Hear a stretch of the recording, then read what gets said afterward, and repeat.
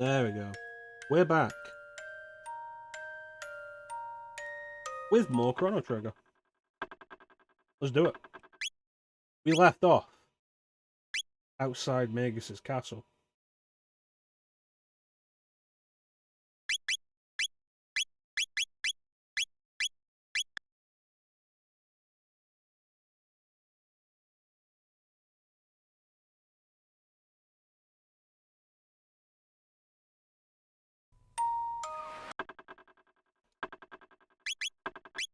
We left off outside Magus's castle. How you doing, Flame? Chrono Trigger had an update this morning, so I'd start it up earlier today to make sure that it still had the mods applied. Which is why we were already here.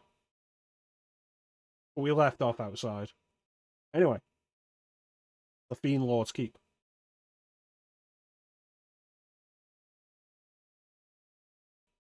There's one of the earlier quotes I have from like the Final Fantasy VIII playthrough, which was a comment on how much of a tryhard Ultimisia is. There we go, quote 14.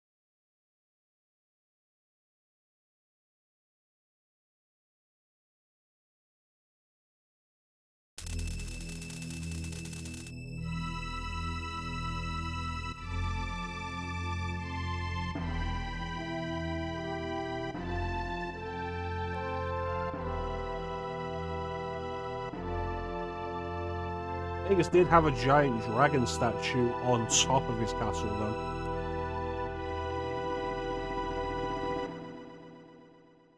Verge of a sugar coma. Well, try and stay conscious for as long as you can.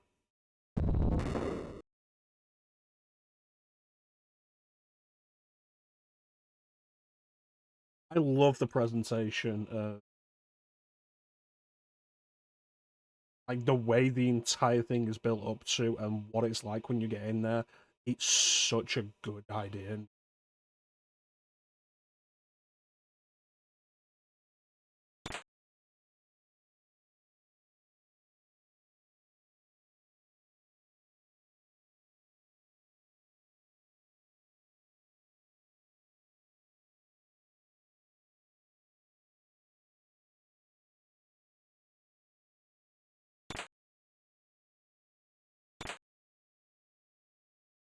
Sword on the wall.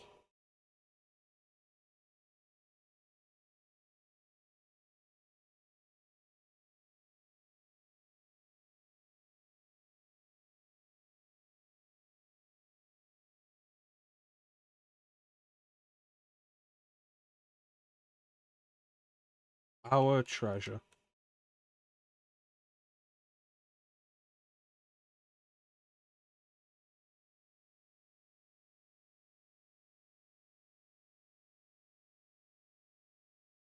Oh, that's weird. It's mine now.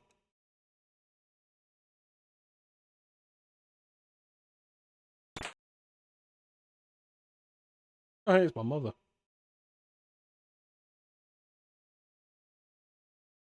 Not right now, Teak. Not as far as I'm aware. Also, welcome in and thank you for the sub.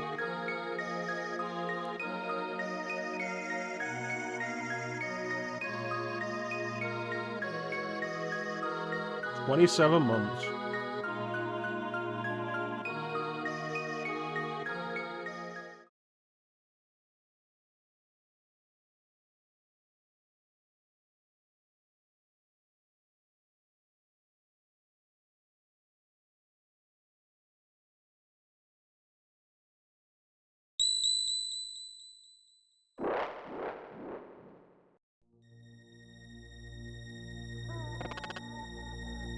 Ozzy.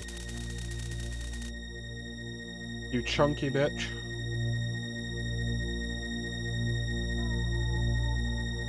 His name's Teak.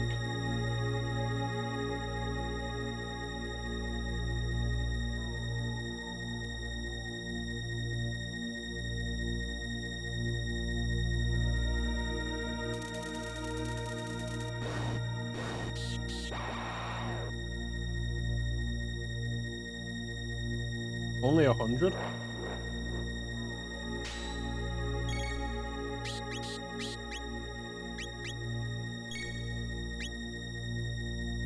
Hmm.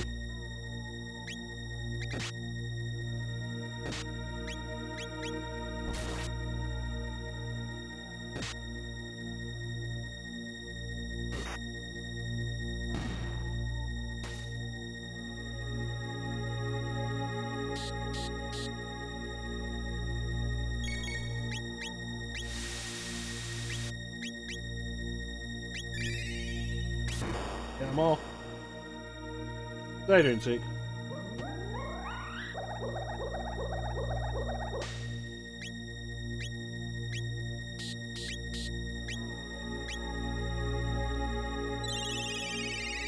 How was Final Fantasy Legends, Teach?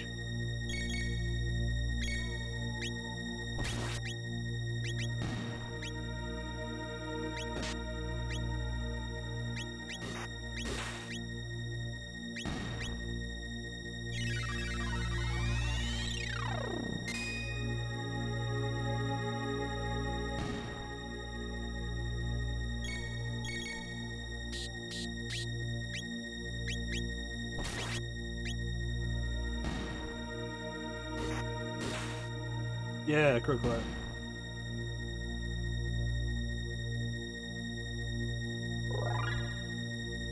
Zeke leveled up.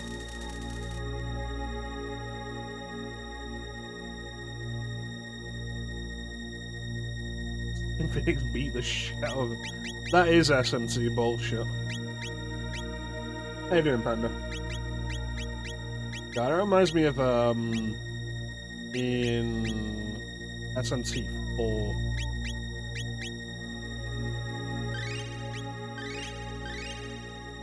The reason I started saving like so much more often than I used to.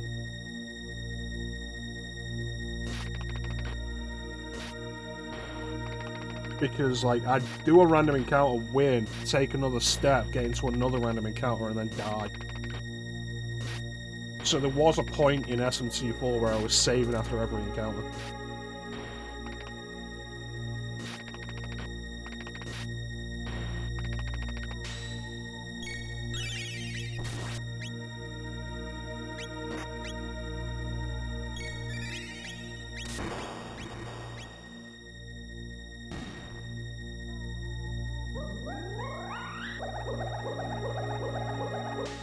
It makes sense that monsters would be, like, so weak and unprepared for humans using magic. Given that, according to the law, humans haven't been able to use magic for almost 10,000 years.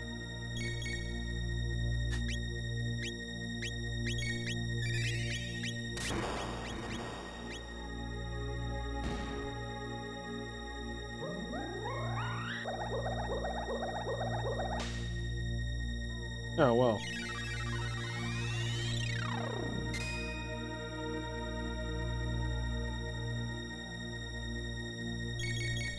What if I just hit you?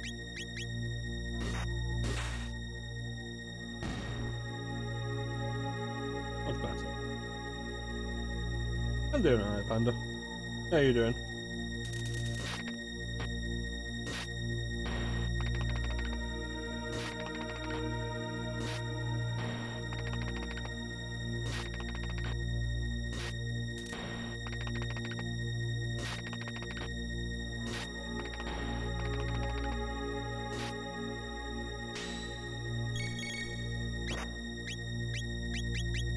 Kill the big guy first. There we go.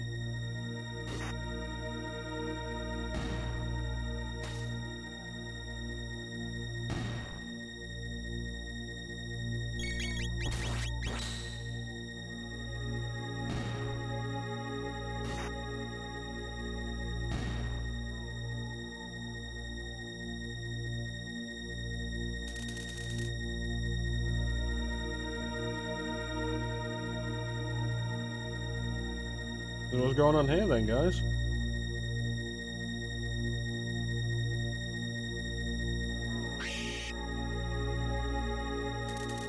Okay. I can do that.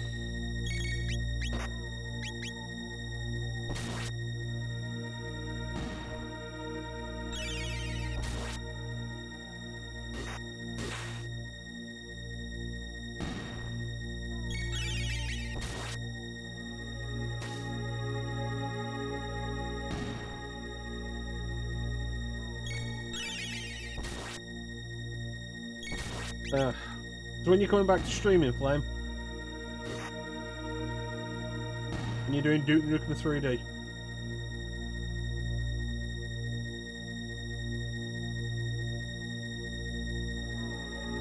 Not really undying, are they? I killed them quite easily.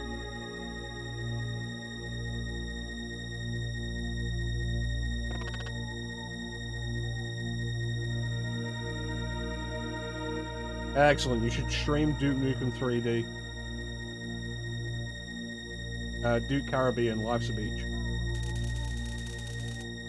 Slash, you cheeky dick monkey.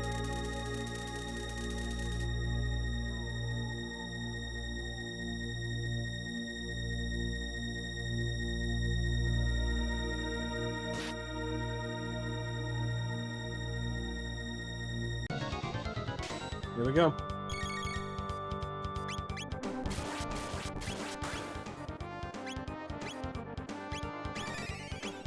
And let's throw down some haste. All the expansions.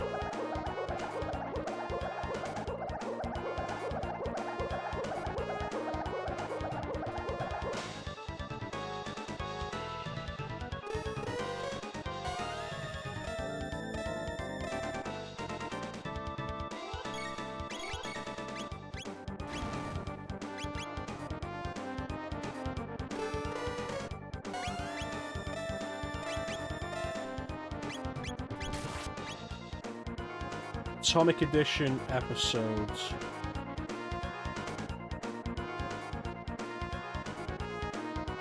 So you're really saying like just the birth?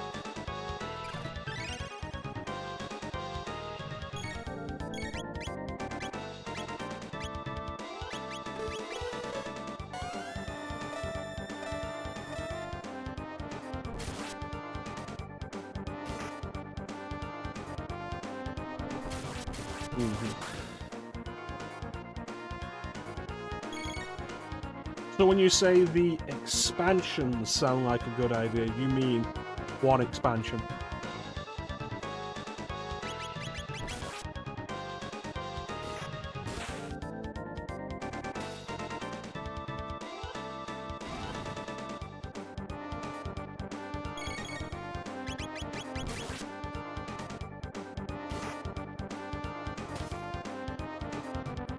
But the Sunstorm stuff doesn't come with Atomic Edition.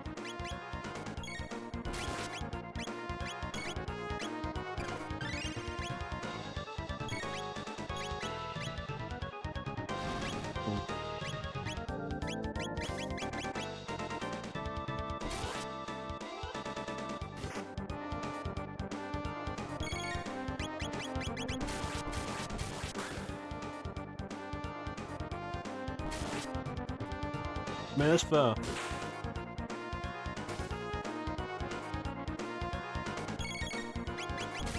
Yeah, Duke Caribbean's not a bad idea.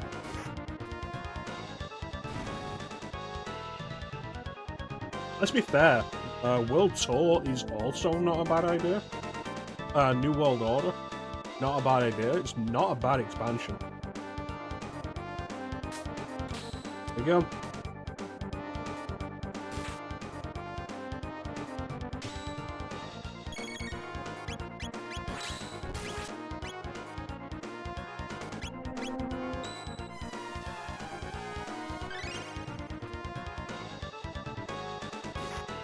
I also want to do Max Payne soon.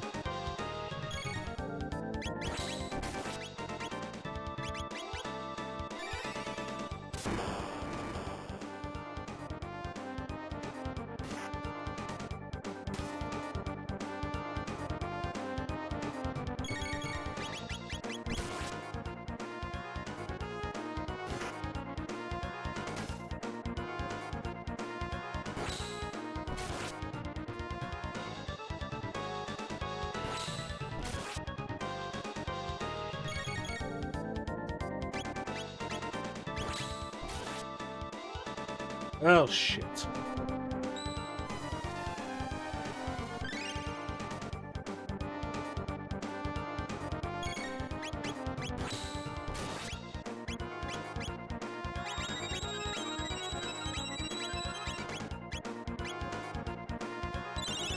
Yo.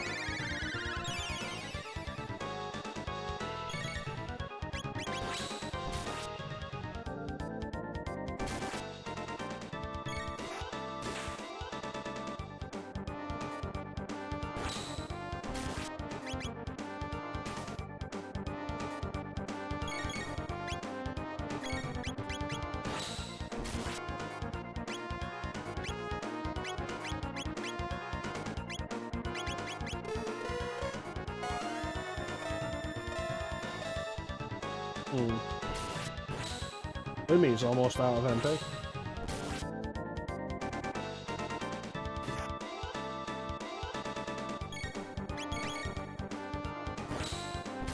Because that costs 6 MP, no wonder. God damn. Well, fuck.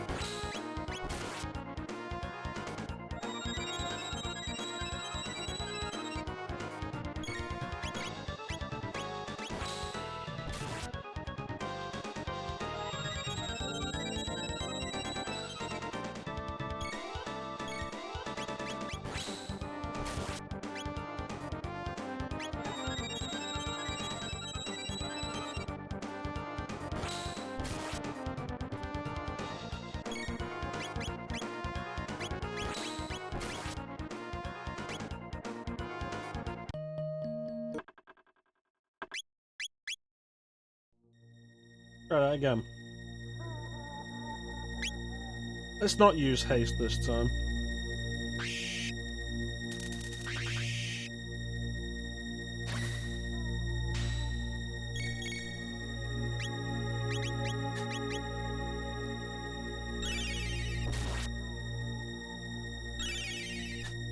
Yeah, I've made this point before, like, a lot of the issues in the entire Final Fantasy VII series come down to Hojo.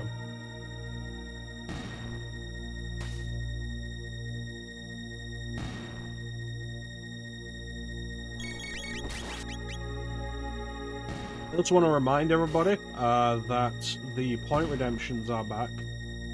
For 100,000 points, you can pick a game for me to play. The requirement this year is that it's not a game I've streamed before. For 200,000 points, we will begin the history of stylish action. And for 1,000,000 points, we do the year of Shin Megami Tensei.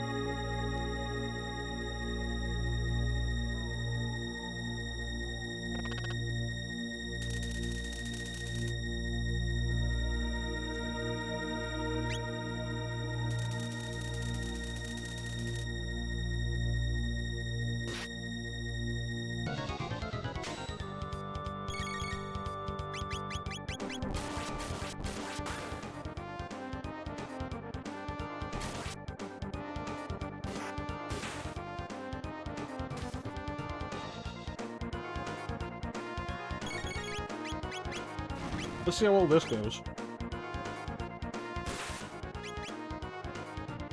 Yeah, it's definitely more than we'd get if we attacked separate.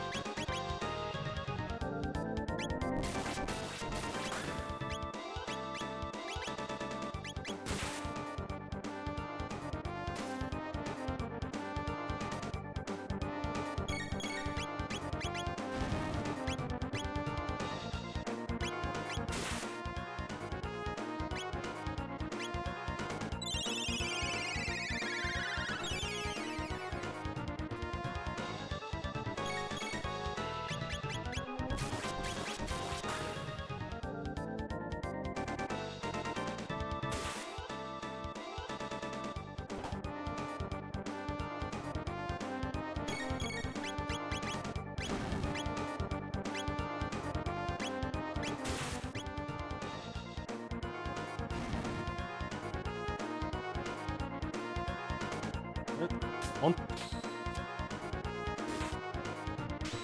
And two.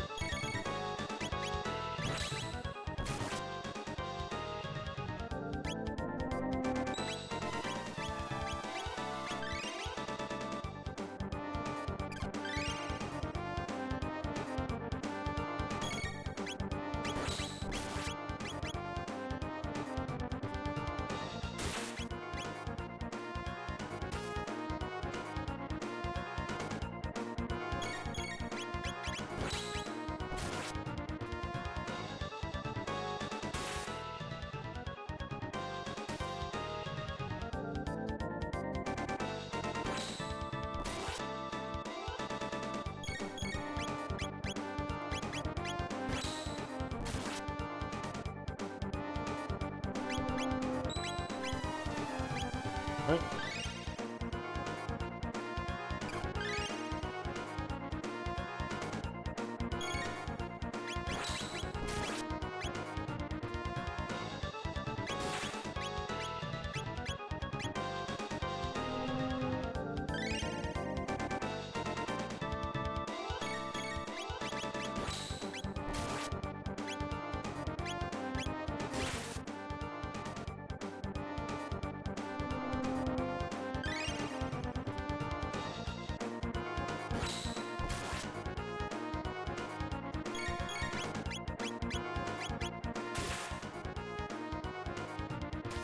That wasn't an X.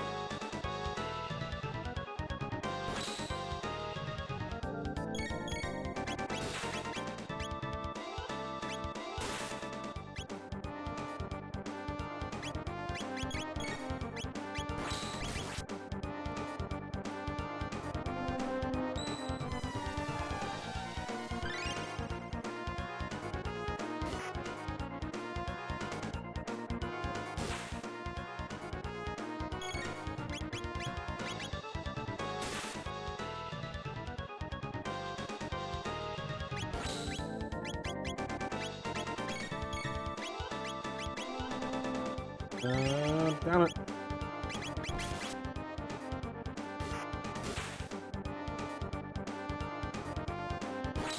We're gonna be close to killing him by now.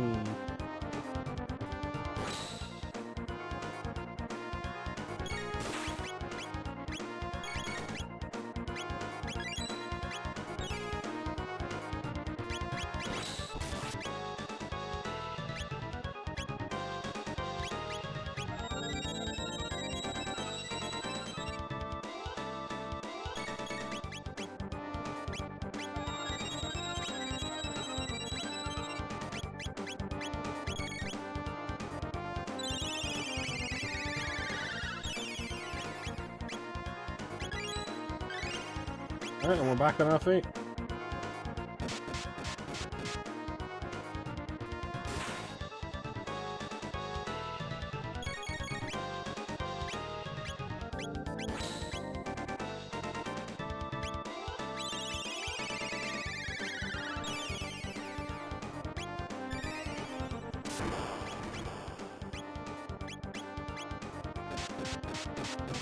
Oh, he's just countering everything.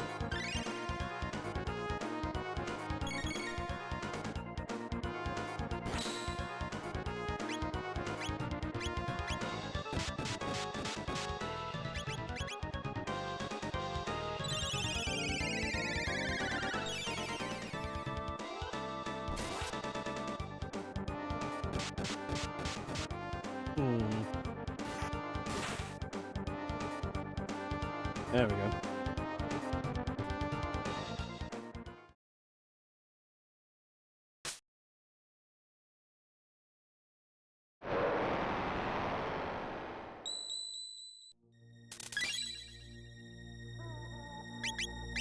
Gonna steal your sword.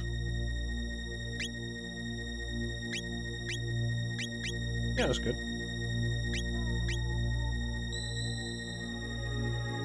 Use a shelter.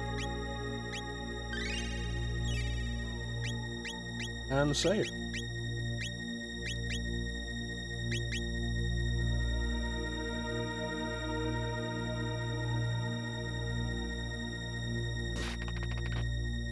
You guys are back, really?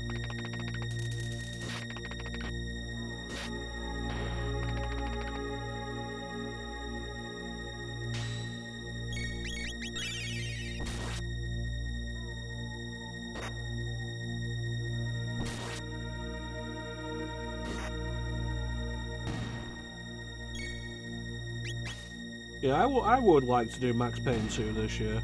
and then like not play Max Payne 3 because I don't really care.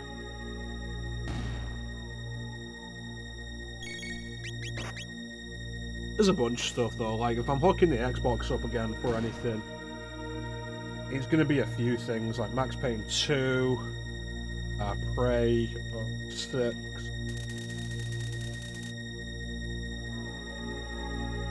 Lost Odyssey.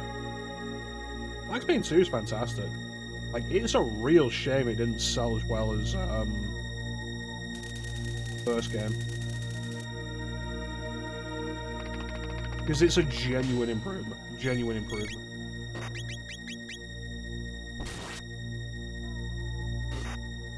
Yeah, Lost Odyssey.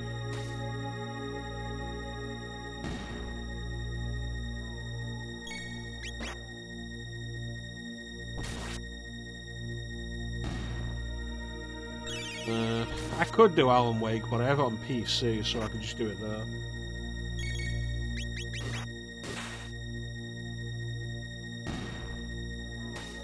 Shadows of the Damned. Like, there's a bunch of stuff on Xbox I'd want to do.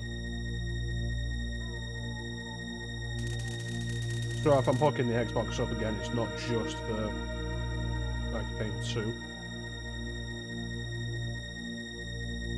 Yes.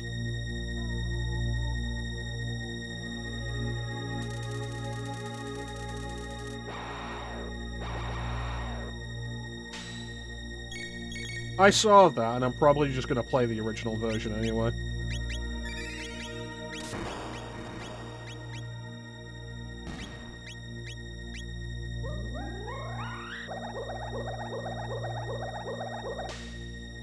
Unless there's, like, specific improvements.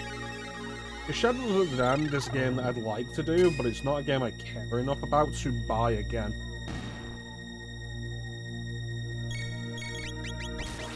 Like, not like, Beyond Good and Evil. Like, I was happy to do Beyond Good and Evil HD on Xbox, but with the Anniversary Edition coming out, and from what I'm aware of being a genuine improvement, like, absolutely down to do that. So I bought that on PS5.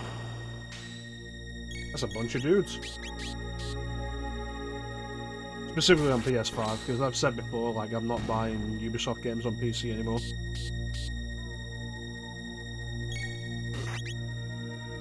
Far Cry 3. Like, we speak of Ubisoft.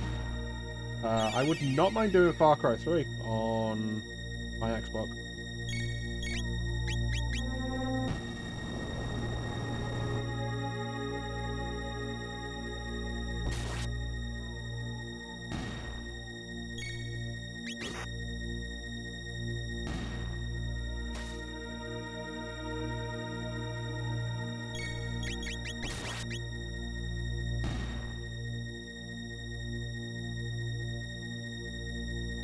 Like, I wouldn't mind doing Far Cry 3 and Blood Dragon. You could say, oh, but what about, like, Far Cry 5? And it's like, more than anything, Far Cry 5 is just, like, really unsatisfying.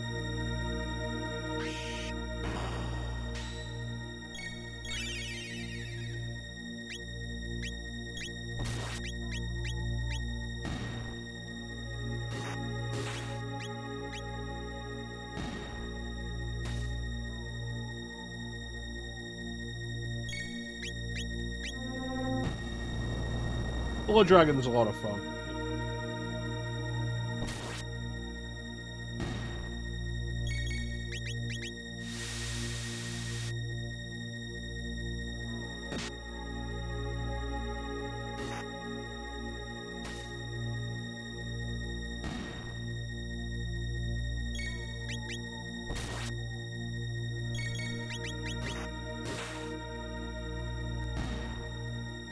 Speaking of Ubisoft games, go back to the era of Ubisoft that made them a company that you liked.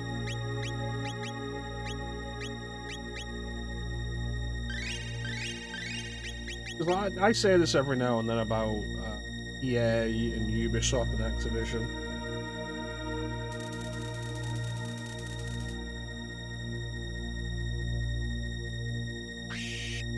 Like, you gotta remember that they became as big as they are by making some of our favourite games when we grew up.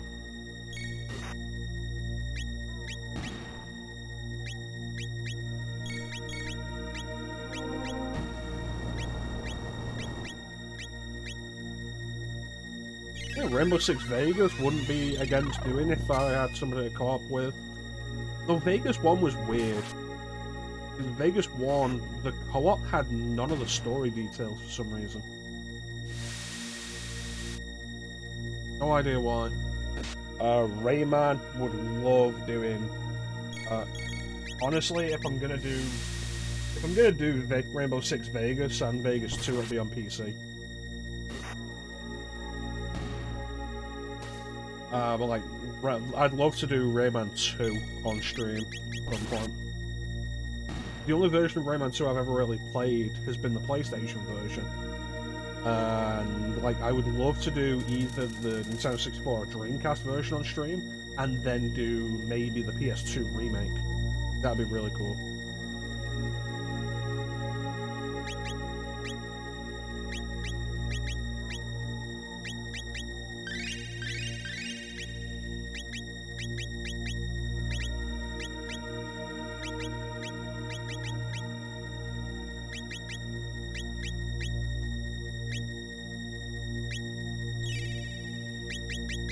Well, let's do this.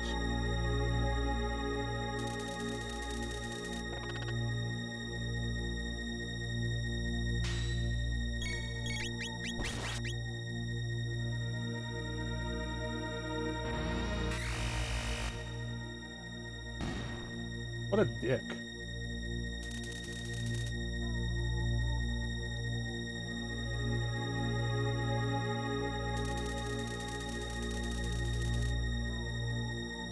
But it turns out the magician Flea has been the bat that's been following us since we entered the cave.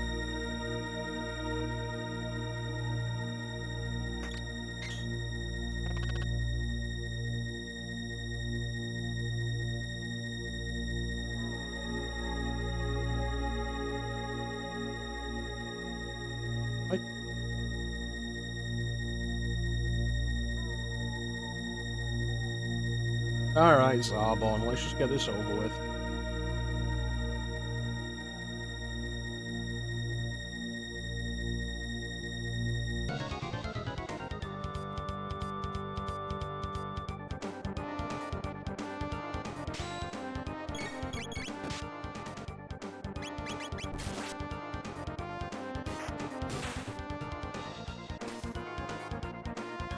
If I remember rightly, Flea is actually more trouble than Slash. Probably because of that.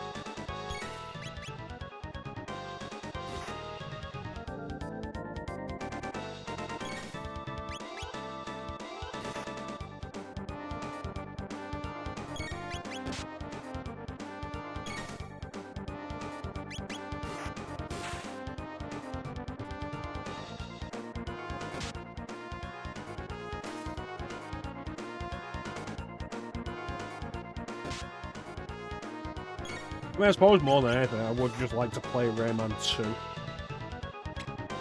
And Rayman 3. I had Rayman 3 when I was younger, and I never really did much with it. I didn't vibe with it like I did with Rayman 2. Maybe part of that was due to my age, and just like maybe falling out of 3D platformers around that time. Or maybe it was because of the costume gimmick. I don't know.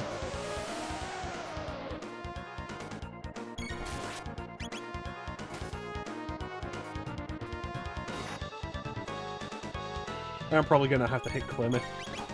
No, but I can't.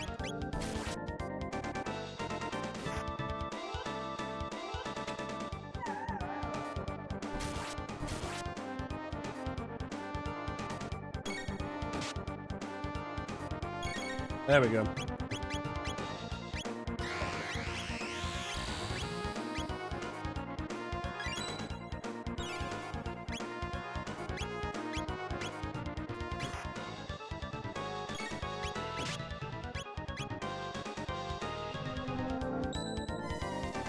I haven't felt that. I only ever really played the first one.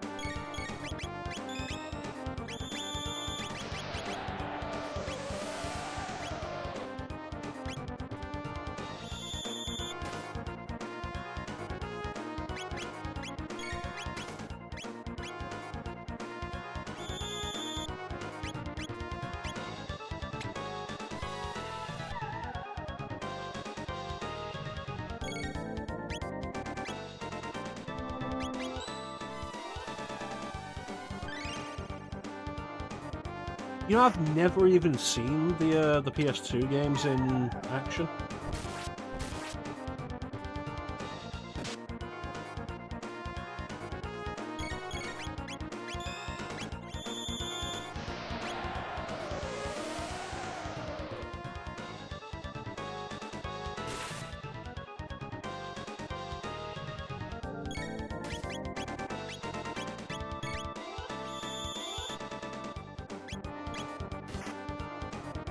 Yeah, I was thinking, like, were there actually PS2 games?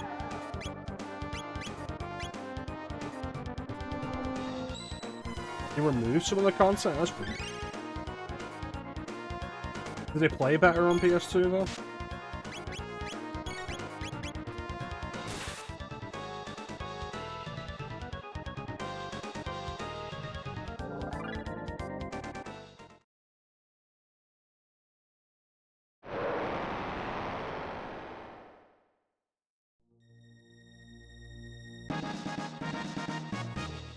Yeah.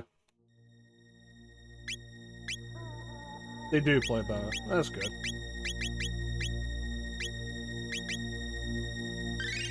Then the real question becomes, like, is it worth it?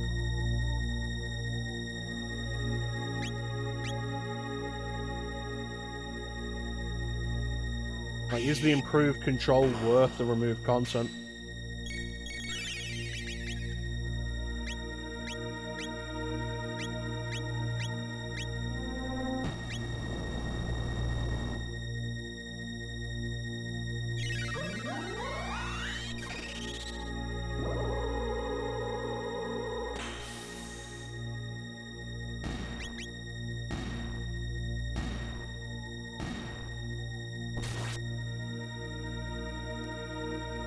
That's pretty good.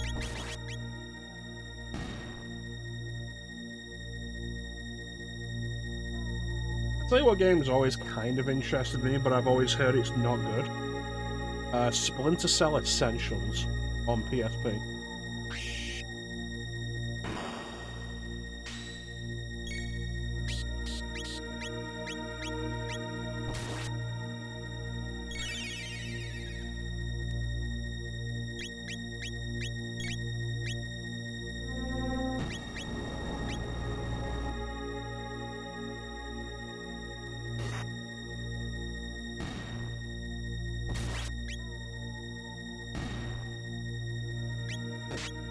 There was that, and there was Assassin's Creed Bloodlines.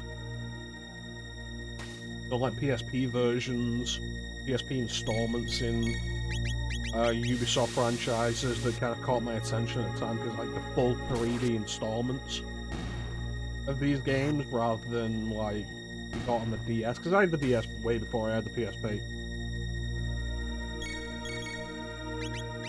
And like on the DS you got stuff like Assassin's Creed Altair's Chronicles, which wasn't good, and was it was 3D in a technical sense, in a similar way of like how Crash Bandicoot, when he's doing the side-scrolling, is 3D.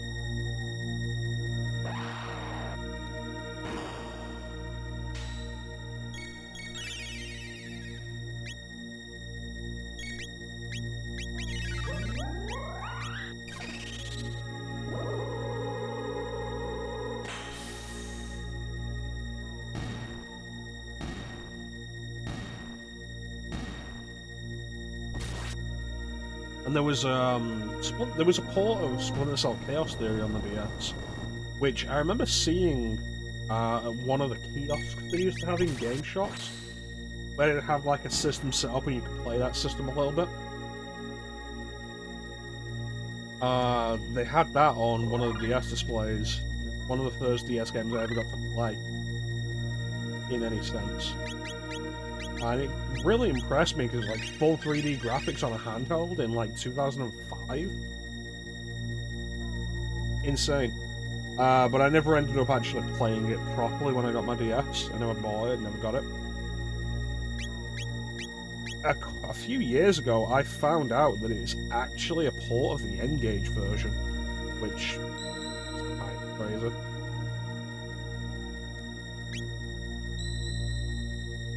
This isn't a save point.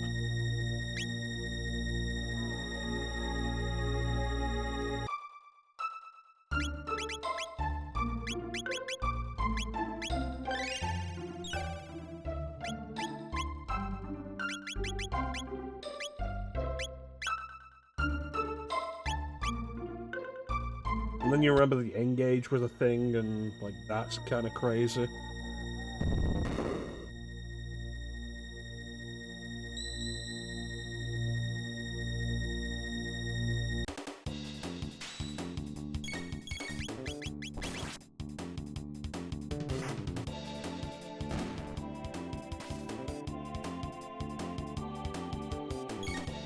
The N-Gage got a port of Sonic Advance. It's such a weird thing. How you doing, man?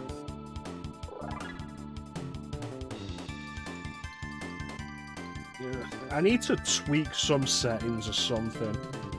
Because the right eye was refreshing at a lower rate than the left eye, and it was really bothering me. Like, the left eye was completely smooth, the right eye, like, half the refresh rate, and it was just...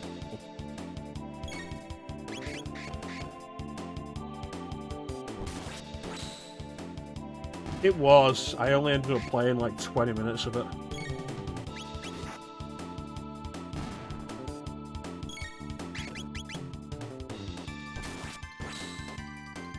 Yeah, like, the N-Gage got a port of Sonic Advance, which is really weird. When you remember that Sonic Advance kind of had an issue with how much you could see on the screen. And the GBA had a wider screen display than was previously seen on handheld. It was a 3x2 display. And the N-Gage had a much thinner display. It was a very vertical display. I was like, that cannot have been fun to play on an N-Gage.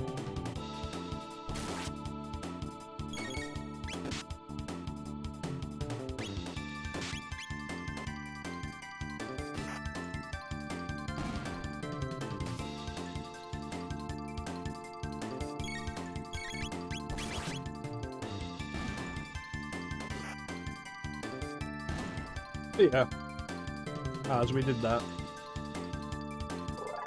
I turned it off and put RE7 on instead. Let's see how that worked. That worked better.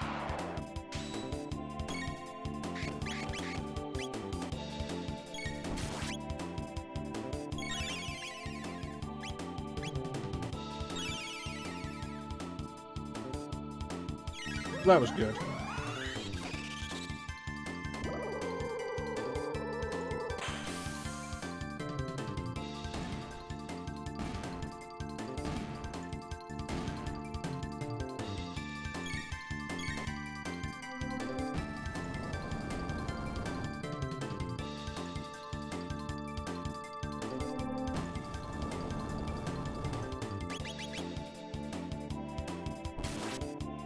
Yeah, I think VR is going to be my preferred way of playing RE7, just because it controls so much better. Because I know I've spoken in the past about how awkward Resident Evil 7 is to play on a controller. It feels like it was made for mouse and keyboard. But when you're aiming with, like, actual motion controls, it's great.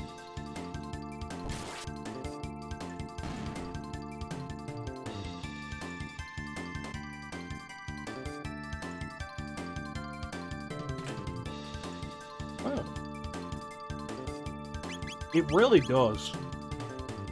The biggest issue I have with it is an issue that I had with RE7 just generally when playing it. Because of how slowly you move, like, you're not outrunning Jack. And that's a real issue. And it feels like you move slower in VR, but I know that Jack would very easily catch you in just standard on flat.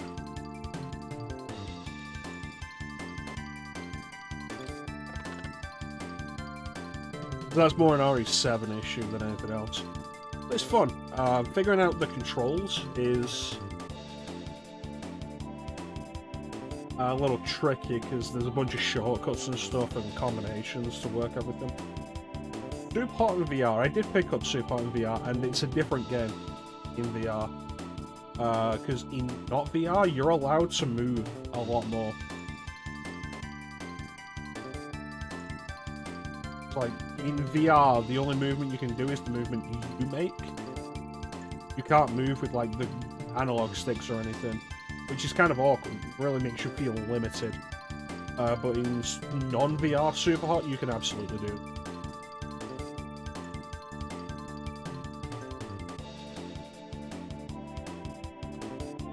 It's less immersive and trickier to control, but aiming is so much easier. If you're playing regular Super Hot.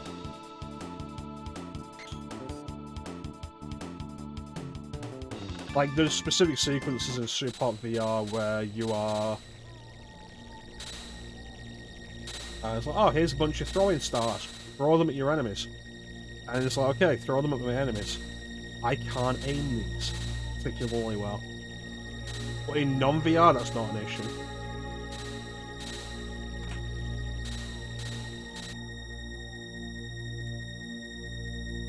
I also had that thought, and I was trying it with one of the sequences. Because that's another thing you don't get in flat Super Hot. You don't teleport from place to place with that, you're just in new areas when it breaks. You do a sequence and it's like, okay, kill these two guys, let me run over here because I know a guy's going to spawn over here, kill him, grab his gun that he drops, shoot two guys that are going to come up there. It's more of a longer, cohesive sequence rather than specific instances in one area on flat.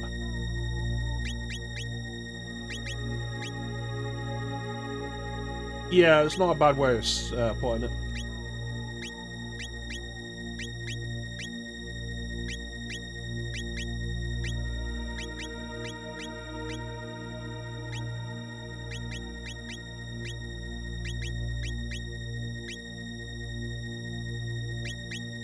But it's interesting to see we both have the same idea independently and like trying to get past some of those sequences.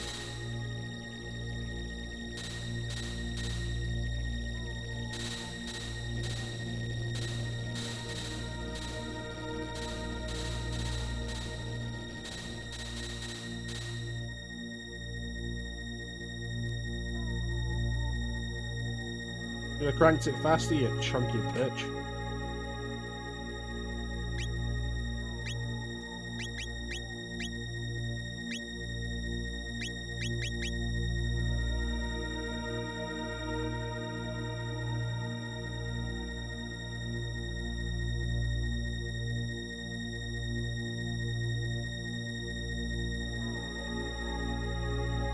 Come on, come on, come on!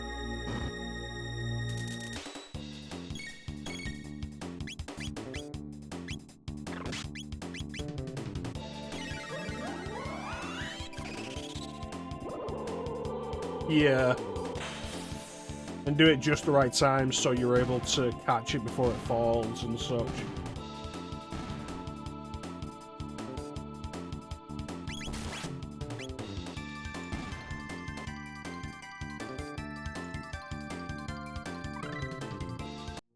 My biggest issue with Super Hot VR is how you end up having to redo entire rooms if you die in any one instance. That's not going to be an index controller thing. Throwing is wonky generally. I think throwing in VR is one of the trickiest things to get the hang of. Yo, we gonna do this? Because, like, I beat Resident Evil 4 in VR, and...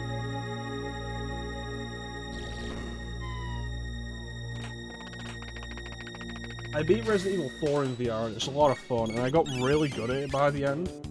But one thing I never got the hang of was throwing grenades. Which is kind of awkward, because I'm really good at throwing the grenades, like, judging the angle in Standard RE4.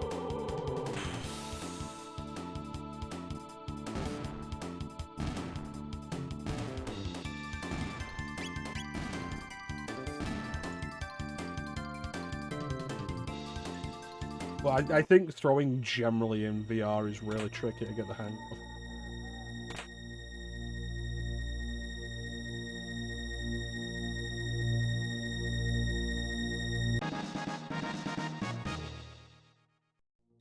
Playing Skyrim VR earlier, finally trying to like actually play that. Because I got it and got all the mods that I wanted for it, like a whole mod list that was recommended. And then didn't touch it. So it was like, okay, let's actually play this.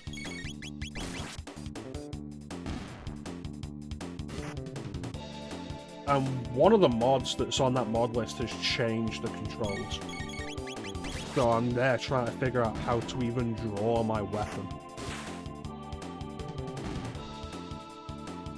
Which... and I've still not figured out.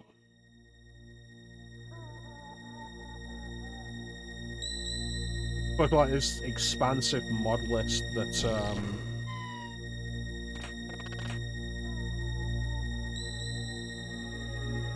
adds a lot to it, makes it more immersive, blah blah blah. So there's stuff like hunger meter, thirst meter, energy that you need to replenish by sleeping regularly, and so on and so forth. And it's all a nice idea. But I need to know how to actually equip a weapon or a spell. Just them.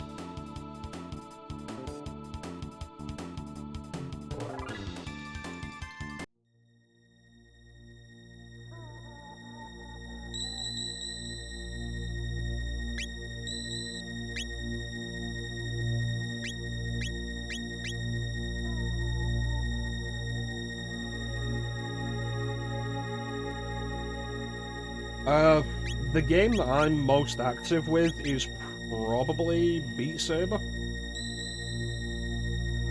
As the most movement. I don't have a lot of room to actually maneuver in. So I need games that I can just be facing forward with. And will let me turn without turning myself.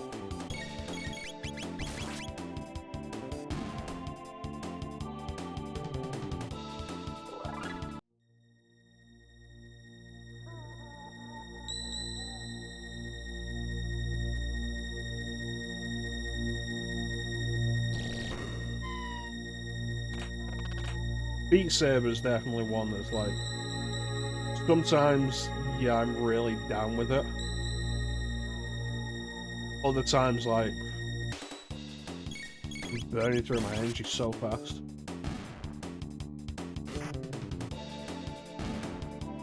I've not seen any VR games that require walking around. Healing, I've seen. There's a game called Pistol Whip. That requires you to, like, well, Beat Saber does require kneeling as well. Like, in a similar sense as that. Moving away of obstacles, then ducking underneath obstacles, because it's on rails. Such.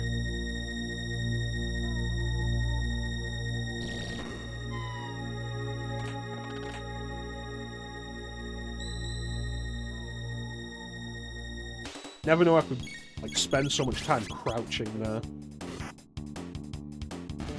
Yeah, I'd love to have the room for room scale, then I would absolutely take part in it.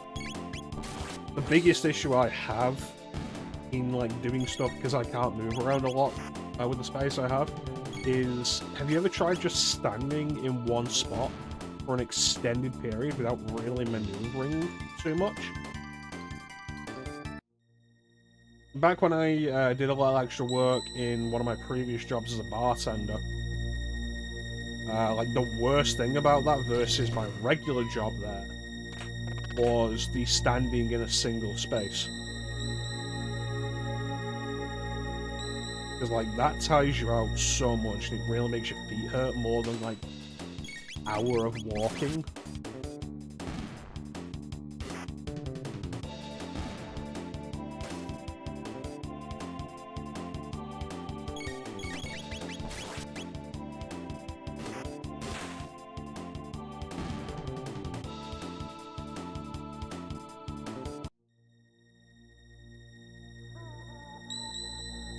Yeah, I would love to have the space for room scale.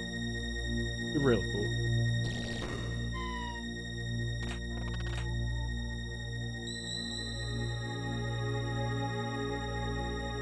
But I don't, so I make do.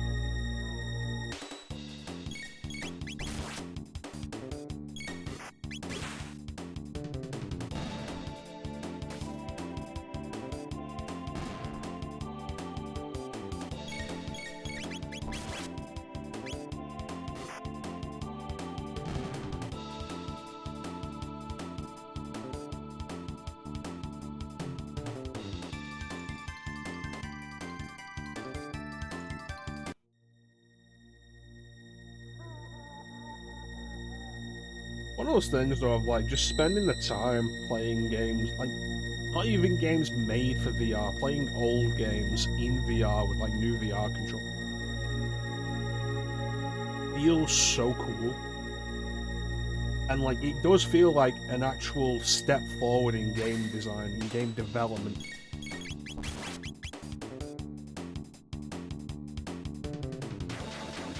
Like maybe this is an innovation.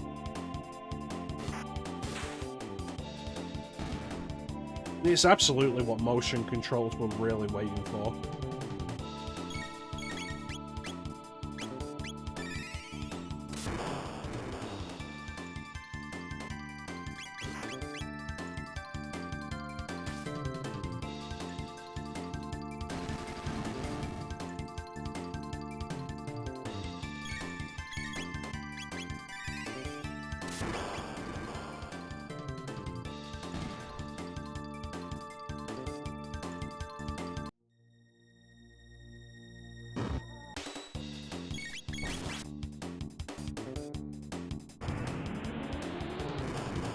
Motherfucker was a bomb.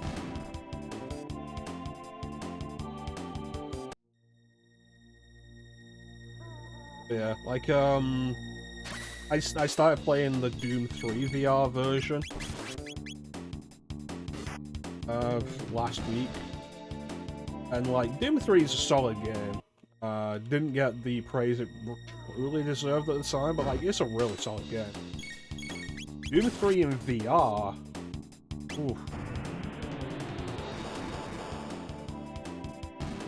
That's fun.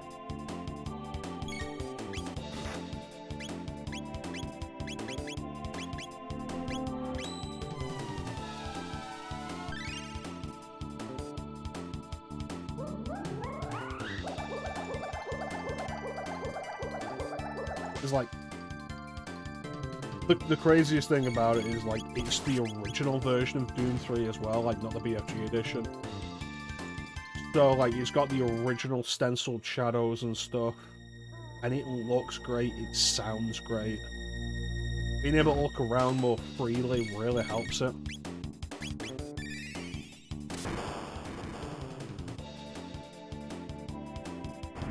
I haven't picked up Doom VFR. I like the idea of Doom 2016 in VR, but I heard Doom VFR was one of those early VR experiences, and you're playing as like a turret or something.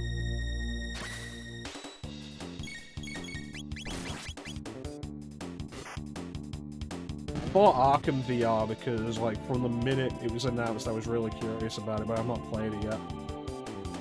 And, like, the main reason I've not played it is because my Quest 3 came with Arkham Shadow. That's right, FOV. There you go.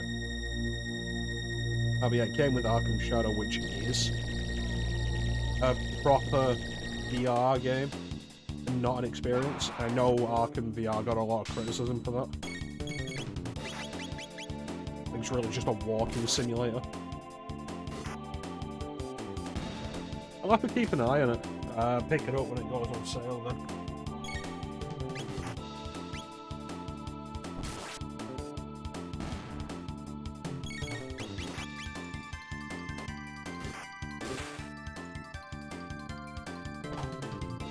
Trying to start up Zone of the Enders, the second runner in VR, and I wasn't able to get past the menu. For whatever reason, I don't know if it...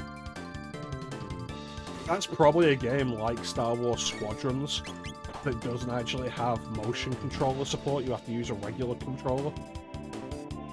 That's probably the issue. I'll have to give that another try.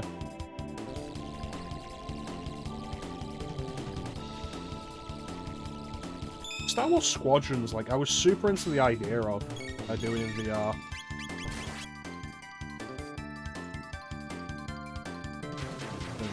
Yeah, most of the VR games have that for accessibility. Oh yeah, these guys. Star Wars Squadrons, I played on console, and I did a couple missions on it, and I wasn't particularly impressed with it. I thought it was kind of, yeah, fine, there's nothing wrong with it, I just don't care.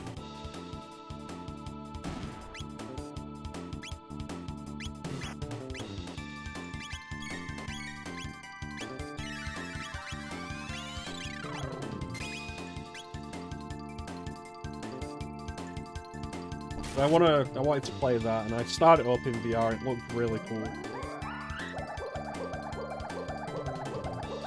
Yeah, that was Battlefront. I remember that. Battlefront had a specific VR stage added in an update.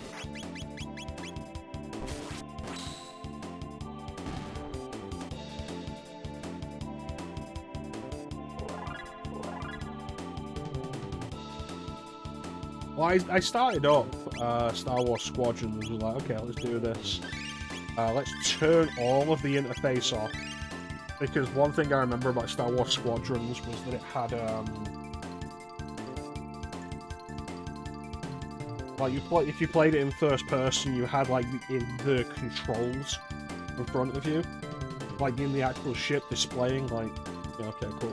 So turn off all the interface and just have what's there in the controls in the cockpit. And that seemed kind of cool, but I wasn't able to get it to work smoothly, which was really disappointing. And I should give it another go.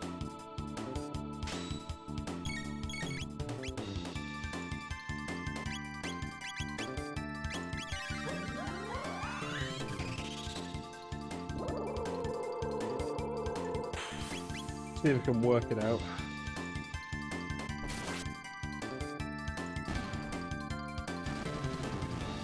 Every now and then, there's still something Star Wars that can get me excited like they used to. Every now and then.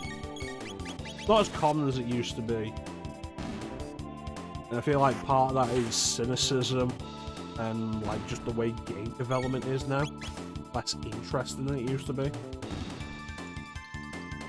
But every now and then, the idea of like being in VR piloting some of these like classic Star Wars starfighters, like I was down for that.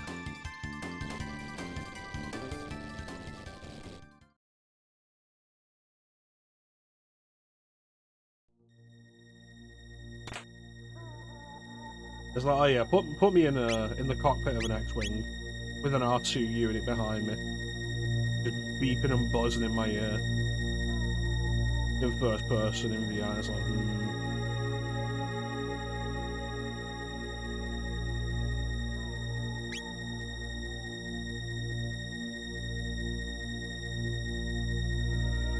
That's the guy was big one in a Star Wars sense.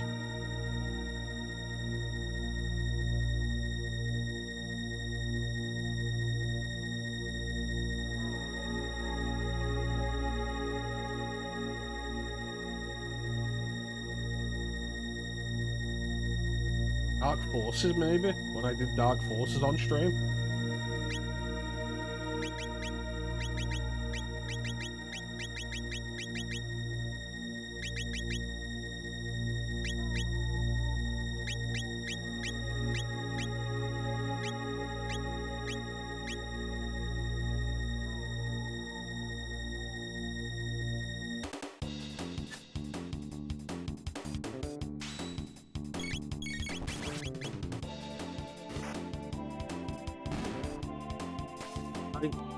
The newest Star Wars game I played was Jedi Survivor, and there's a couple of moments in that are kind of cool.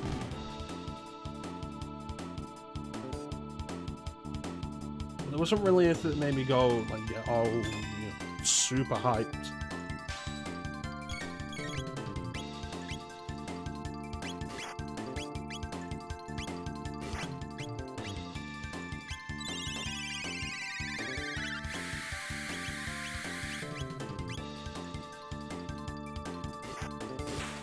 That was a waste of 6 MP.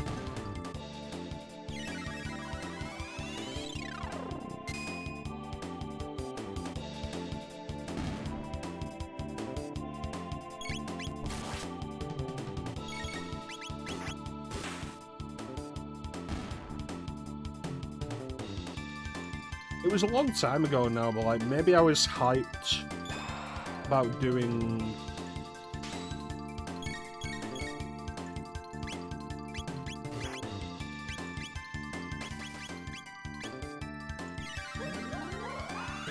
that sequence in The Force Unleashed where you pull down a Star Destroyer.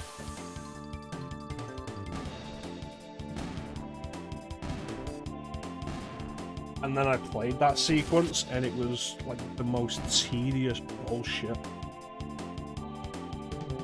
It's the second of the Souls-like games. And like it's got all the hallmarks of a bad Souls-like. Honestly, if it wasn't Star Wars, I don't think it'd register on anybody's radar. Either of them are particularly amazing. There's fun to be had with them, but like I said when I did Jedi Fallen Order a few years ago on stream, like it's at best like a 7 out of 10. I feel like people are just so desperate for a single-player Star Wars game at the time, they gave it more praise than it deserved. And it also doesn't help that it ran like shit. And then the sequel comes out and it runs worse. We killed Flea, but we've not gotten to Magus yet.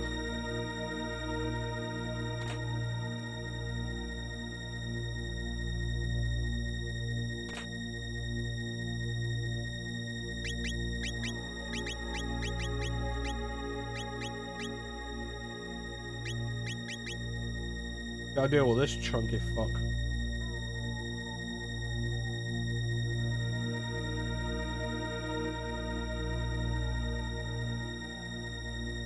Yeah.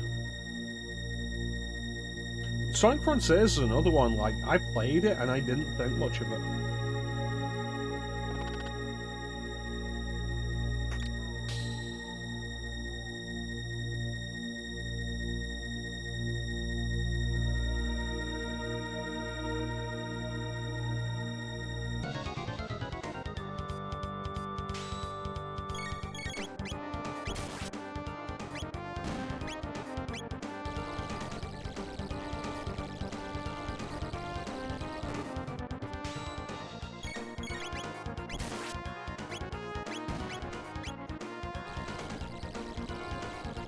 I remember you saying, yeah, and you said that was like the best, the best time you've had with a Sonic game, like, ever.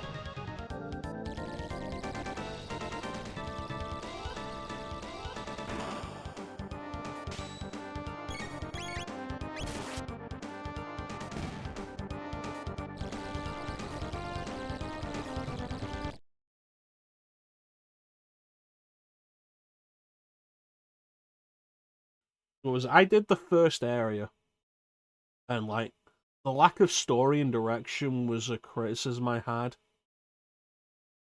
with that game. Like, you just run across what felt like completely unrelated story bits that would happen. You'd do a stage, and then, like, go back to doing it. The world was just mostly empty. Like, oh, every now and then there's a platforming sequence or a rail grinding sequence or something. And like, I pushed through it and got to the thing where you become supersonic for the first time, and I fought that boss, and that boss was kind of bullshit. I fought it, I beat it, and then I got knocked into the desert area, and it was like, do that again, but now with Knuckles instead of aiming. I was like, no.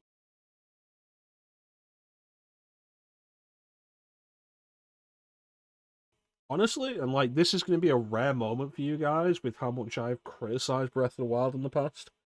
Breath of the Wild did it better.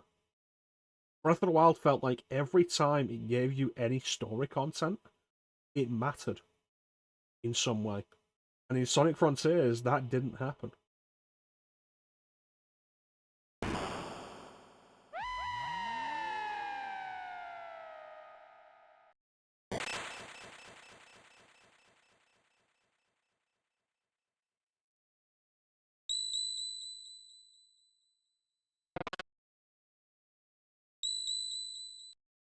No, I didn't want that one.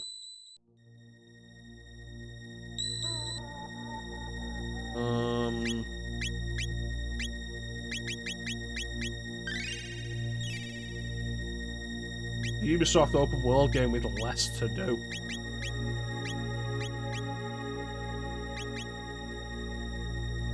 He's disappointed as well because I was into the idea. I felt like a Sonic open world game would be a great idea to let you play as Sonic.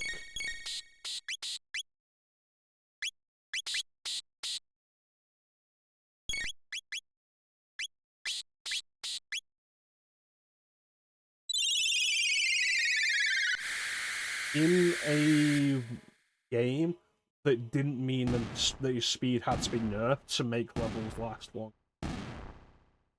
But that game opens with a bad impression and it just continues with it.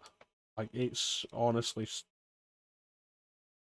It's like, oh, cool. I'm pretty sure I posted on the Discord about this, like, cool. 5 of the last 6 Sonic games have opened with Green Hill Zone now. Because the first level is Green Hill Zone again. And then the second level is Chemical Plant Zone again. And it's like, you want me to believe that you're trying to make new steps in where we're taking Sonic, and you're doing the same thing we've been doing for, at this point, 10 years? Alright, anyway.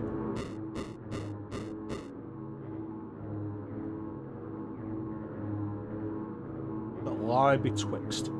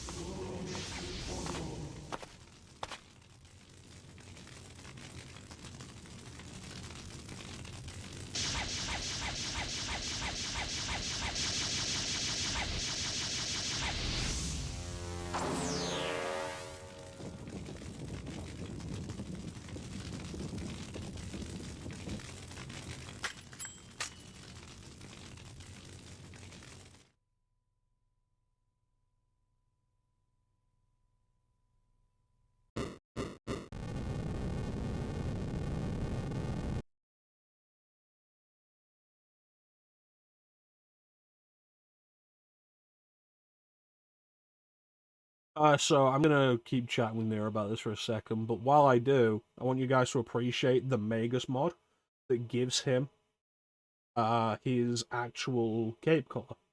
His cape in game is blue for some reason, but in all the artwork it's red. This is a mod to fix. You want to talk about like Sonic Frontiers music and how pointless and lackluster all of it is? The fact that you can, from the beginning, when you start moving around in the open world, that you can pull up an option to change whatever music is playing and replace it with music from other Sonic games. Tells you everything you need to know about that Sonic soundtrack. That they recognize that you're probably going to want to play other games' music.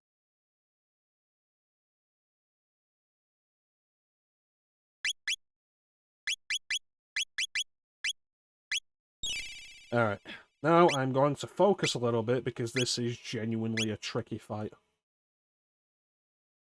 Fucking ignore.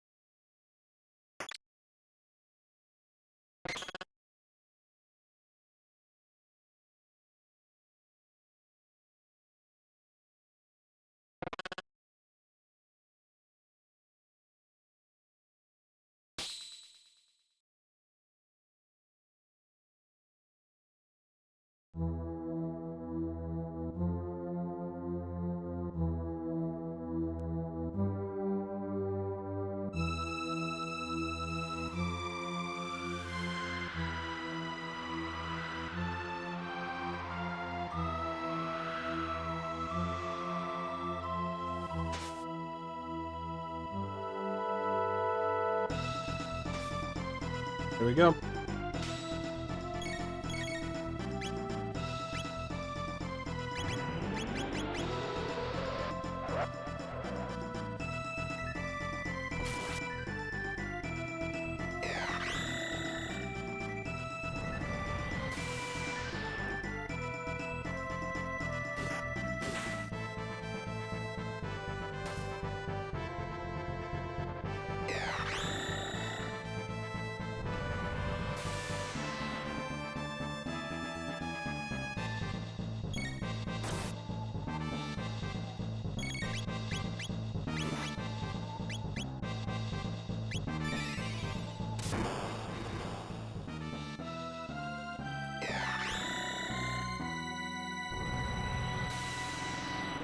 Means all we can really do right now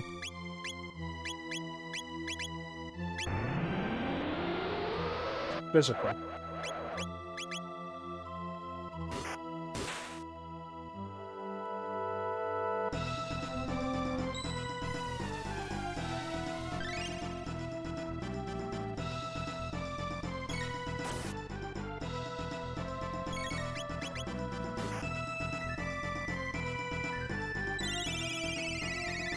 Oh, guess what I got?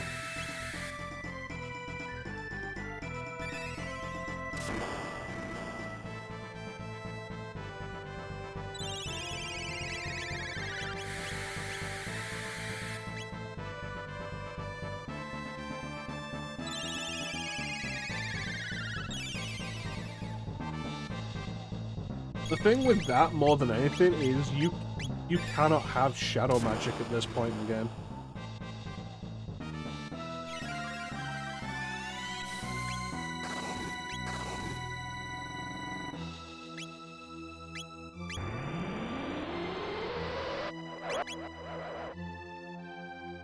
Come on. Come on.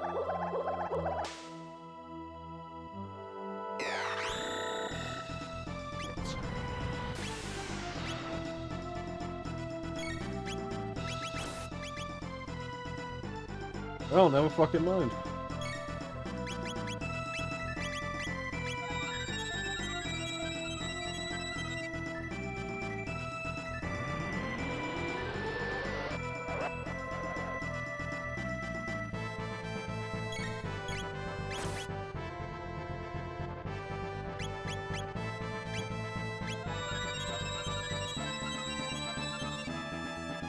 So the trick with this fight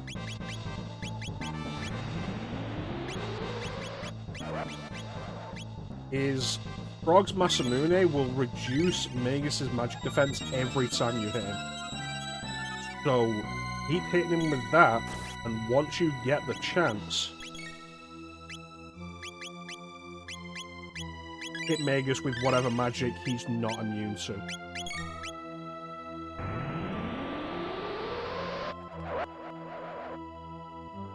And ideally, as the battle goes on, you'll be dealing more and more damage to him each time.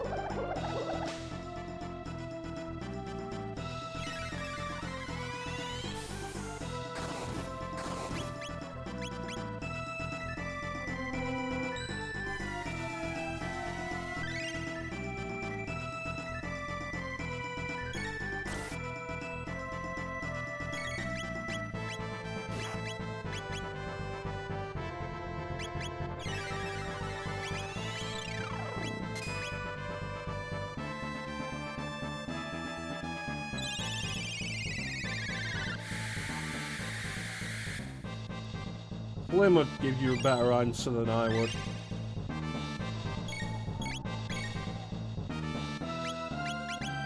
I am not all that up on Super Mario RPG.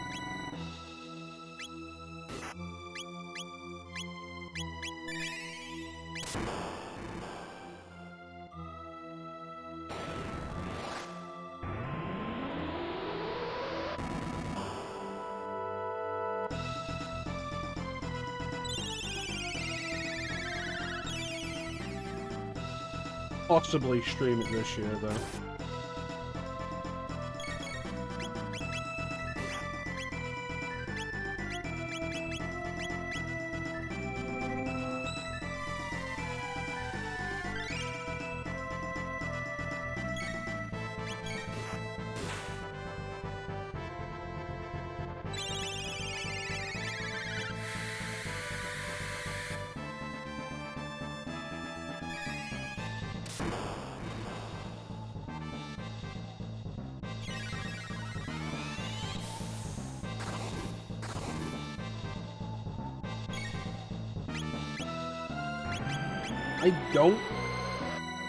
I don't think Super Mario RPG is a particularly engaging game.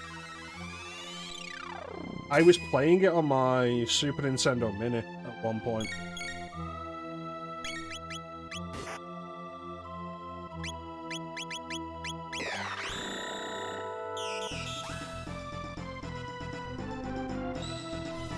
And the main feeling I had throughout most of it was just being kind of really bored. The writing was great, but the battle system wasn't particularly engaging.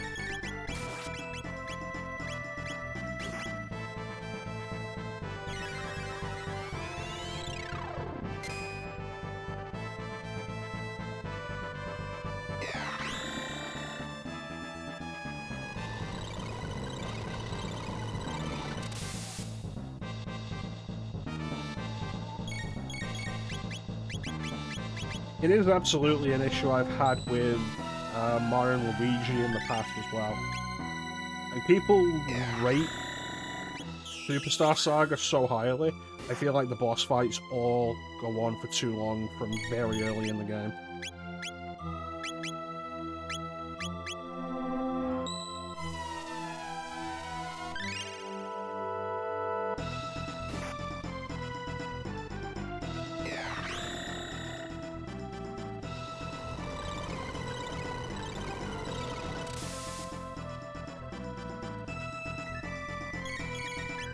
Everybody is inflicted with sap.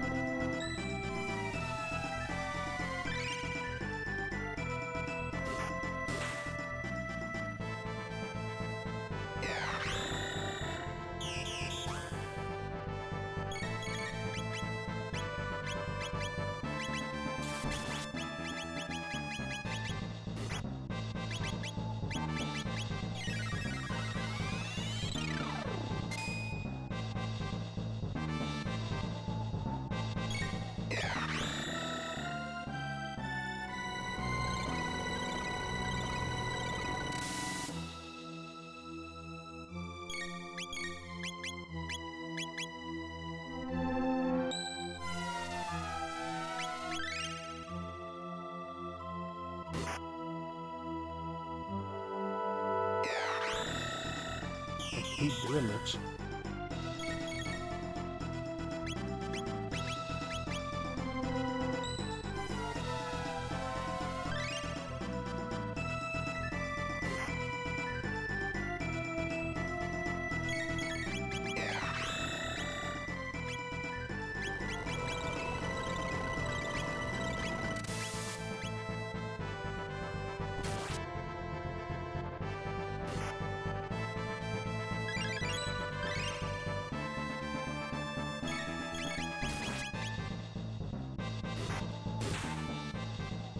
I think Super Mario RPG is a great beginner's RPG.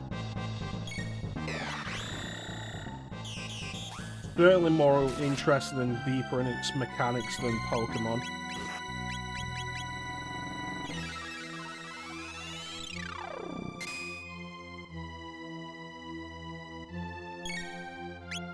But I feel like if you're not... Oh, there we go, we did it. If you're not deep in nostalgia for it, I don't think the gameplay is going to hold you.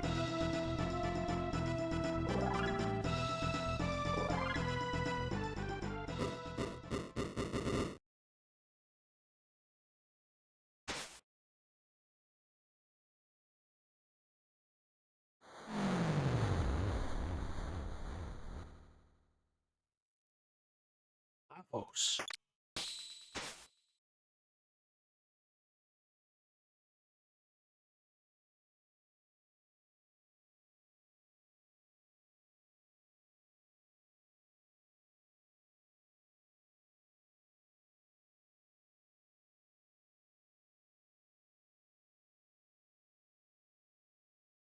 Didn't last that long.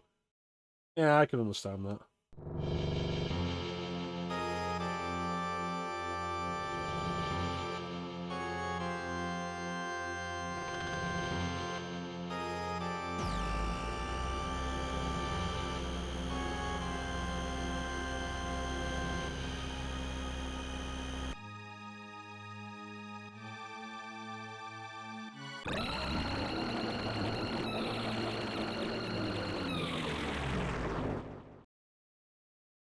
Here's the revelation that the Fiendlord didn't create Lavos.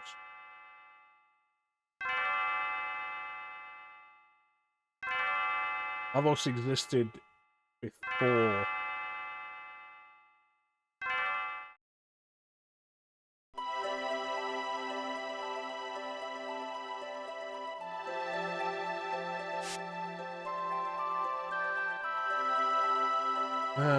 Waking up in my bed, awoken by my beautiful wife, Clemmy.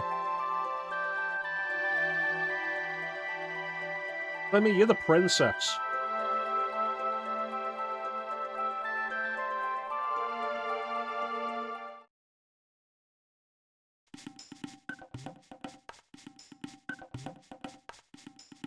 It's a good noise. Lavos, the sound design in this game is just immaculate. What are we doing back here?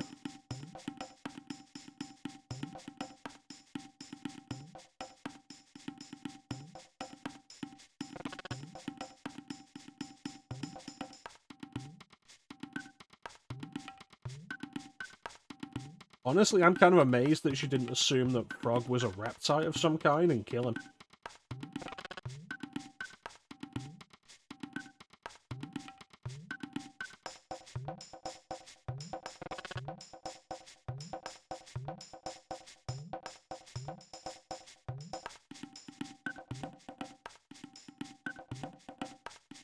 Hey, how you doing, Silent Night?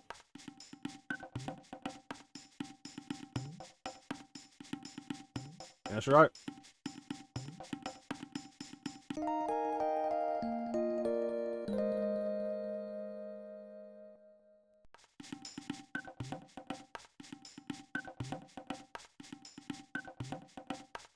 Aruba.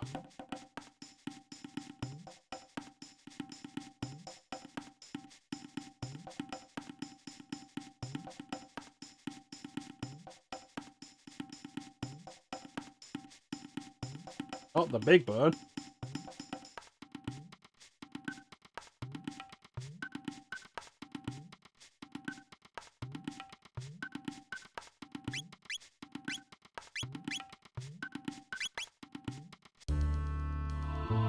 Looks like it's still on fire.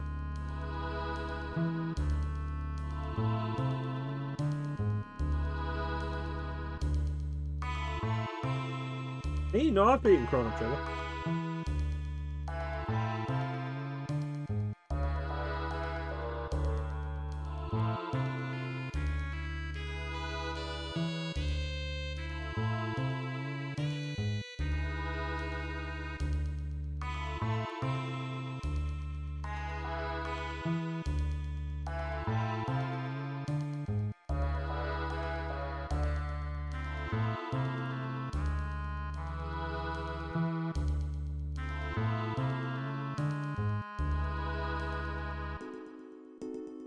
Yes. It's like, cool, you've got a choice here. You can fight and possibly die, or you can hide and also possibly die. They're not going to spare you just because you aren't fighting back.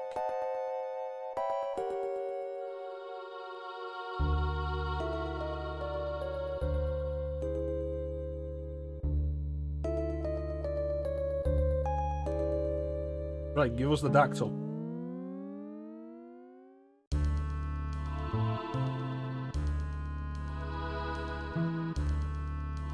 Well, just got out of one castle, we're gonna go and jump straight into another.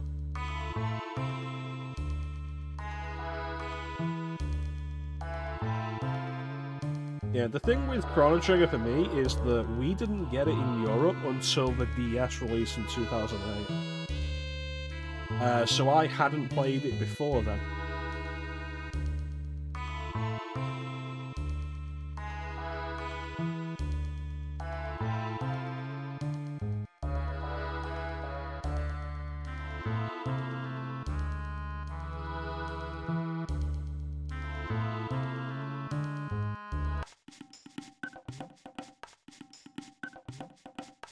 Yeah, we're doing alright.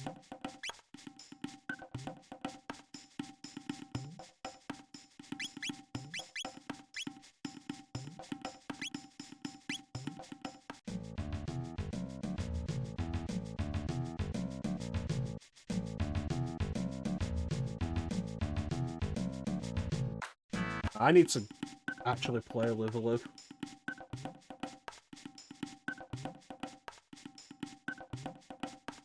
No, she's not here. She must have gone up for the dactyl next.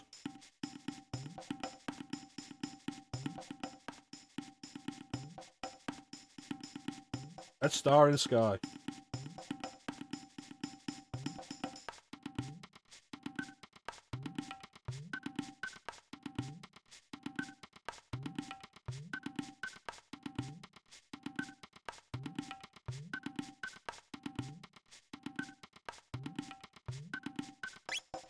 Yeah, you happy with No, I hope not.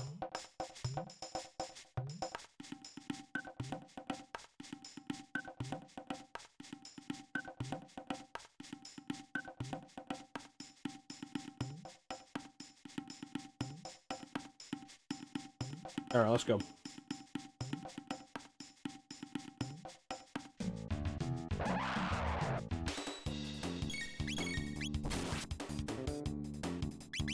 So the cave ape shouldn't be too strong. We were dealing with that for...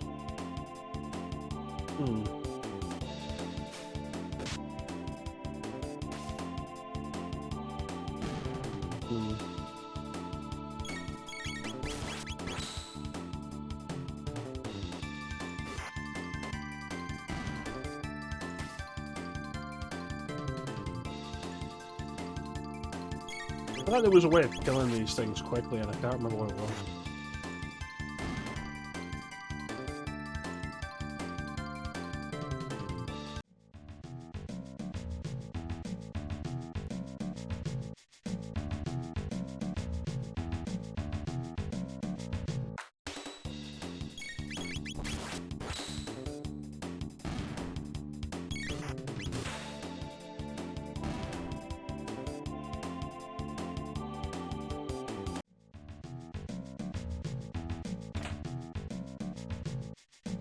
Good.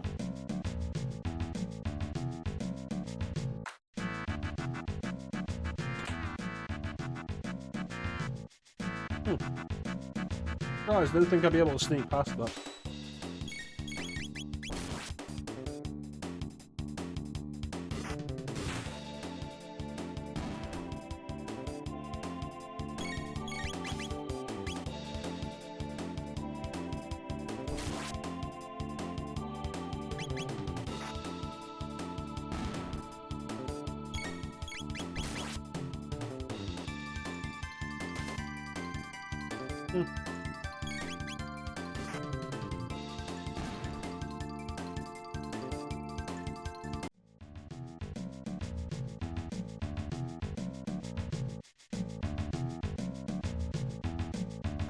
Yeah, I think, like, generally the craziest thing with Chrono Trigger is just how fast it moves by.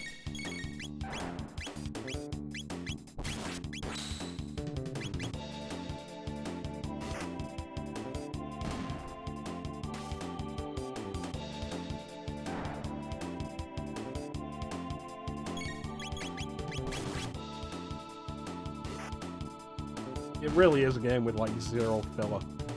Absolutely great.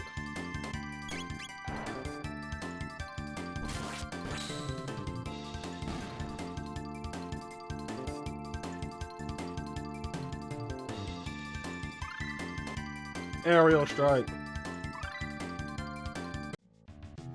Full tech.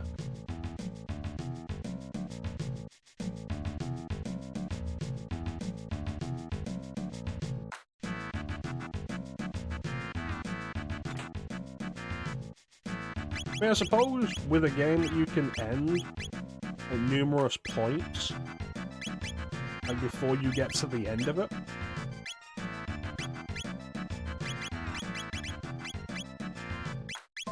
it makes sense that, like, to keep you wanting to play the game all the way to the end, the content itself has to be worthwhile.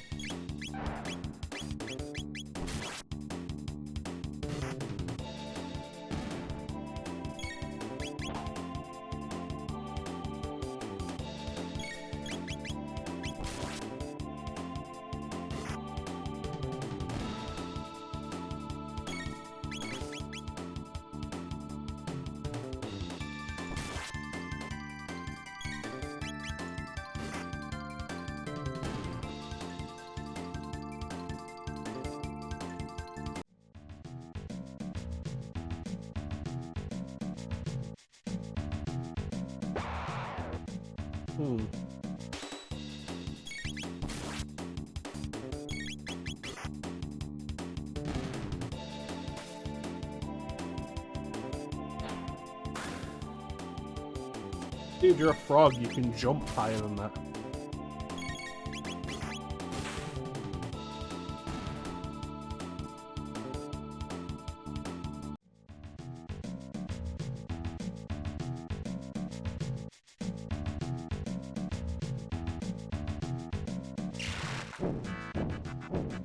Hey, look, there's that red star. I can't believe in this dactyl nest there's only one dactyl.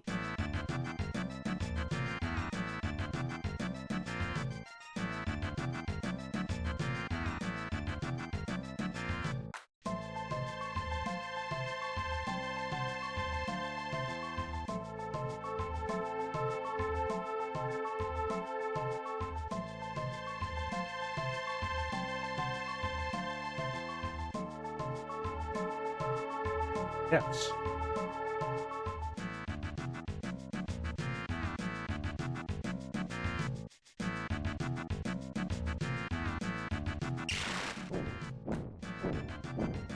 I hate more dactyls. There's only 3 dactyls, though. So somebody's gonna have to go back.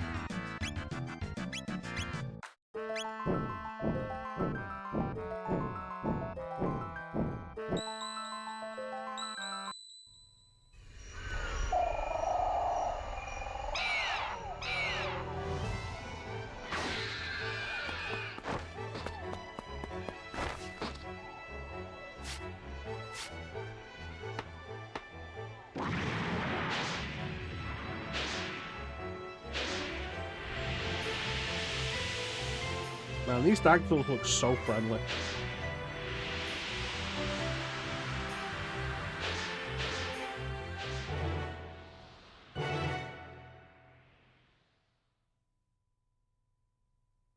Leave the dactyl. And now we can just, like, check out pretty much all of 65 million BC. The goal is here. The Tyranno lair.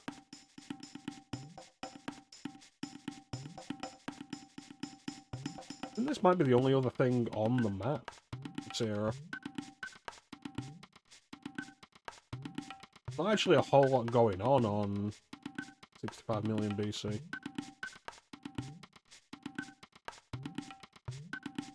I've already looped.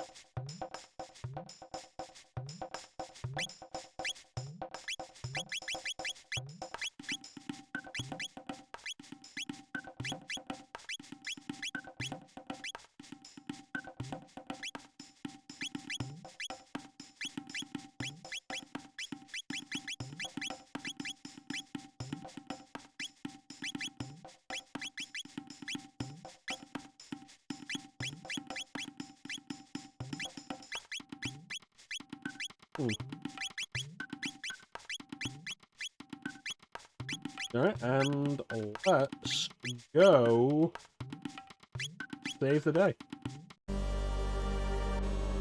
Can't believe we're going straight into another castle.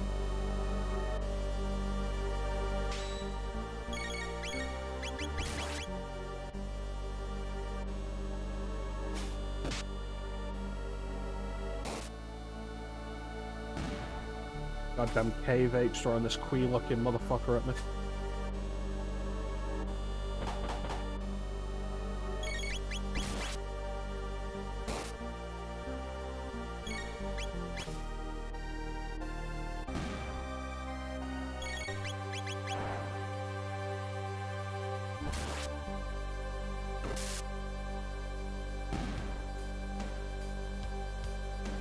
Super Insane soundtrack is so good.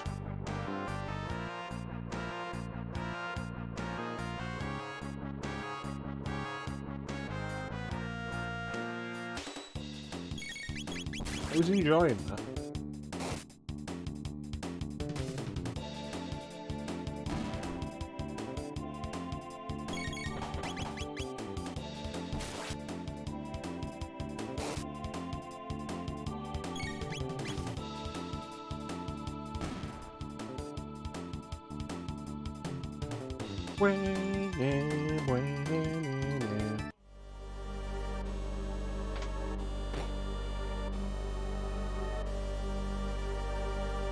It's crazy how much this castle looks like Guardia Castle, though.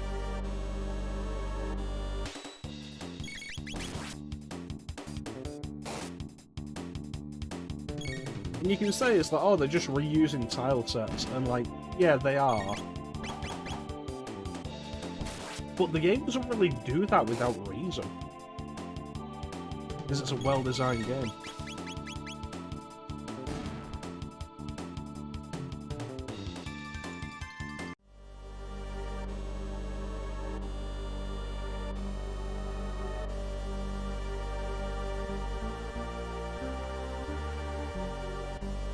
It's the apes. Excuse you, sir, I'm a monkey.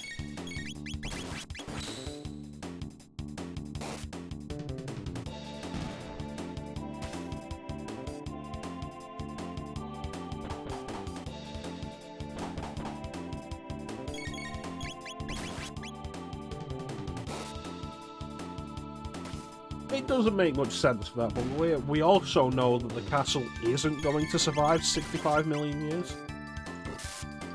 Like, you can have the thought in your head of, like, maybe Guardia Castle was built on the ruins of it or something. It wouldn't be the weirdest thing in an RPG for the castle to have survived. That's really not MP efficient. But, like, we know it's not going to survive.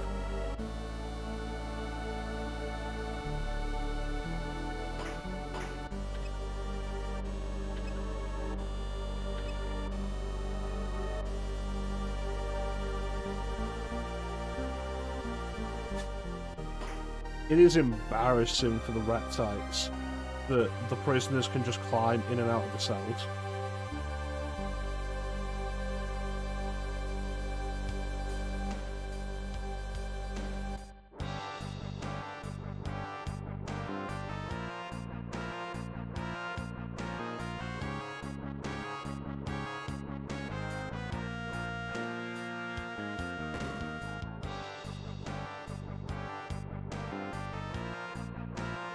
It's like, me, you know there was a switch next to the door, right?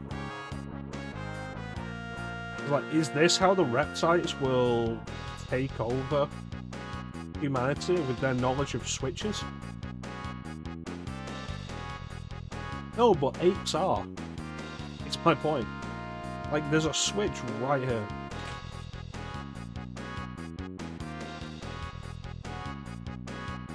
And so, like, what is the idea that humans just won't figure out switches?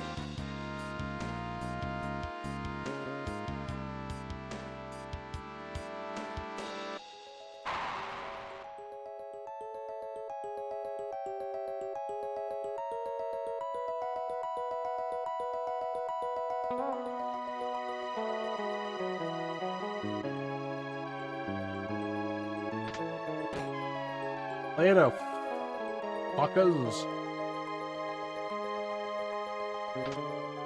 Later, fuckers. I came down here to fight you and you're not even here.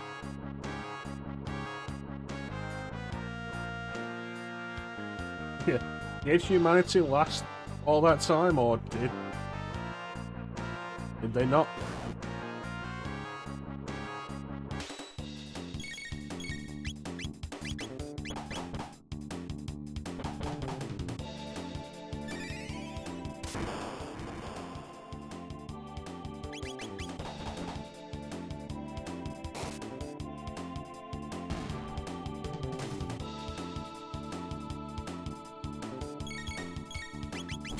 It's fine, don't worry about it.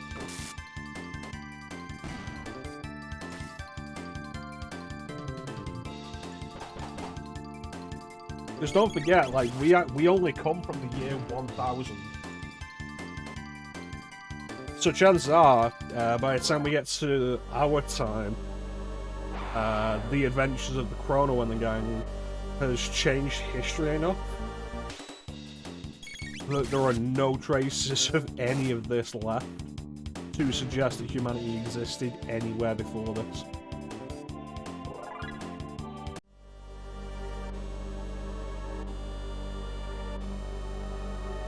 Alright.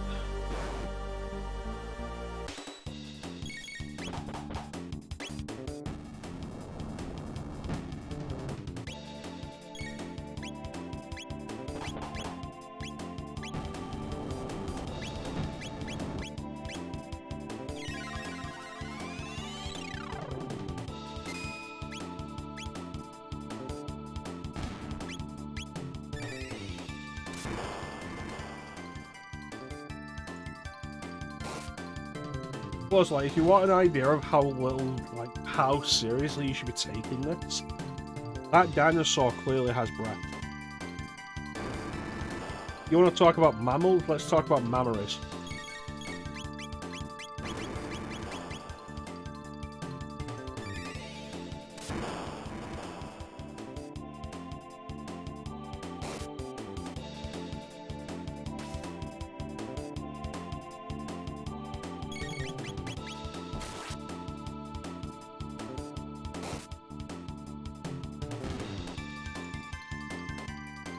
Clearly nothing. To be fair though, like, I don't want to spoil stuff. But like, let's remember that the Kingdom of Zeal exists.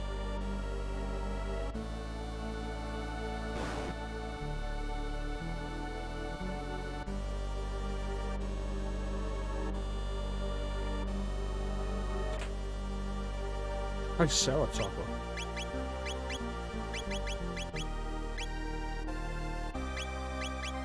This track's so good.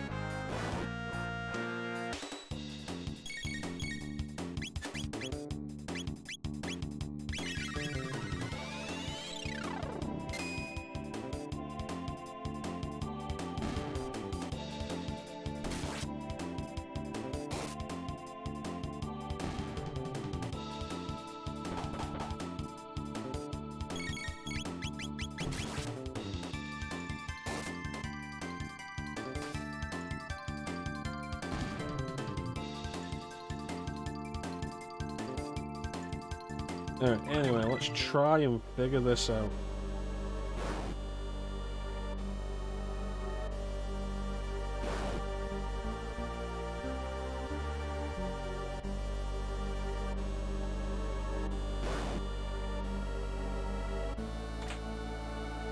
Okay, cool.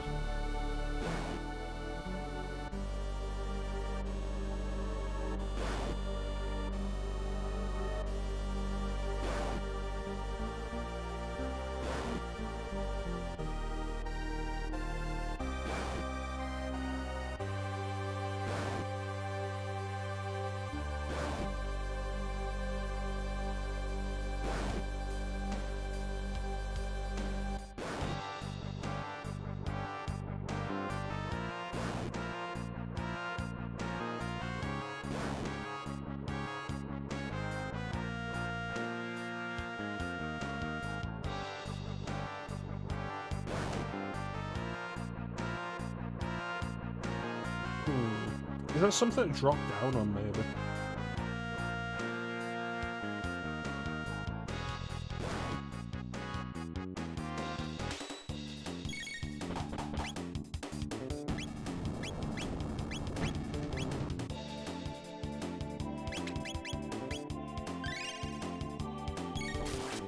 Yeah, we'll get it.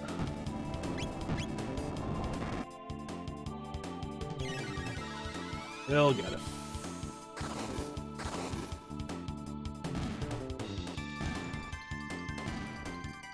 Perfect.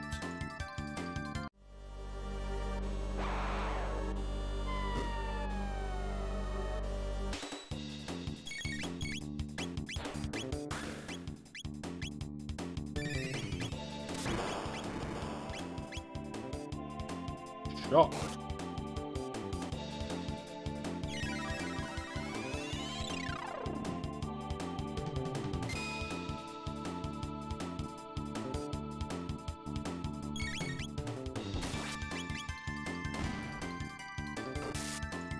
Nice.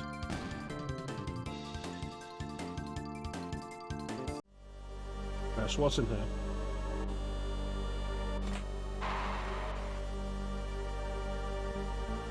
That's not what I wanted.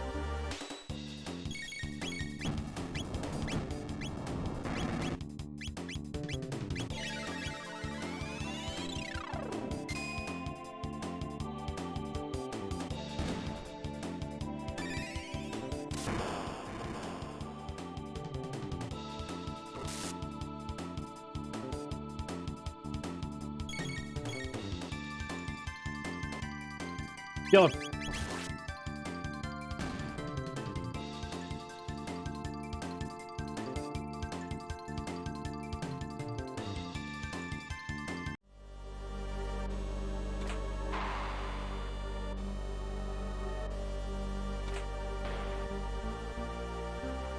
What the other button actually did.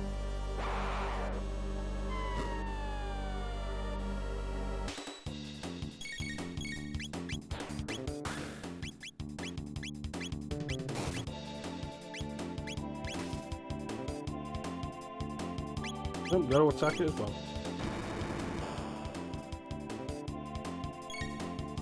Well.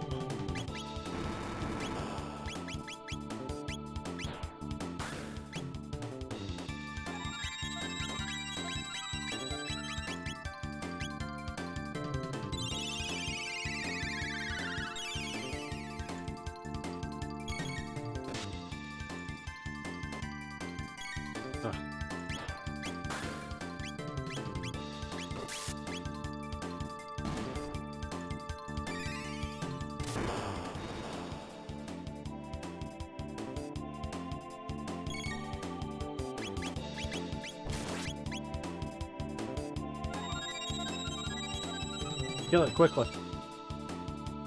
No. You better get back to being shot.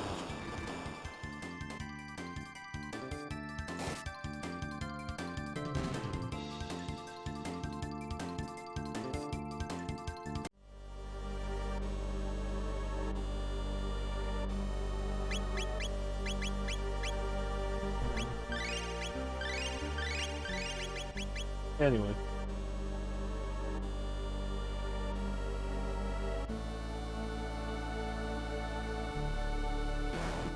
I was hoping that would have turned that off. Oh well.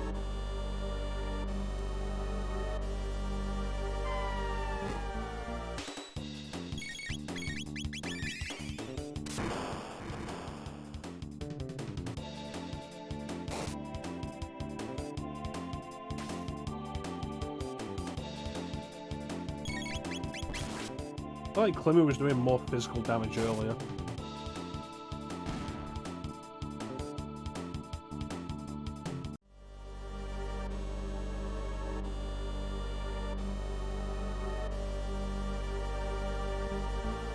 Hello?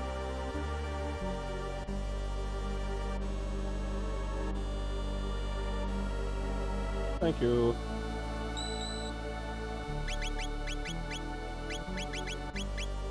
This is actually kind of a funny sequence, and I've always appreciated it.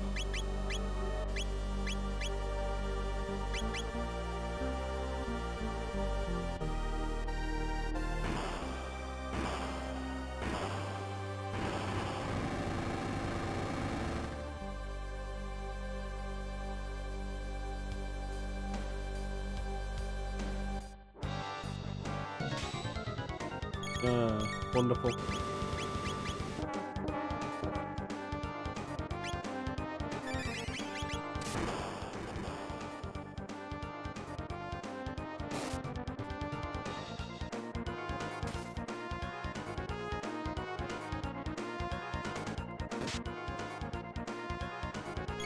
It's such a stupid little moment, and I absolutely adore it.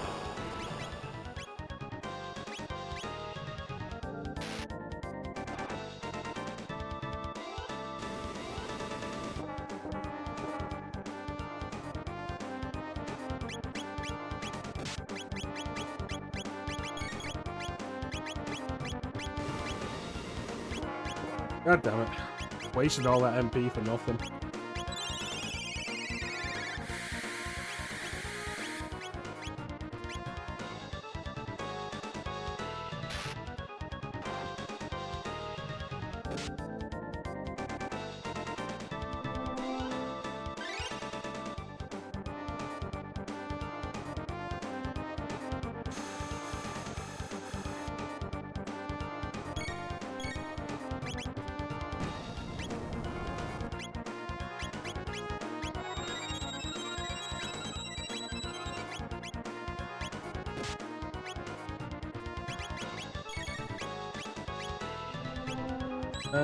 Pep yourself up.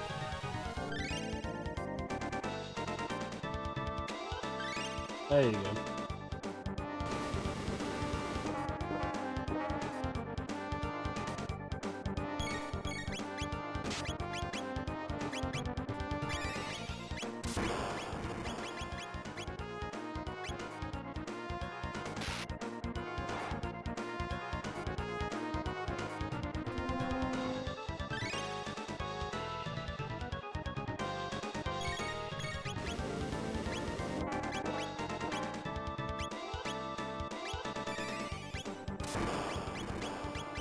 Or a cure out.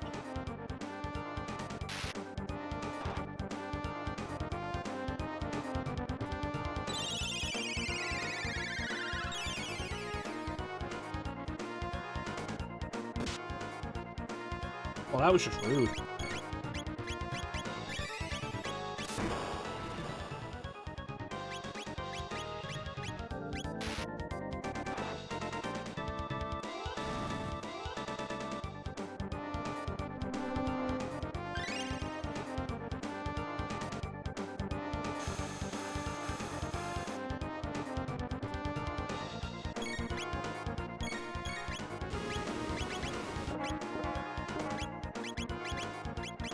Panacea down.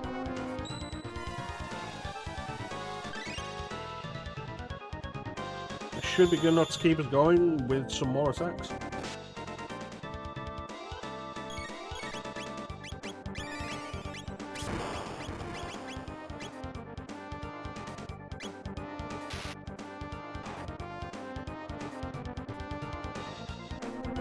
Give it up, Nisbel. Can't win.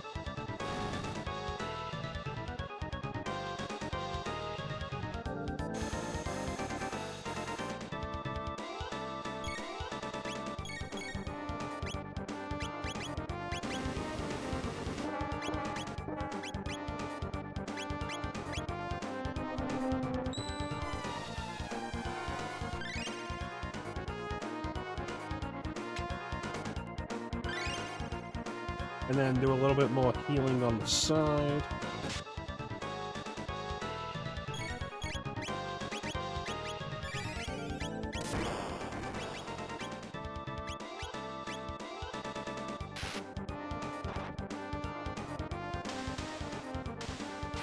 Yay!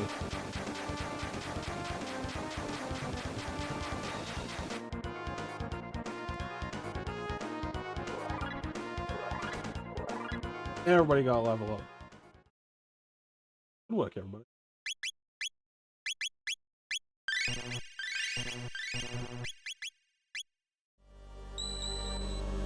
Absolutely go back and save again.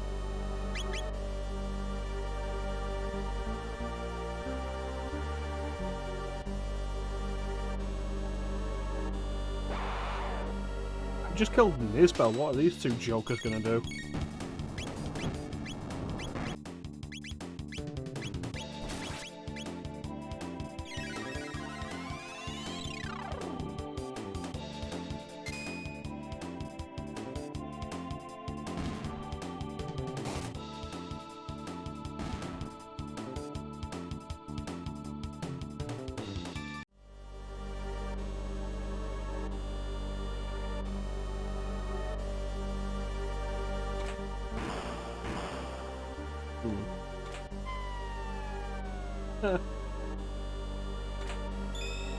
No.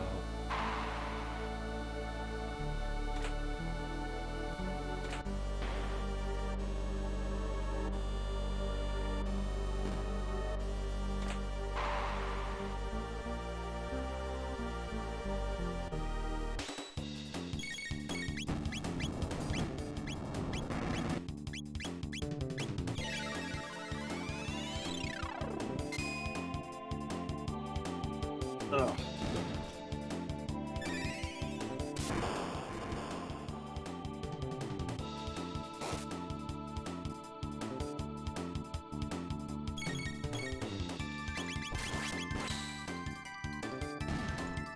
That was a good hit.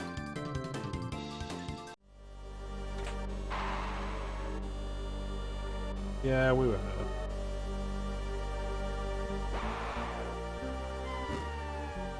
I'm amazed that little guy can carry that fat bit.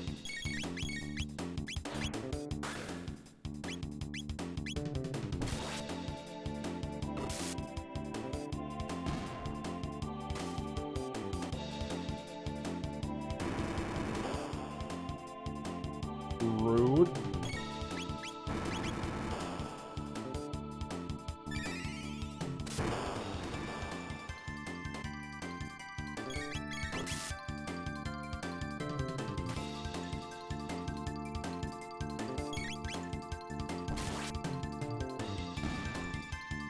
I feel like I love every sprite then. Because they all look so fucking dumb.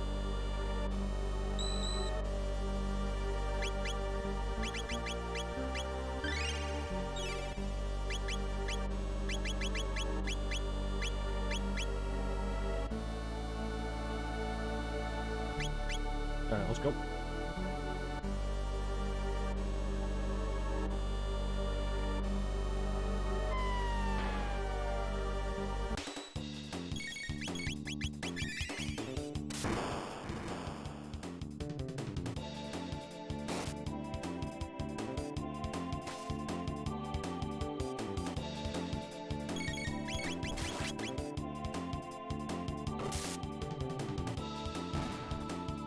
You can just imagine the noise it makes in every single one of those sprites, and they're all stupid.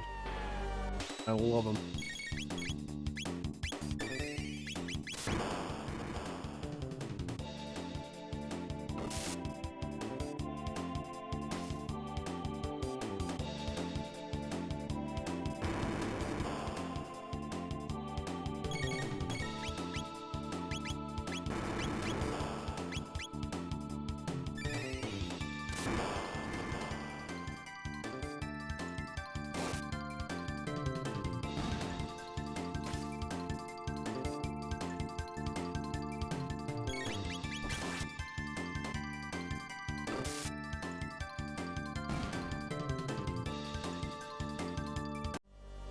Anyway.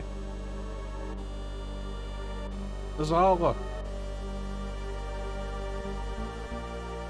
The final confrontation.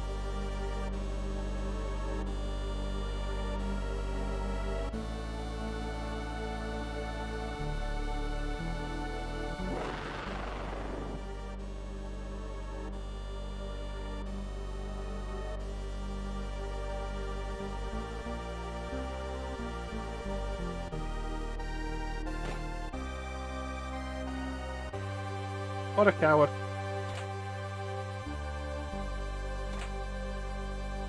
The Triceratopper.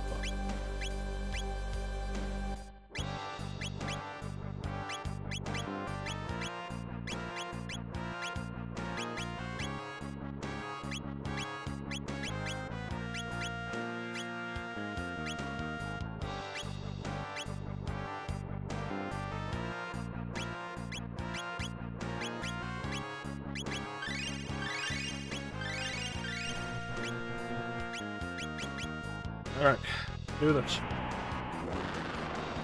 The epic final confrontation. Damnable Red Star.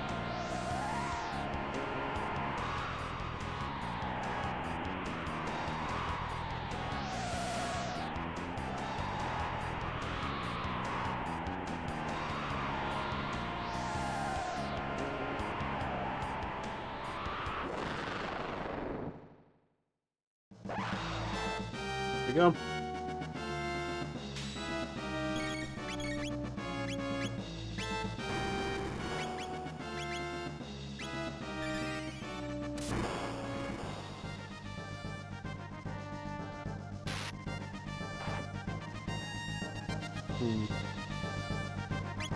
I wonder.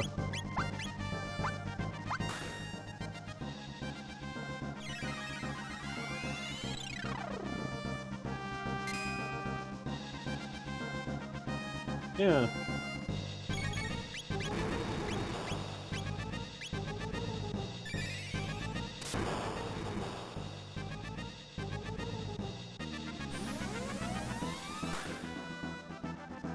Can't believe he's using his abilities for evil. By he, I mean she. As I was female.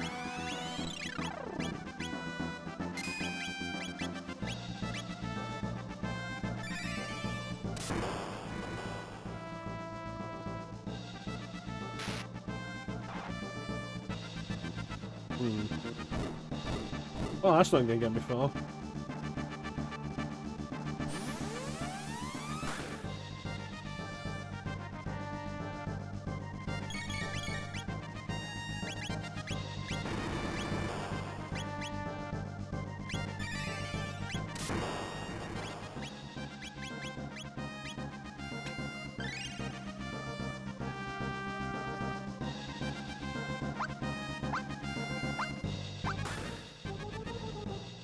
Really is nice of Azala to not use psychokinesis and just drop us off the edge.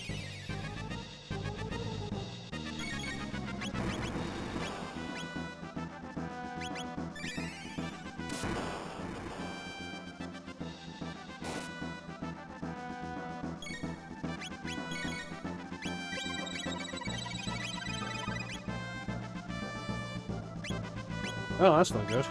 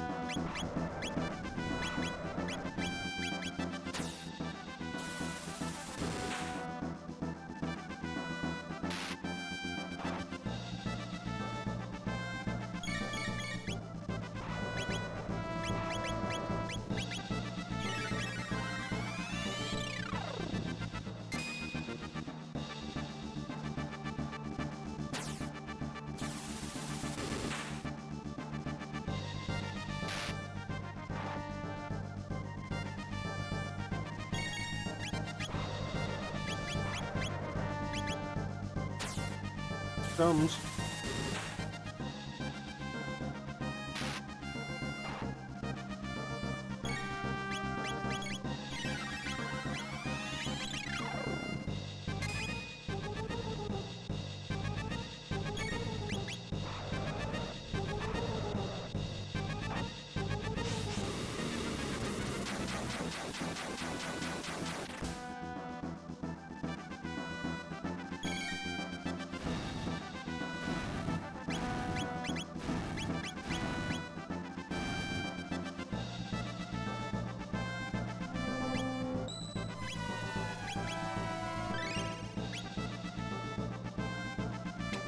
Hmm.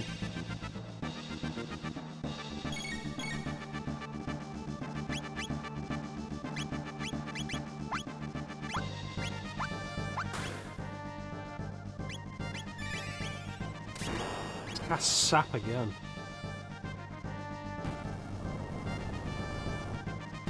Hate that. Yeah, but that's Azala done. Nothing left now except the Black Tyranno.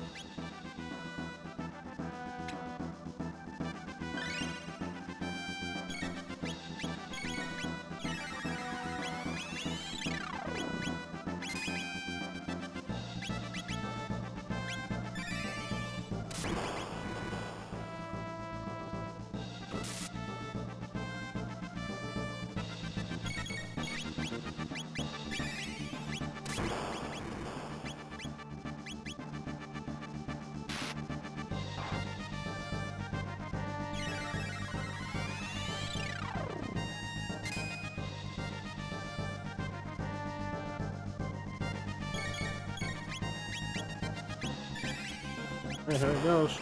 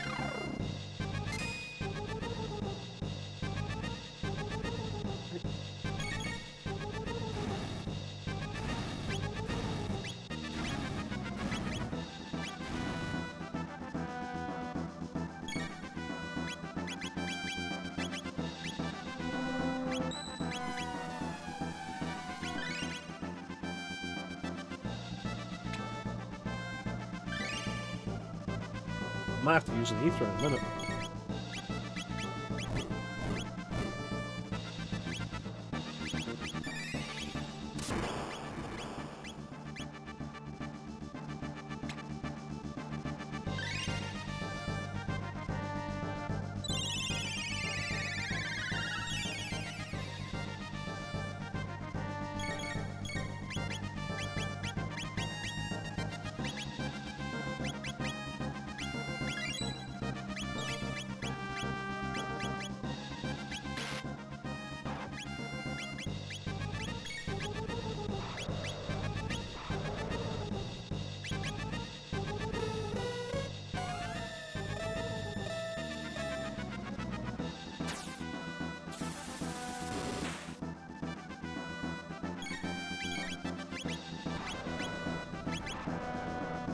On.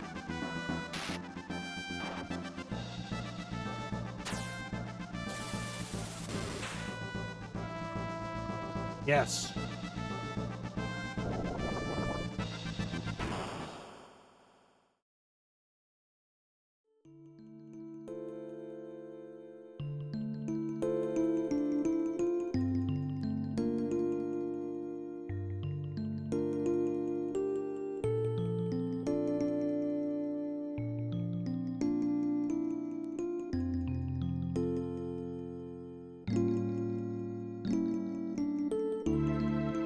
What is it?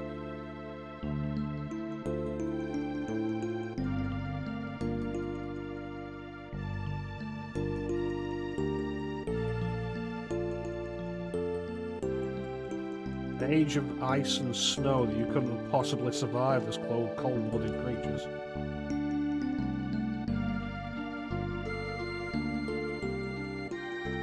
Lavos.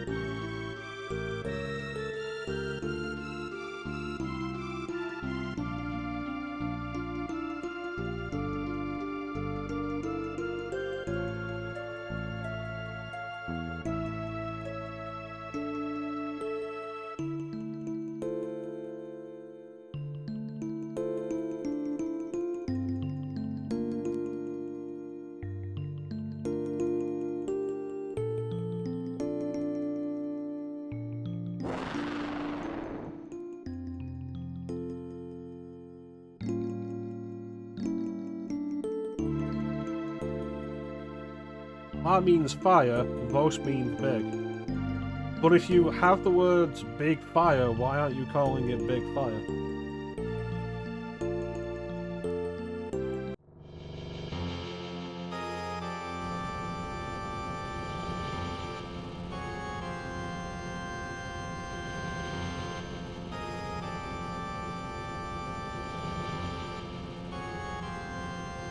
It's a nuanced language.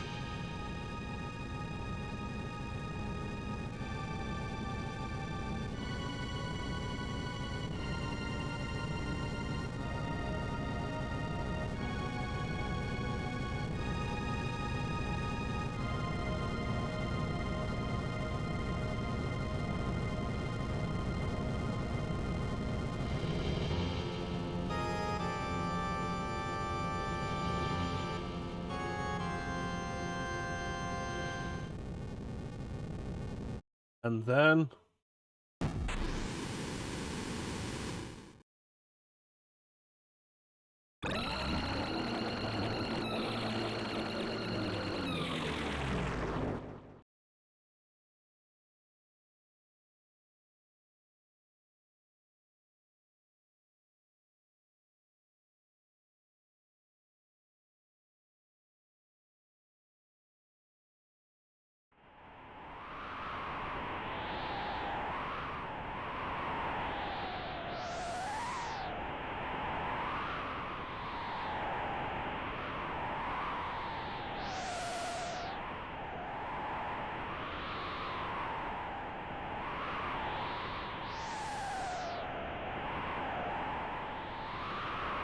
I'm a fighter with a sword.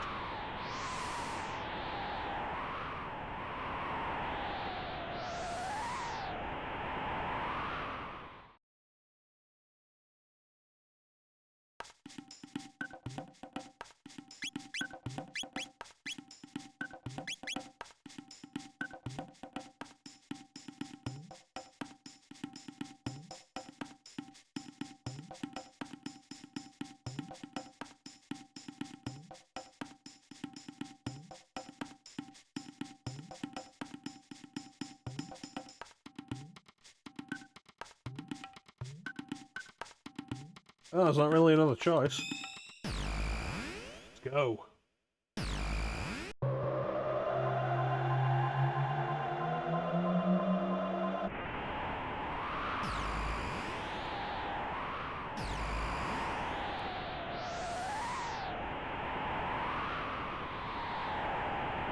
find out.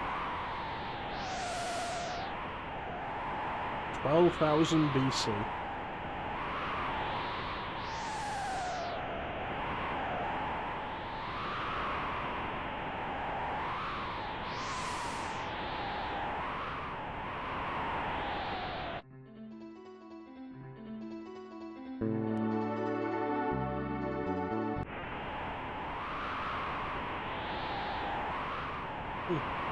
Well, that's odd.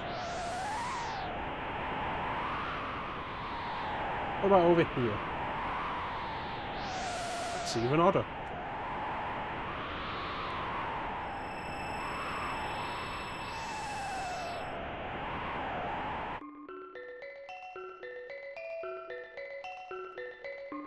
And Hassa.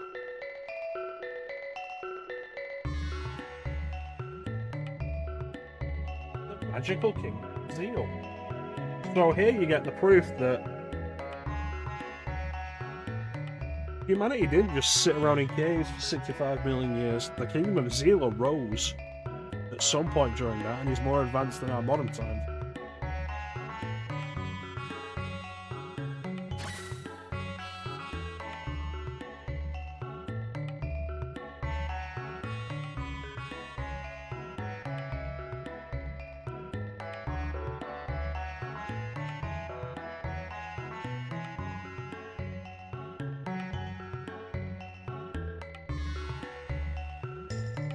Yeah, but is she a good ruler?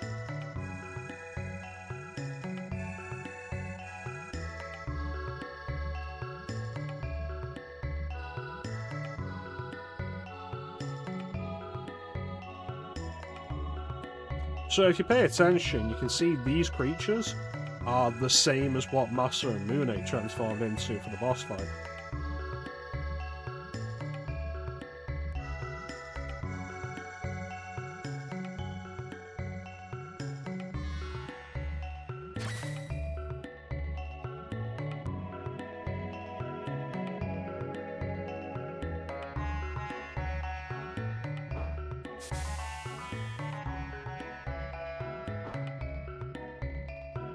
Odd.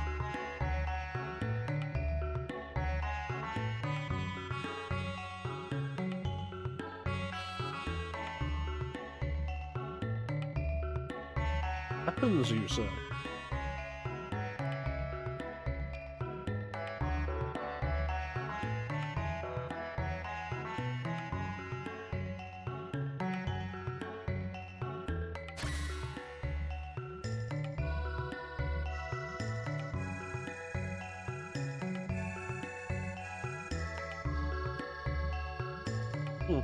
I suppose even in enlightened culture will fall prey to the monster that is capitalism.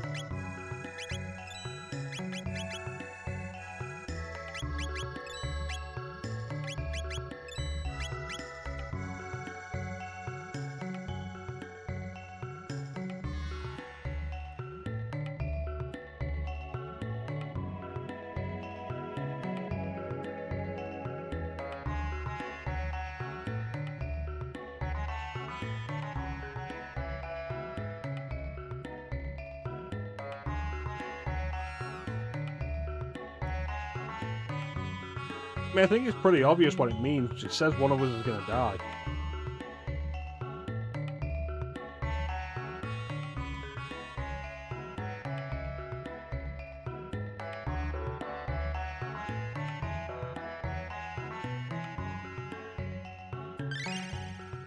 Am I still hungry?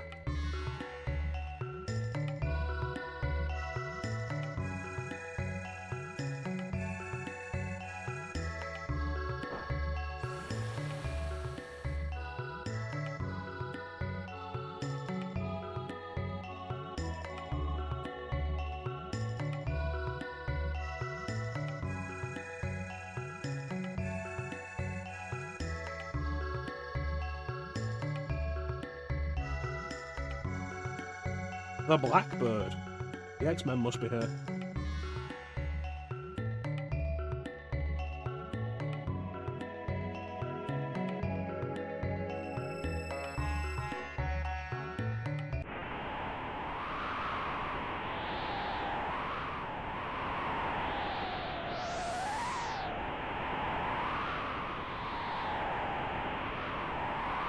For such an advanced kingdom, this seems like a needlessly dangerous way to travel.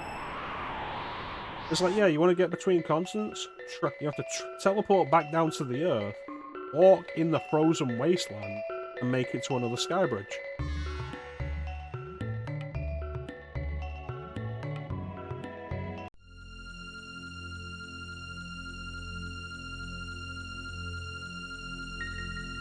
I want to see the Blackbird.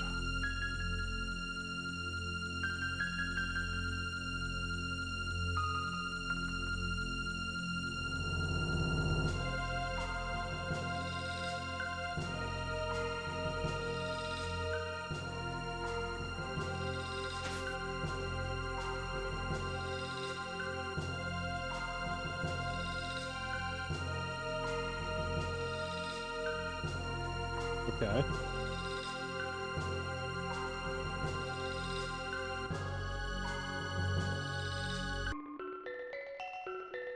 Well, that probably didn't mean anything.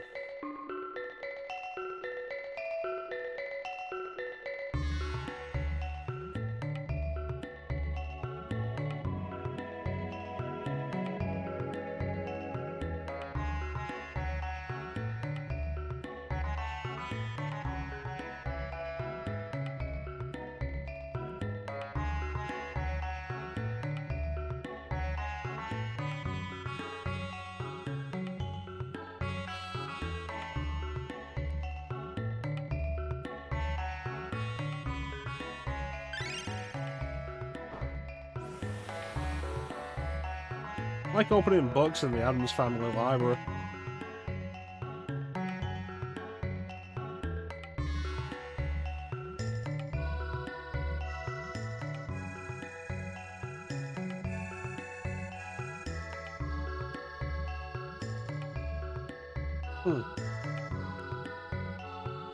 What is the new energy source?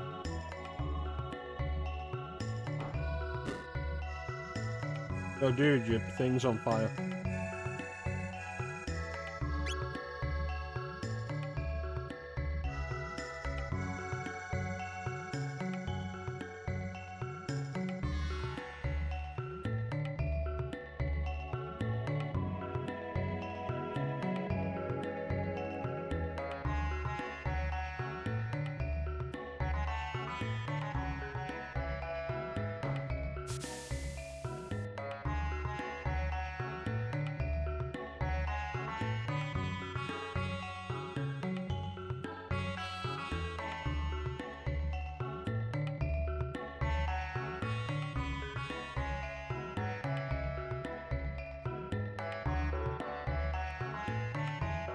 Charlotte and Yanis.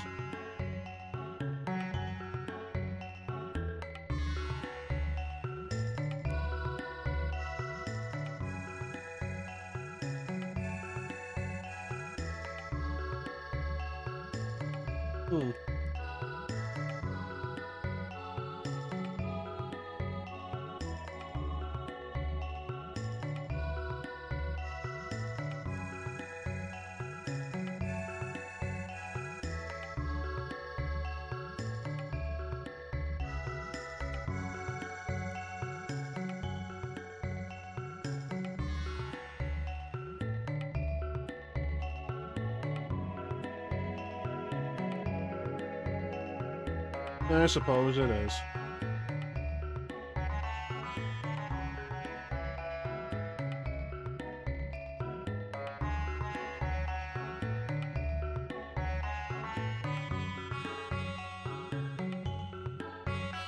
Cool. What is the new power source? Gurus of Life, Time, and Reason.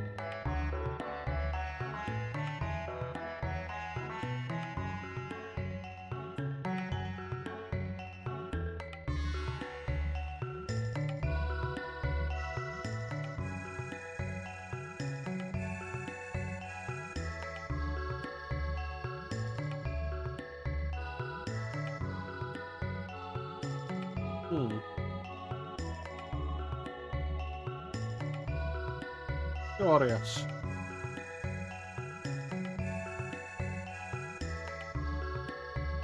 The Ocean Palace, you say?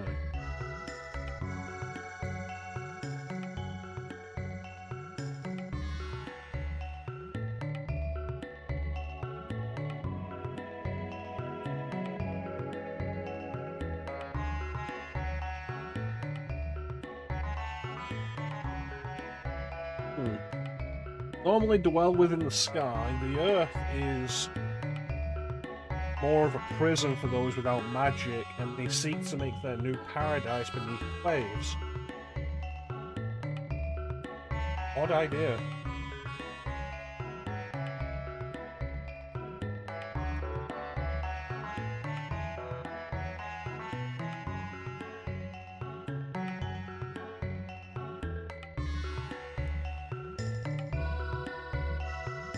Why move beneath the waves? It's a small cave. I feel like stairs would probably be, like, less of an issue than this.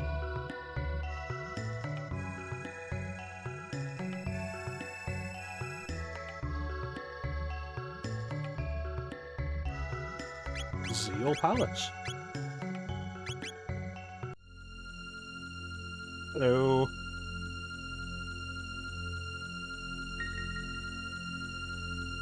Okay.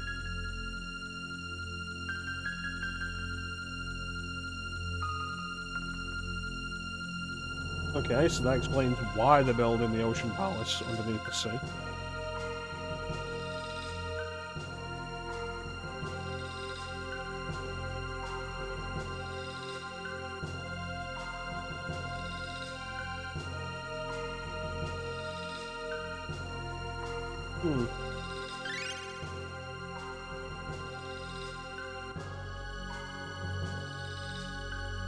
It's very kind of you. Yes.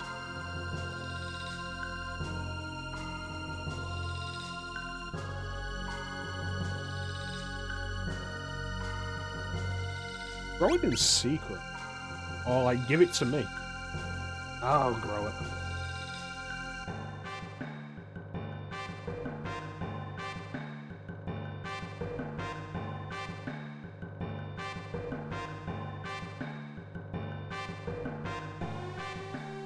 Okay.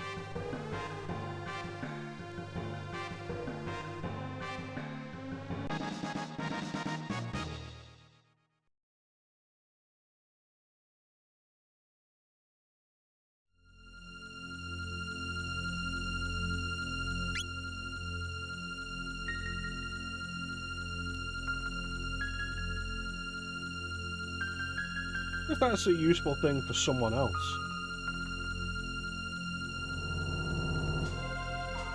A Mammon machine. That doesn't sound ominous.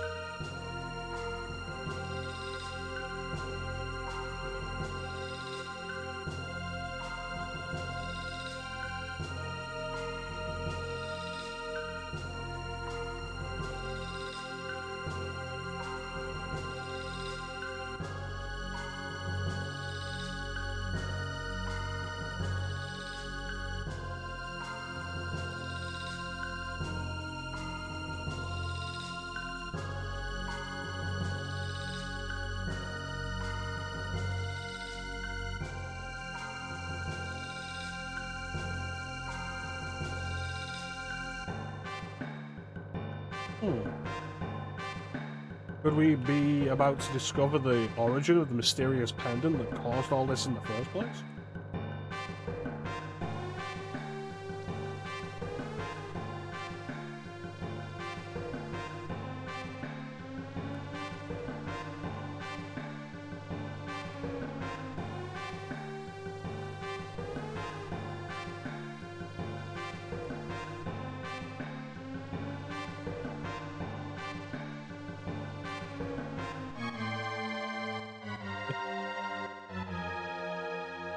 Bedchambers. Bedchamber, bedchamber, bedchamber, bedchamber, bedchamber, bedchamber.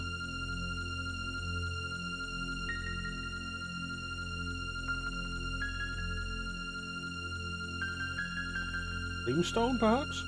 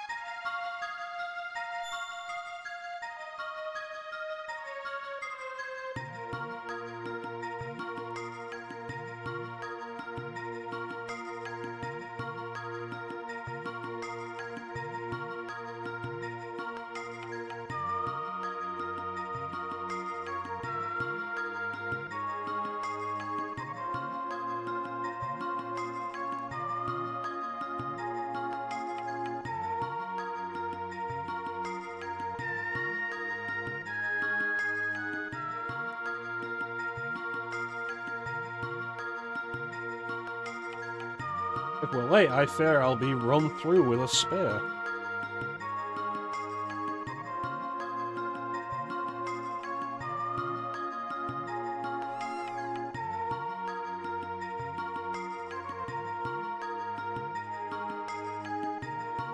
Alpha door.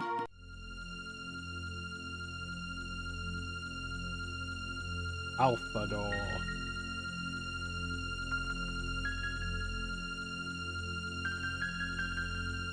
Alpha door. Can I talk to you? Yes.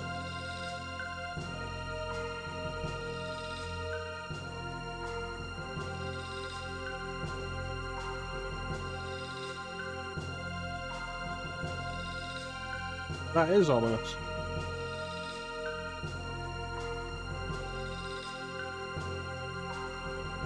A time egg.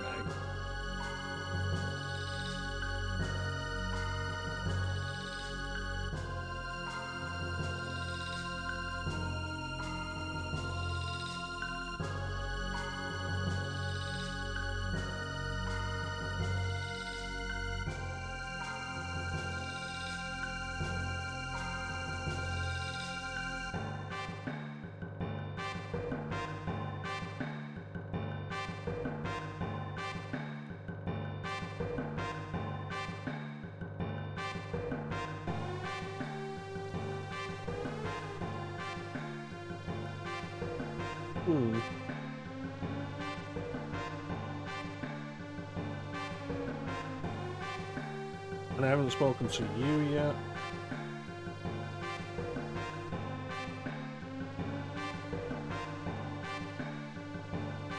Dreams and prayers call upon the power of Lavos and are made reality.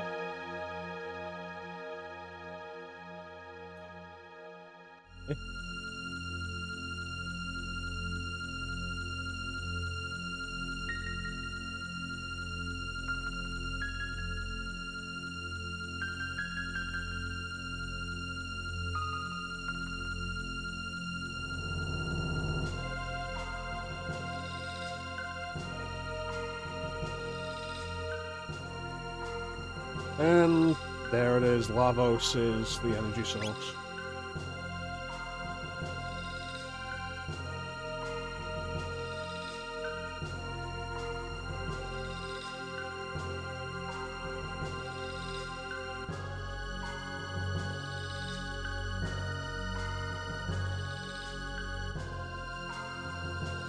The Mammon Machine.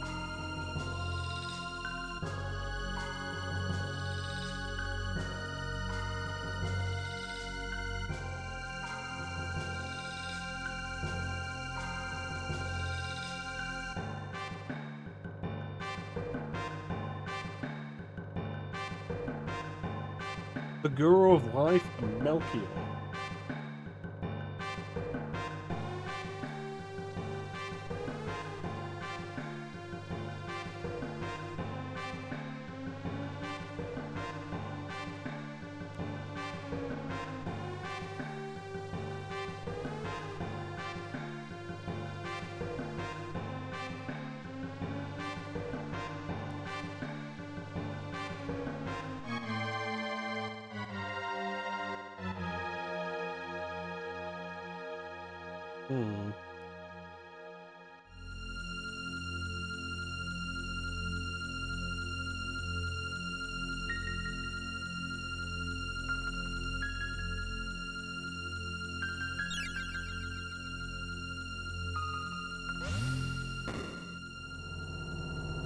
That door from the future.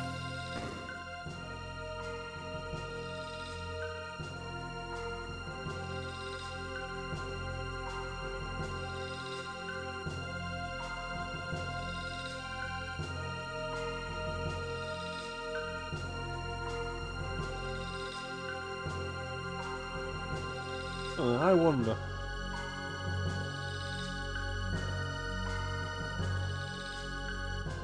Oh, there we go.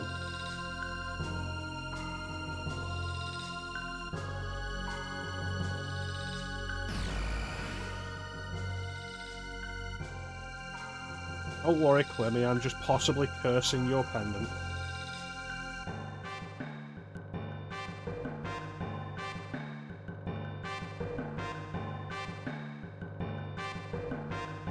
Now we should be able to open any of these doors. Across time.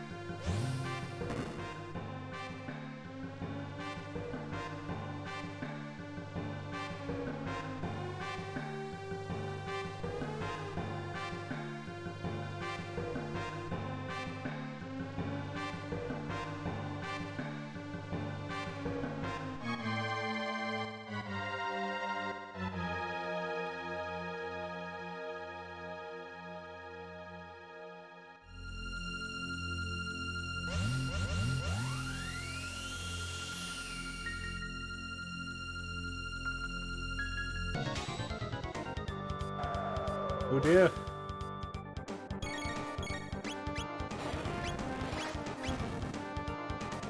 Oh dear.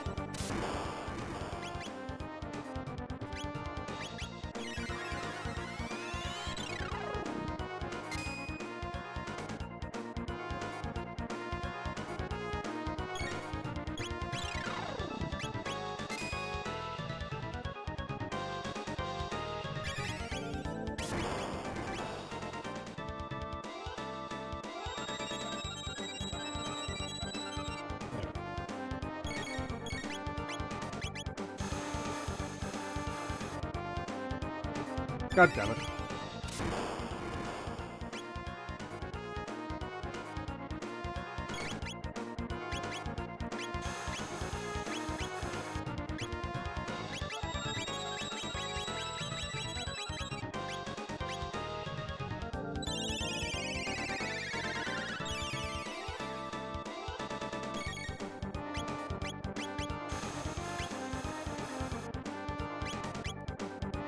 No.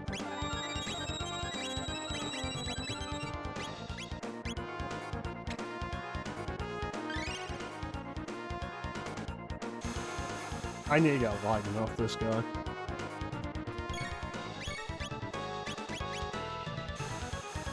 Oh, no, that's gonna be it. Well, I tried.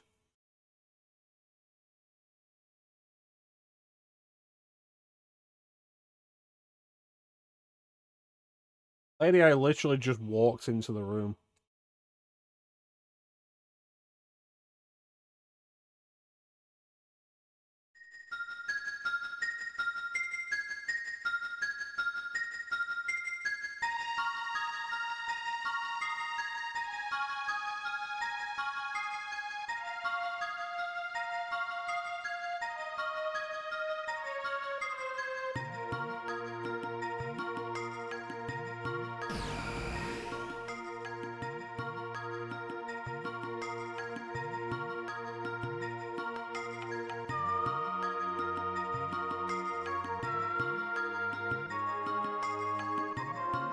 A mountain of woe.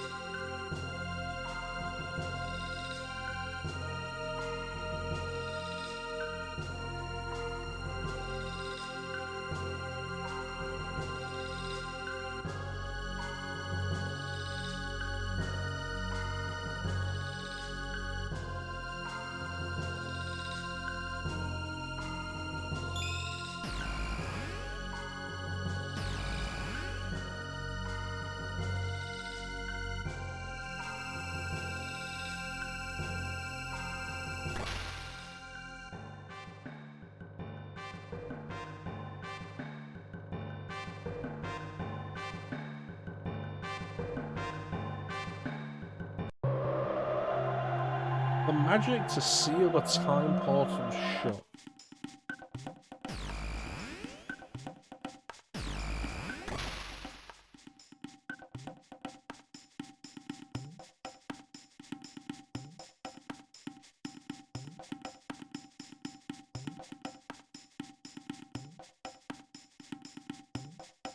Just in case you didn't remember where.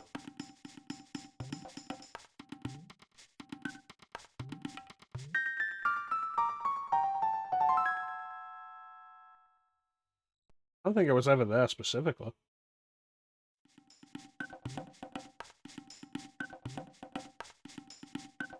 To the future.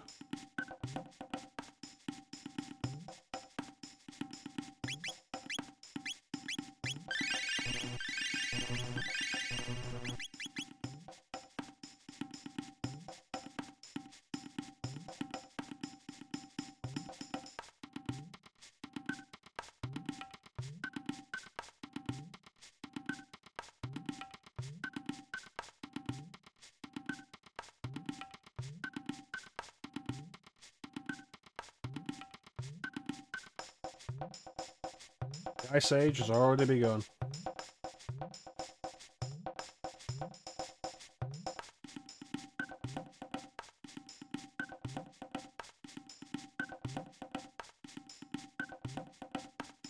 Not the happy water.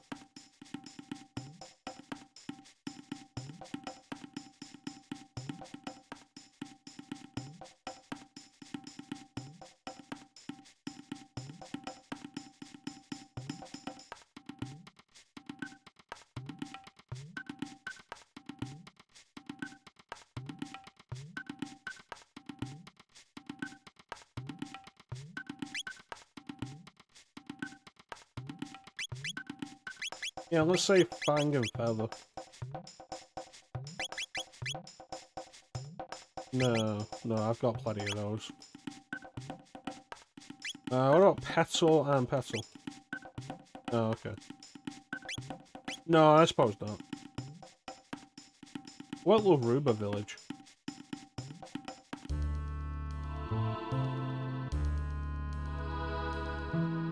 I guess they all left. Didn't even try to rebuild.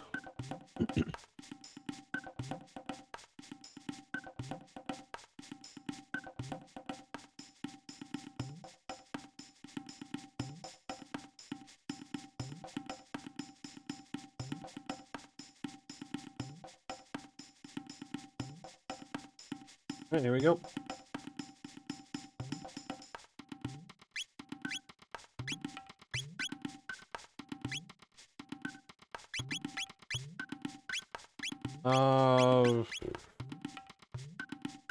Yeah, let's throw Ali back in the party.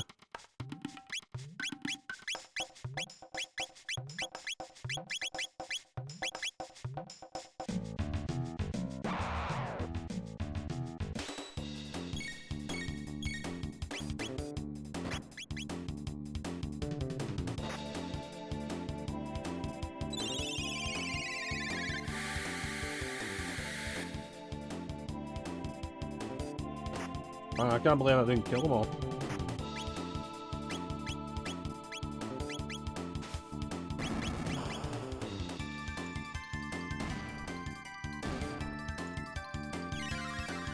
Ice 2.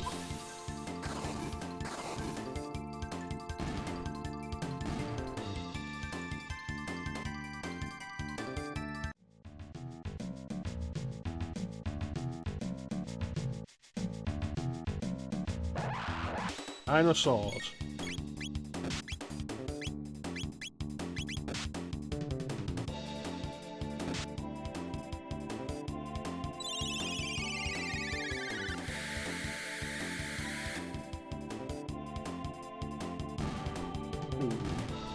Three. Oh, Pecto.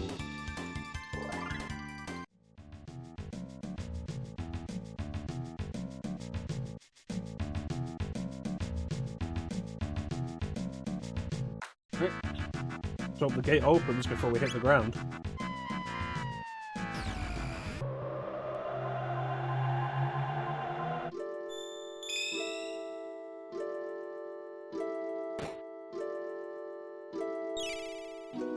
Wonderful.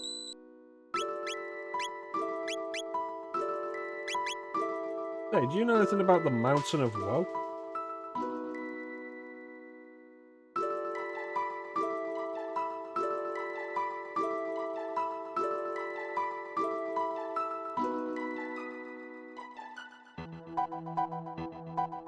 The Wings of Time.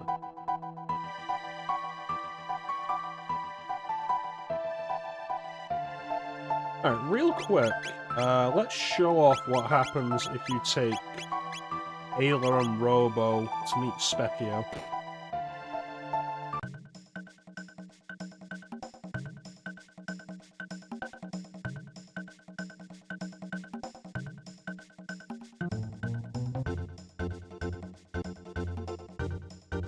Oh, I forgot Robo's counted as Shadow.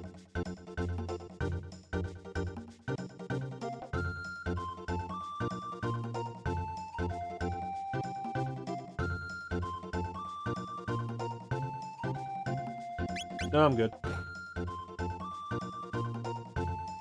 And that's what happens if you try and take Ayla and Robo. Robo isn't alive, so he can't learn magic. And Ayla existed before magic.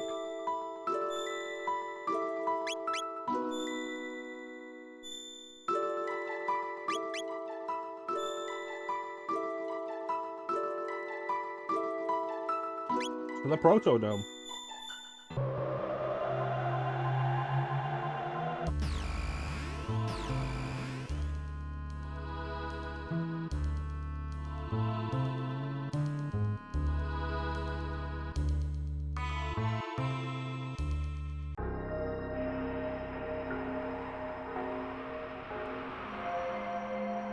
I wonder if it would have been a better idea to go through,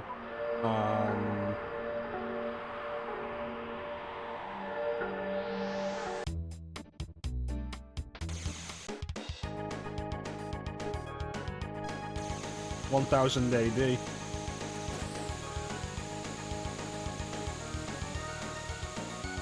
No, if we don't win this race, we'll just turn around and go there. The time portal in the forest will lead us to the other side.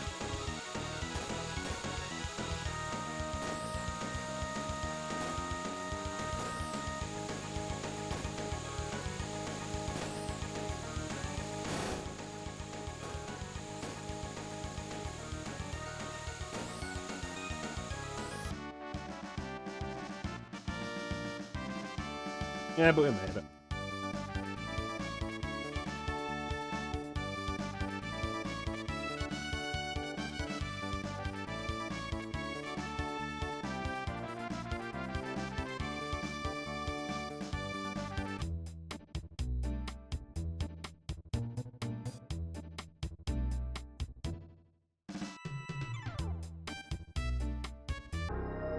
Anyway. Don't want to go in the sewers. Let's check on these guys, though.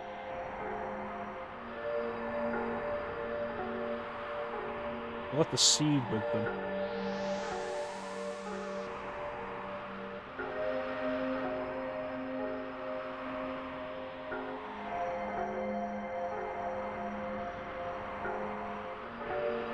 Oh, excellent.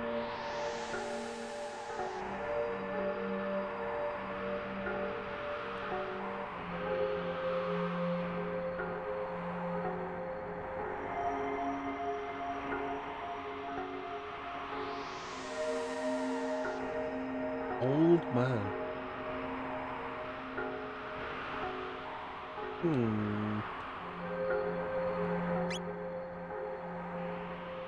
No, nothing new there.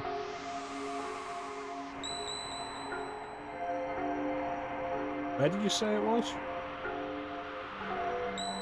The door with the crest?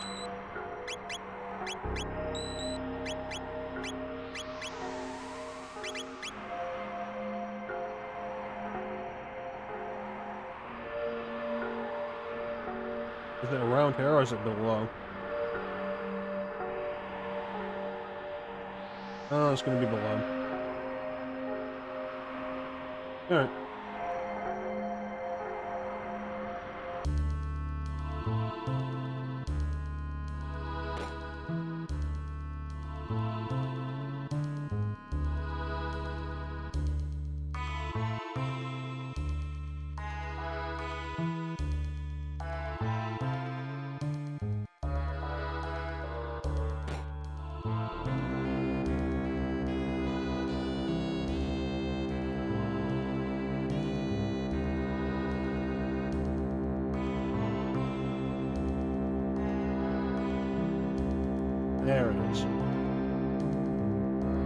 Excellent, so this wasn't a waste of time. Glad to know that.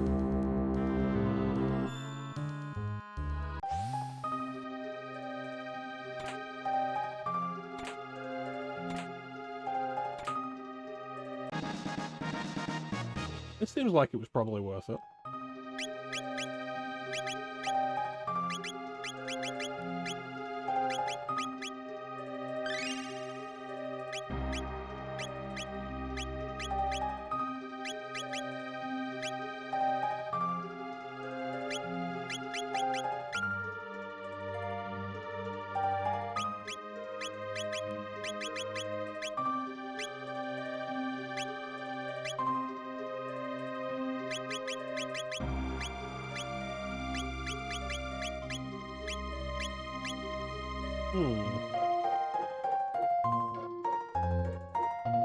Feels like a good idea.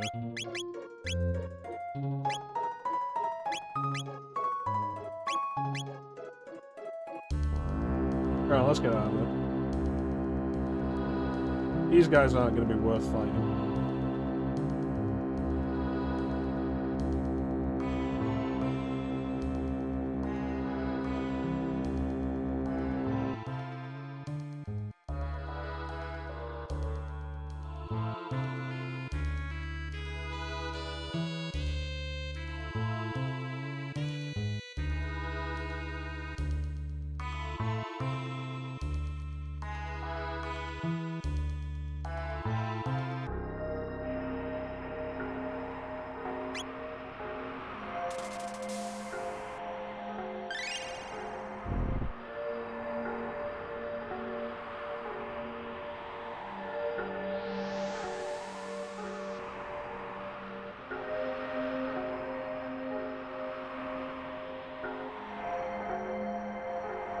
Guess nothing else to do now but to cross through the ruins.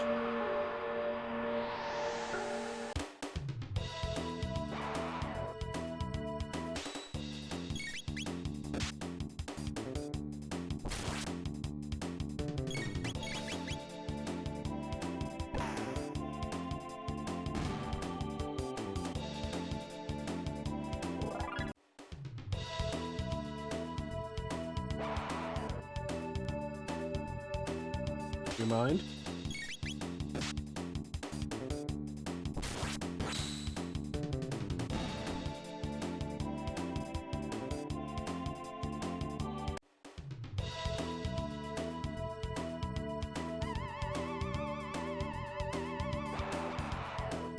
Alright. You know what? Lightning 2.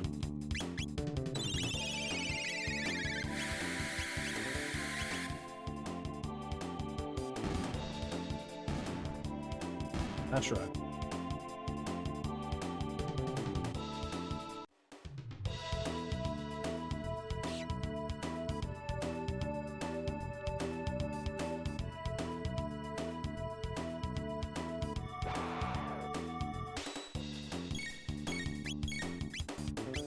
Ice 2.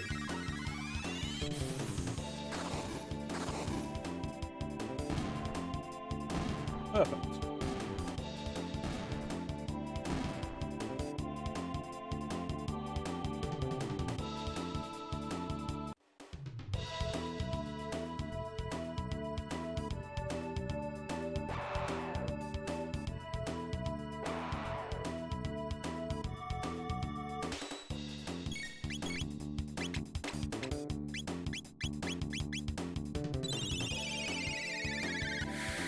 We'll be through the ruins before we run out of NP, and there'll be an mecha-chrono on the other side anyway.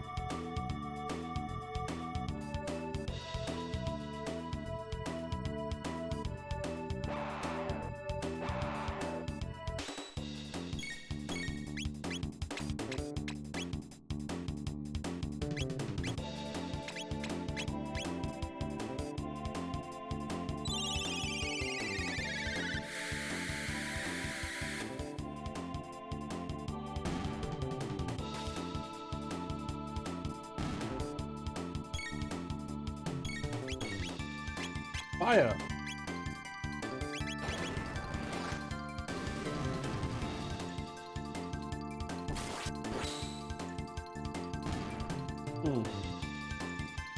Much weaker to physical damage. Will it be worth remembering that?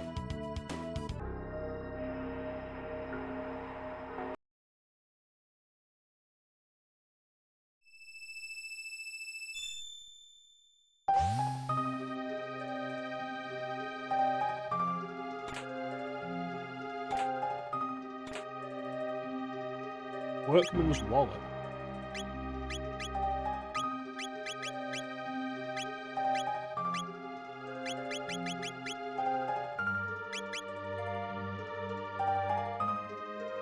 I don't like that. Oh, yeah. It'd be useful if you go like really late yet. Need the money. I can't imagine there's ever a point where you won't need experience anymore, but you will need money. If you don't need experience, you're probably not going to need money.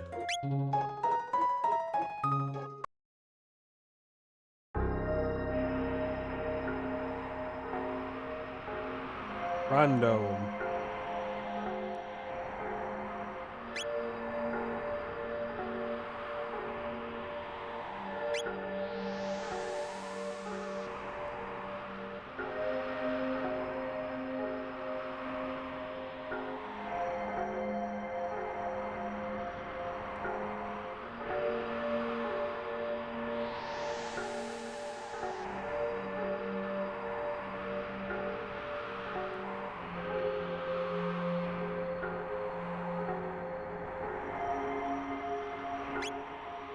And we'll open the door. See what we can find.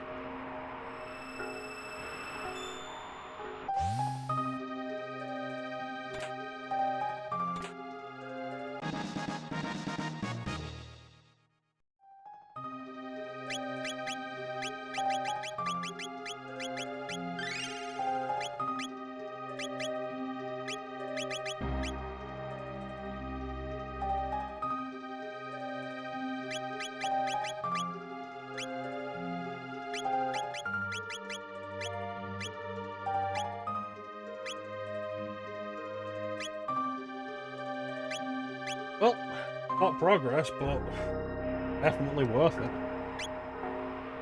Reduce MP cost by 75%? Like, goddamn, 50 would have been enough. 75? Ain't turning that down. Now the question is, where are we going?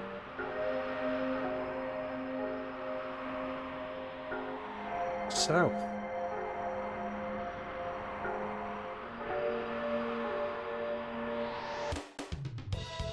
Only way to go. Through the sewers.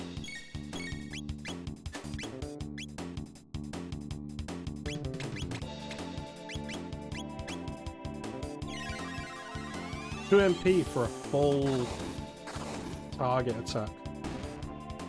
Goodness.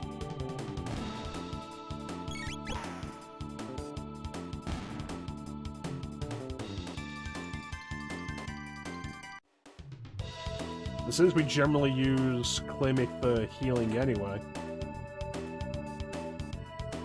it essentially means there's never a reason to use Allure or use Aura over Cure.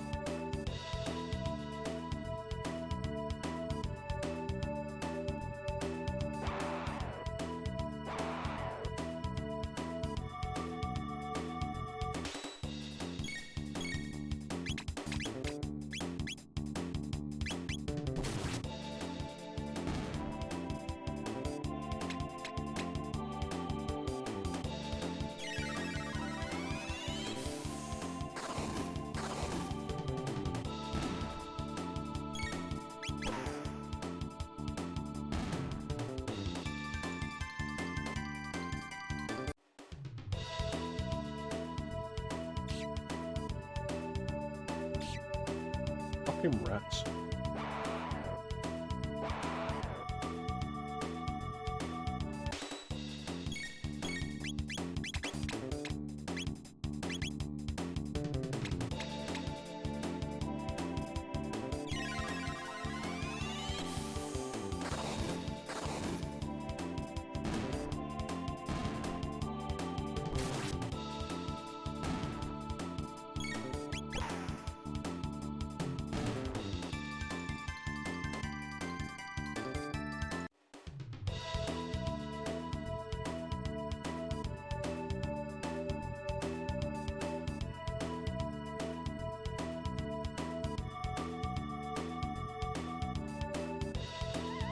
God damn it.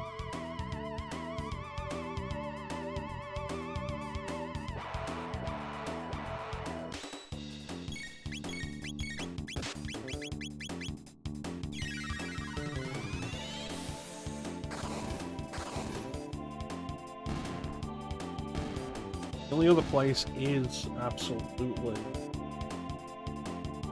the sewers. I think I was going towards Death Peak this early. But I guess I was wrong.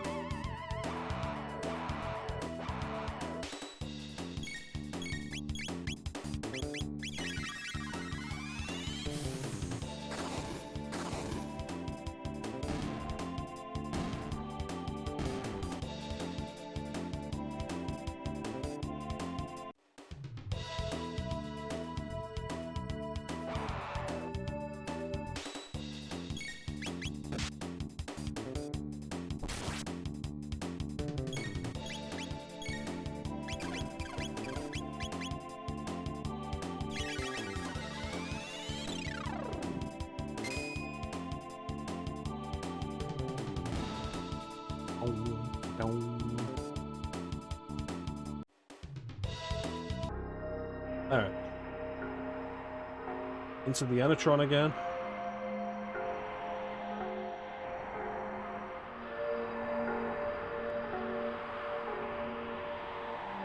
And the sewers.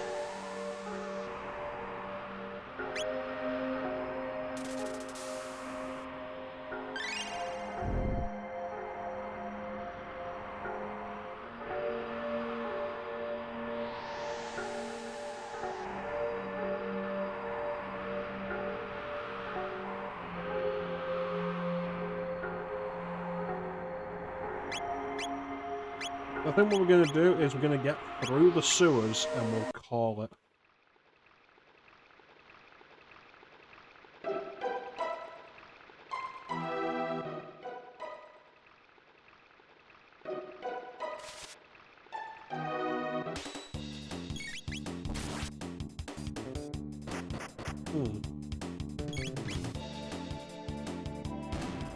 Yeah, that's not too bad.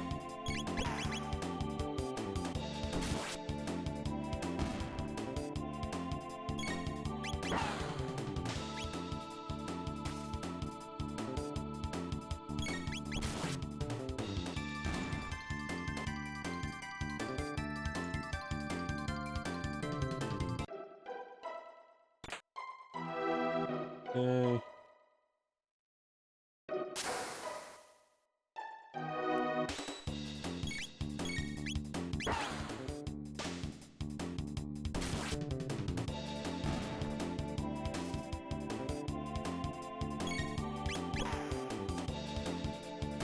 I wonder if lightning would realistically work in the sewer. It depends on whether or not you're calling it down from the sky.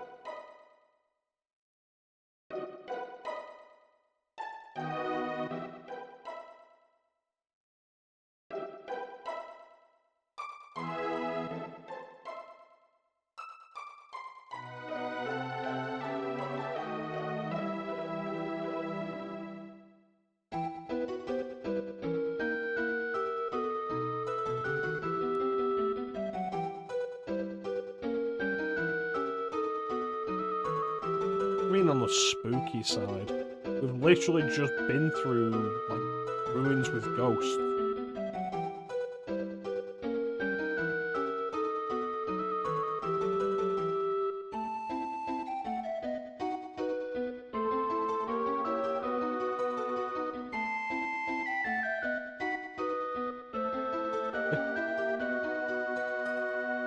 What are you doing here, kitty cat?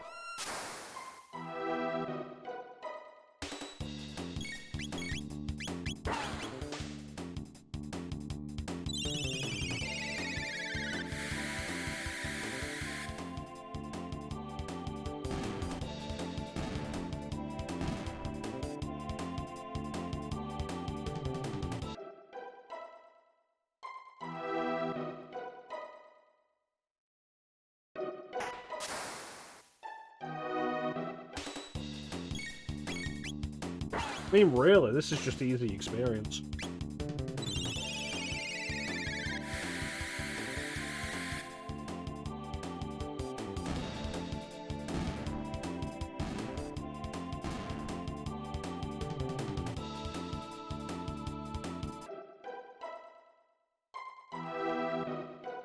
keys.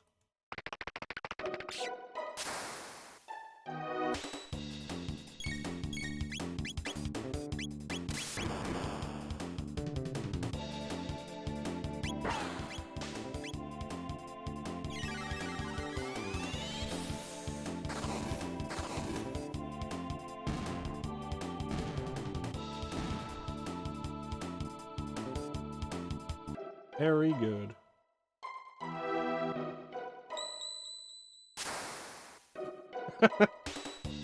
Okay, that was good.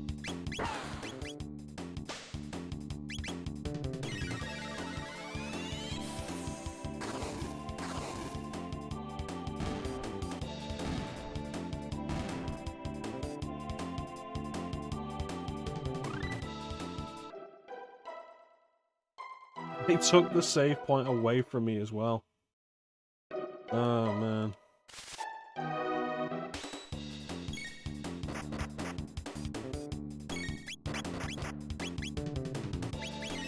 Mean.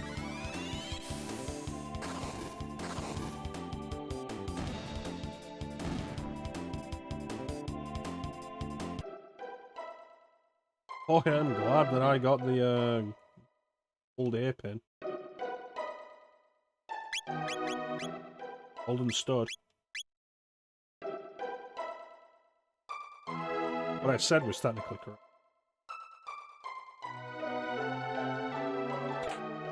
The best kind of correct.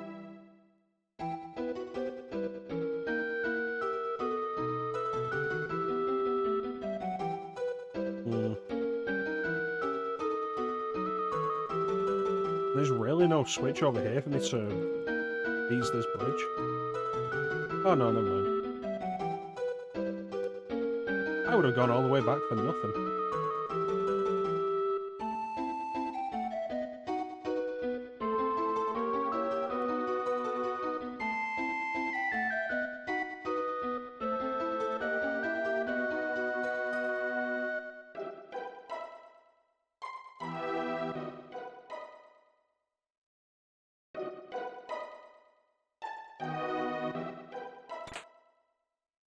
Rage band.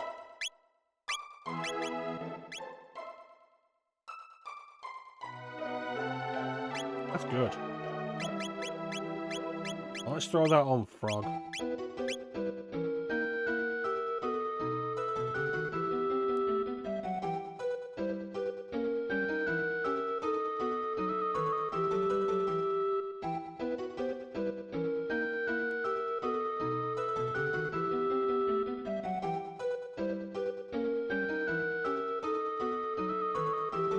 You guys done?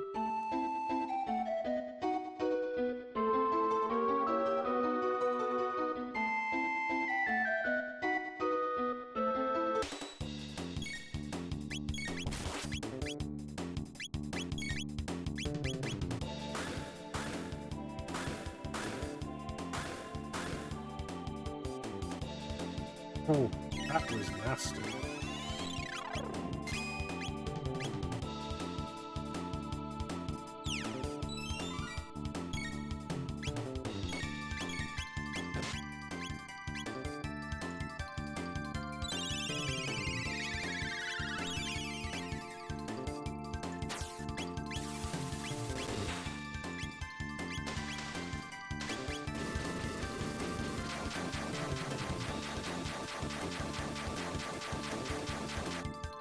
Was I supposed to come through here earlier?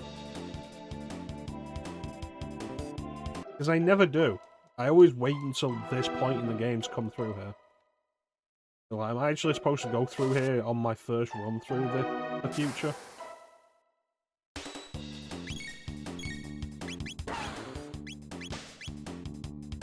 Or was that boss just supposed to be a joke?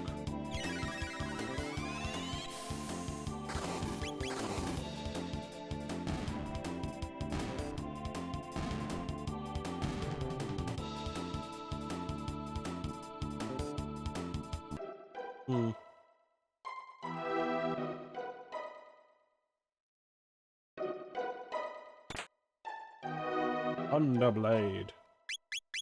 This'll tell us. Yeah, I was supposed to be through here way earlier.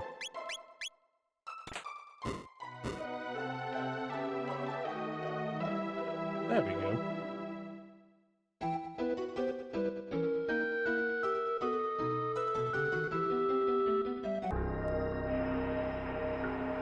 There it is. F peak.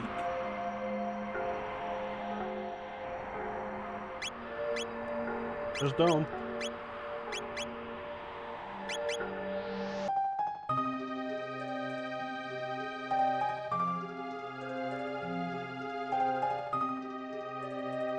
Okay.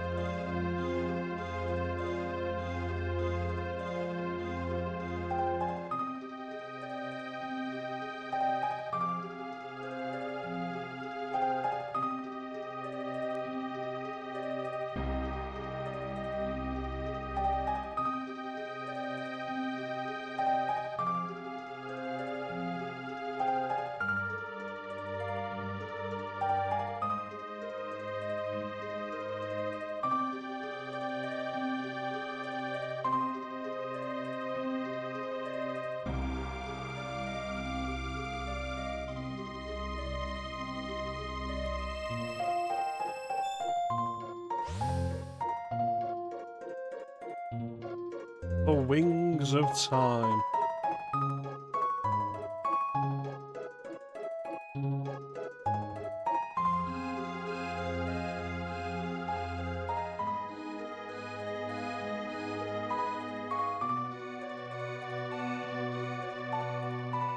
Oh, it's awake.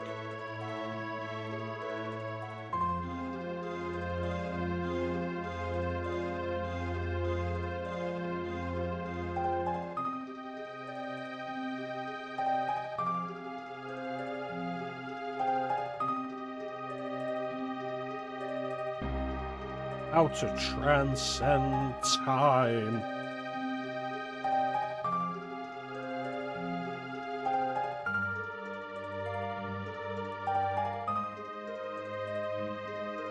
Balthazar.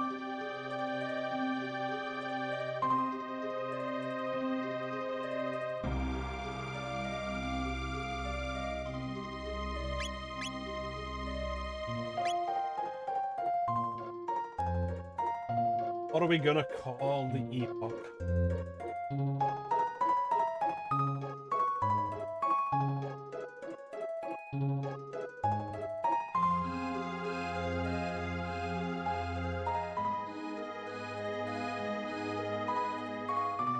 Gonna call the epoch.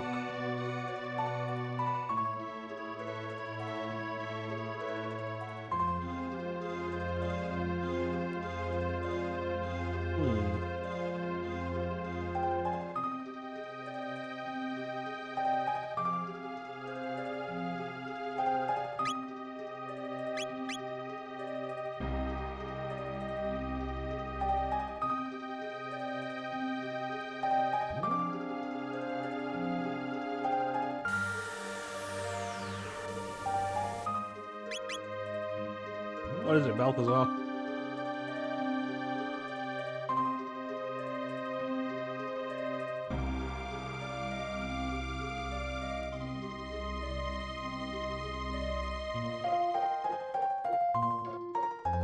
Well, I guess that's all this program with.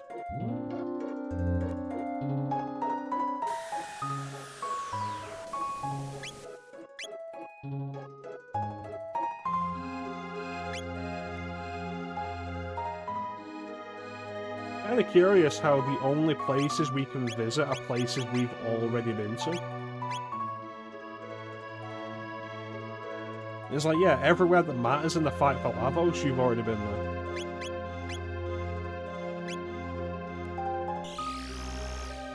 Underway!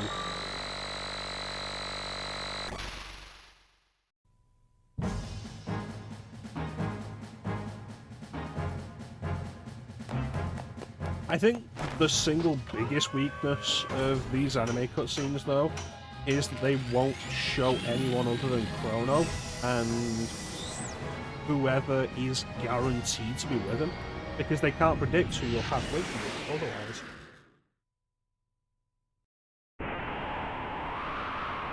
Like that on top of them just showing you what already happened or will happen in the in-game animations.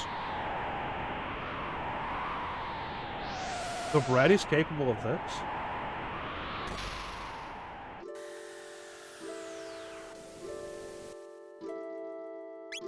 Go!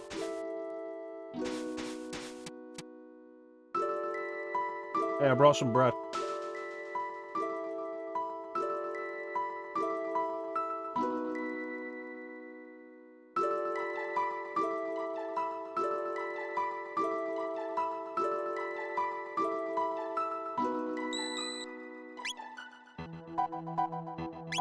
Heal first.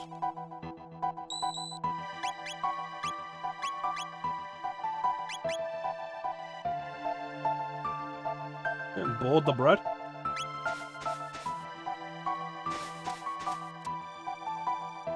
Go.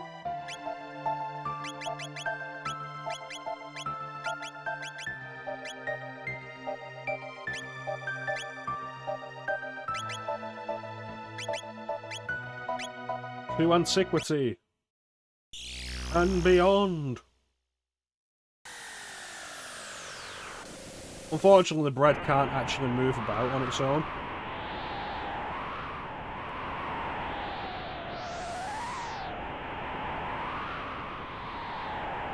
It can only travel through time, not through space. But we're back. Motherfucker.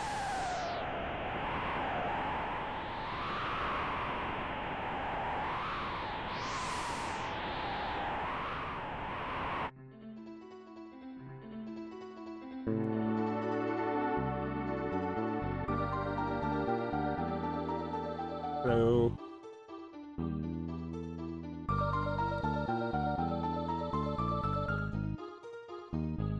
this gives me an idea. Like, what if I decided the next game I'll play by a word in the current game? It's like, hey, they said Earthbound here, we should play Earthbound next.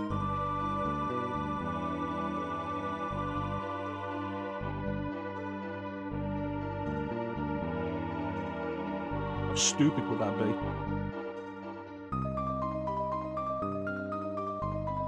This looks exactly like the little hole that Frog dug for himself.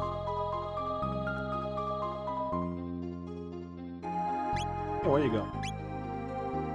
Oh, new weapons. Give me the new weapon.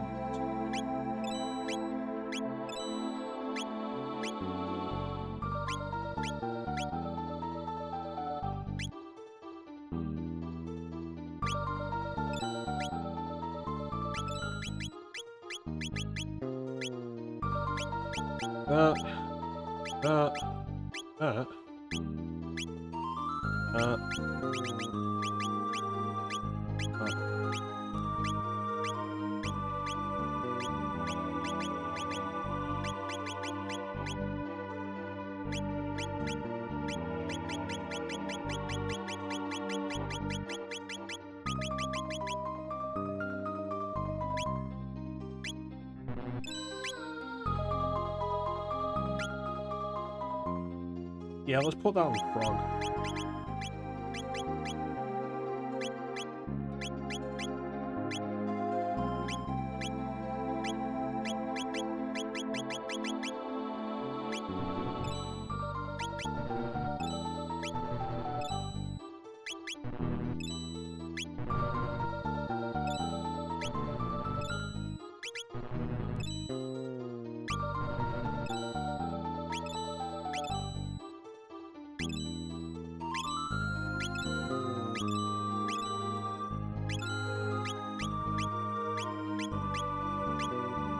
tell you what I do want, actually. Be another one of these.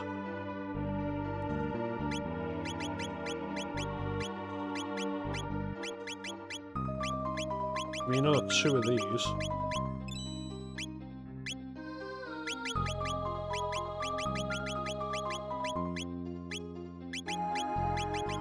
And equip one on Ayla.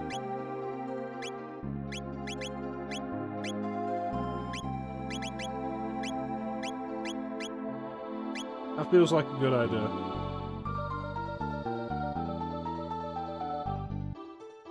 Also, like, I want Ayla in the party before I go back up there.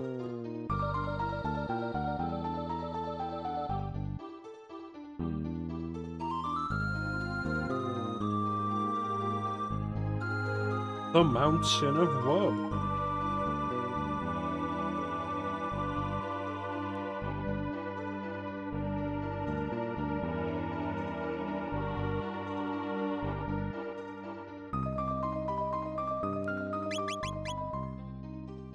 Yeah, let's do it now before I forget.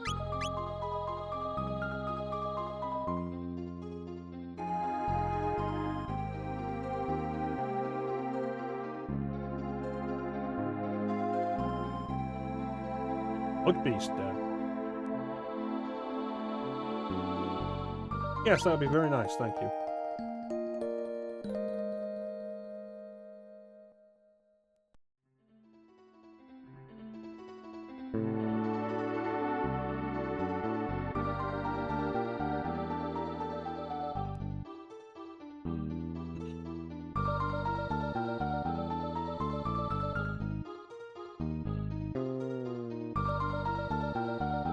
The Mountain of Woe.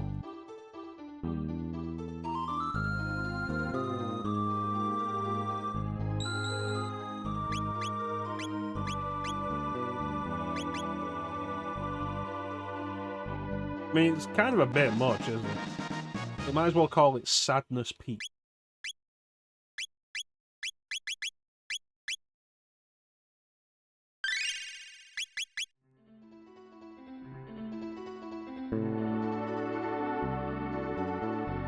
Hello.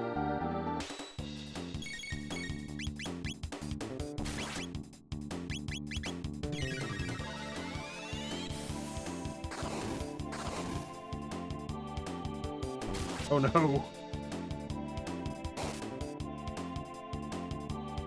Oh no.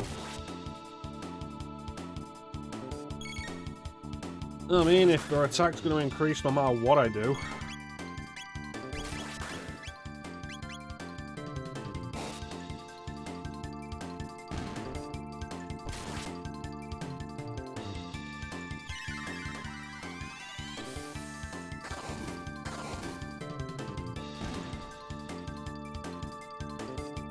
That's not too bad.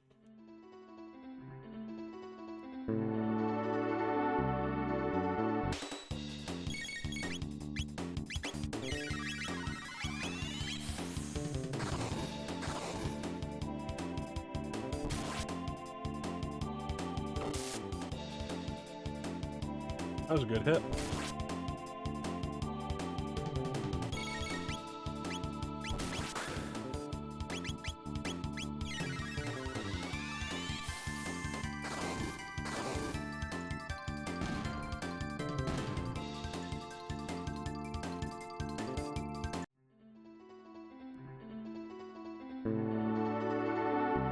Huh.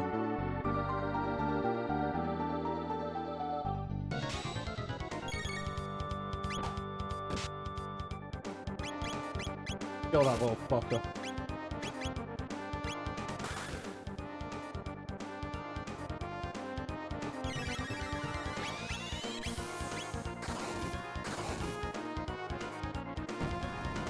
Okay, so one weak to ice, one presumably weak to fire.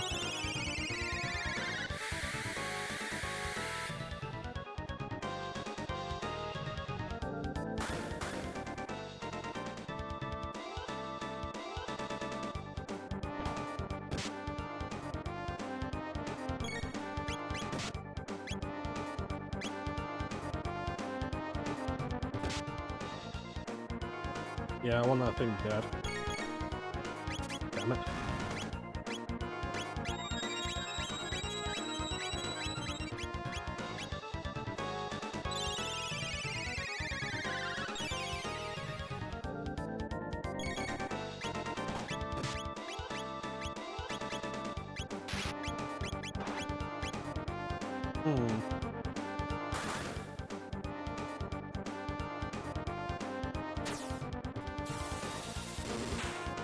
Strong against physical, then.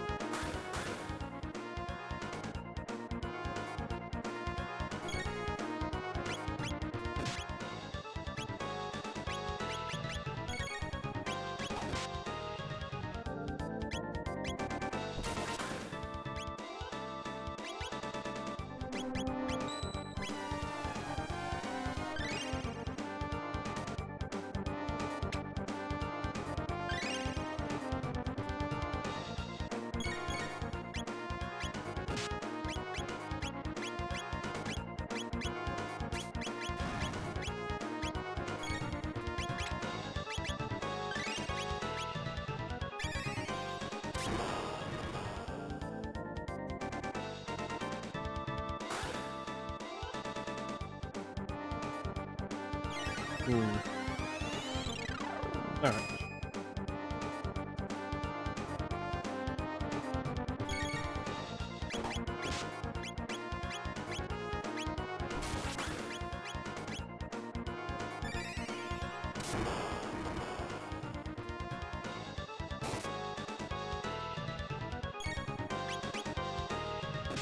Alright. I think we got it.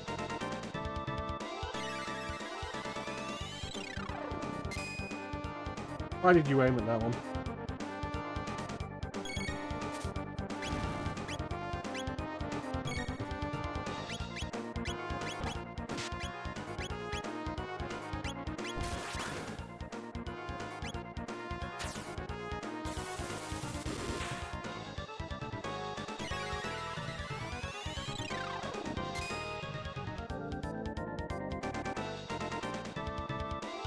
Oh, these guys have.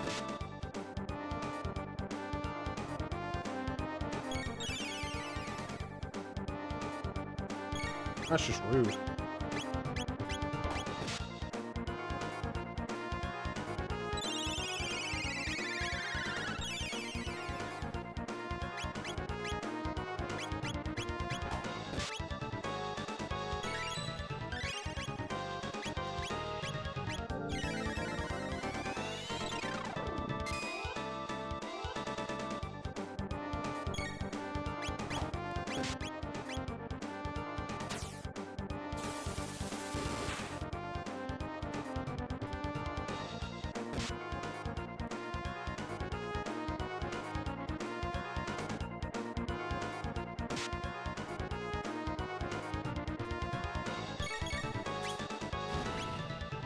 Oh.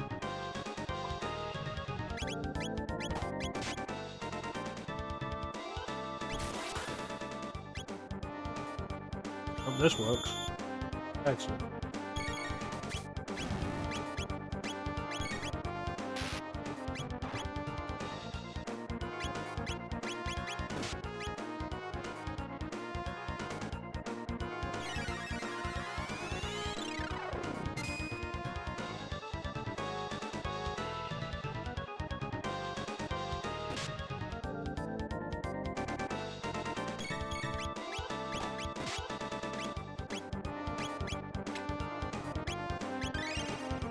Not the one I wanted.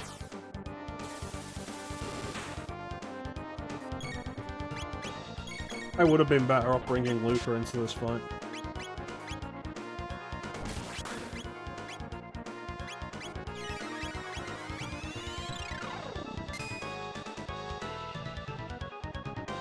Oh well.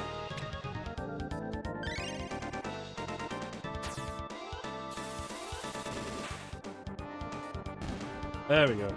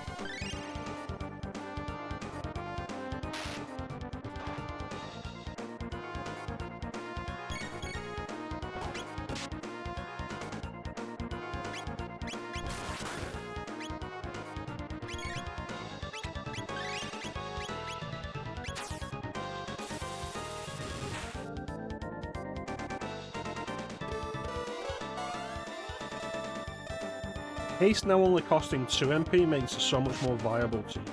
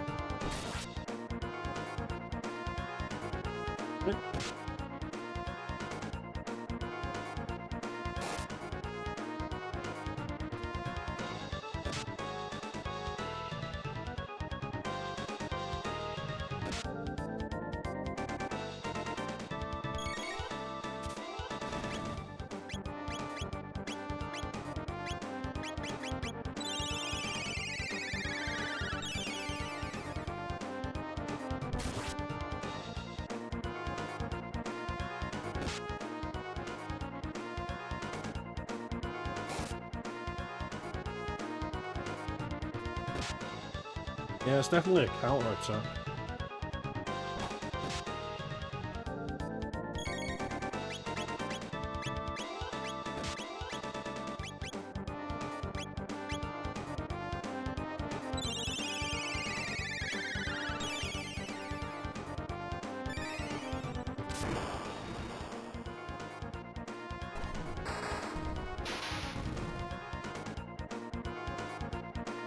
Yeah, let's keep doing that.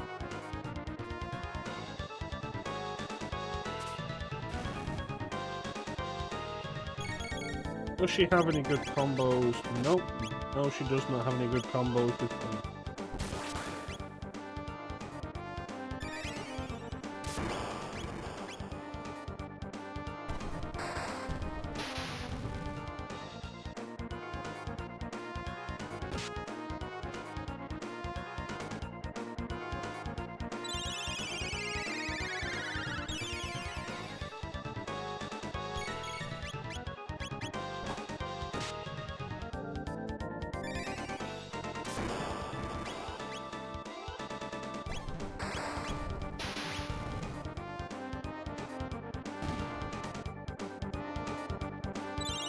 Right, now what's the motherfucker gonna counter us with?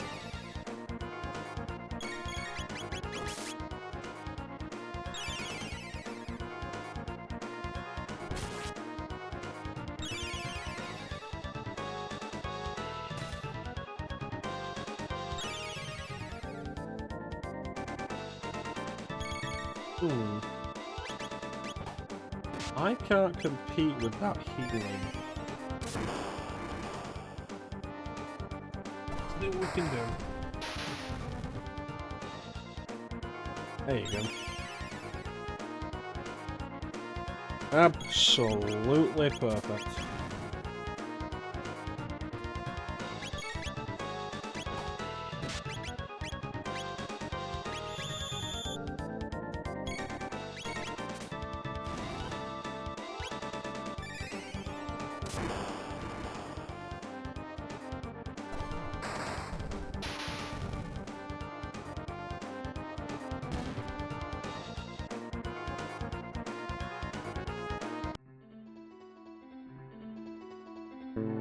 Let's go up Sadness Peak. Why can't I climb Sadness Peak? What was that?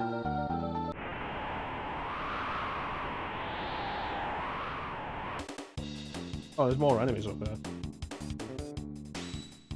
Maybe I should have gone back and saved.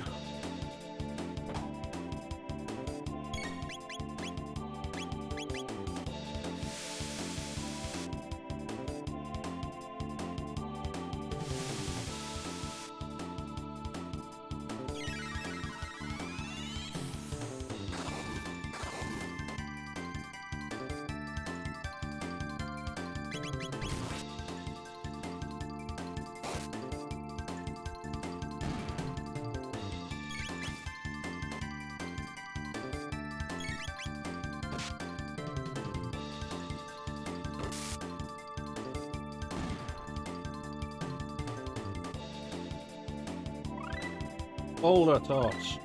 Ice toss. Iceberg toss. Falcon strike.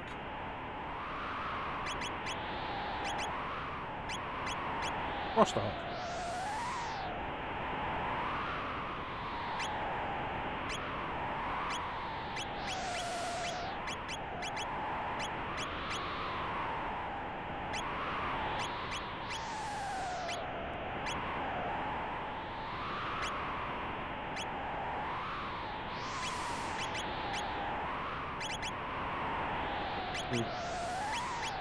Anyway.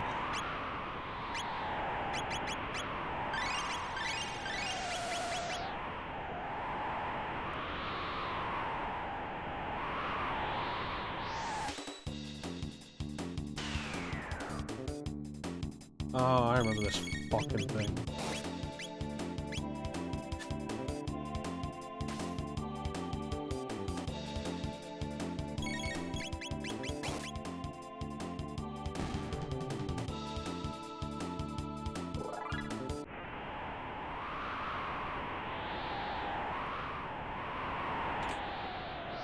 Ooh.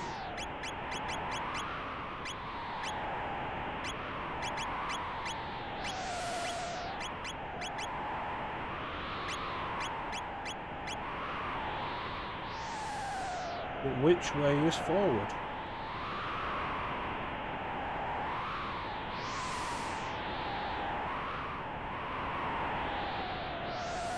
Oh.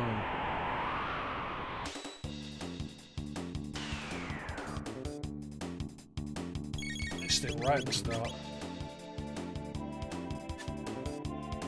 So it wasn't obvious from the last fight we had with this thing, but if you paid attention to the experience it was out, it's very clearly a high-profile gimmick enemy, like a metal slime. Has high evasion and then prevents you from using abilities that will guarantee a hit.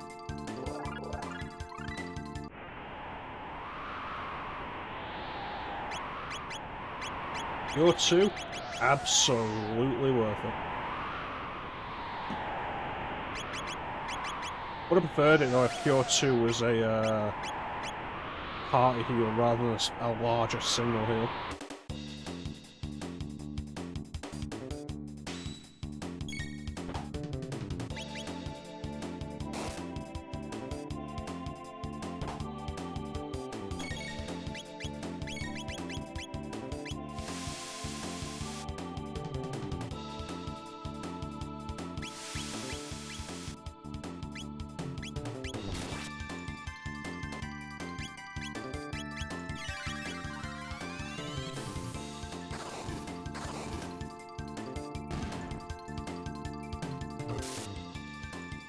Nice.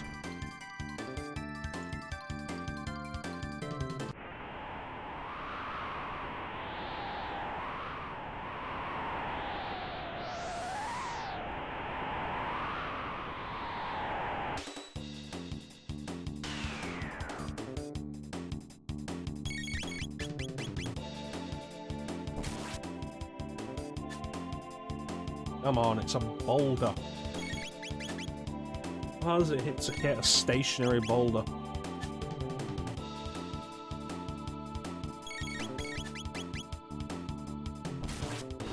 There we go. 1000 experience and 100 CP. Absolutely worth it.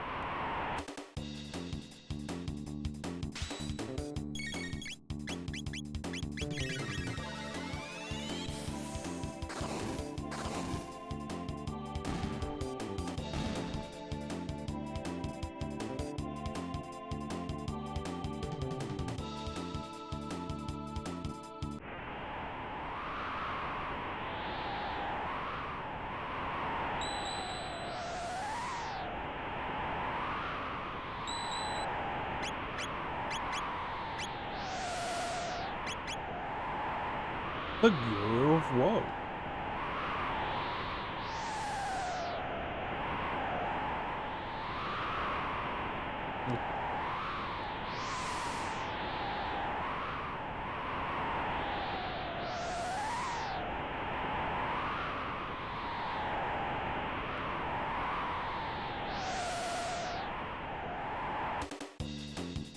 You mind? I was taking the item.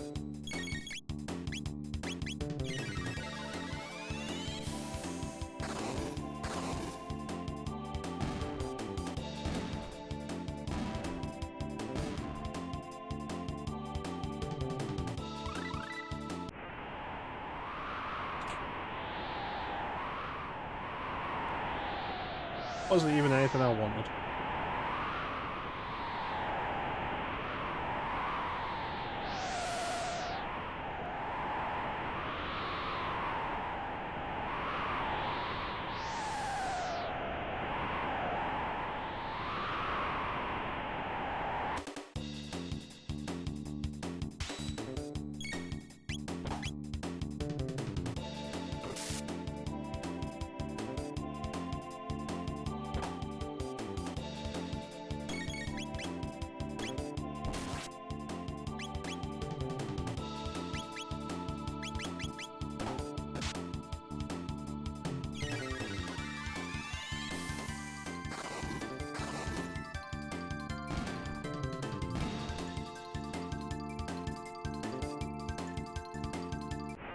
Yeah.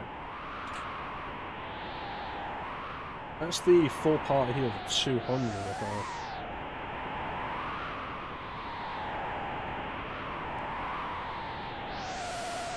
I came this way thinking that it wouldn't be progress.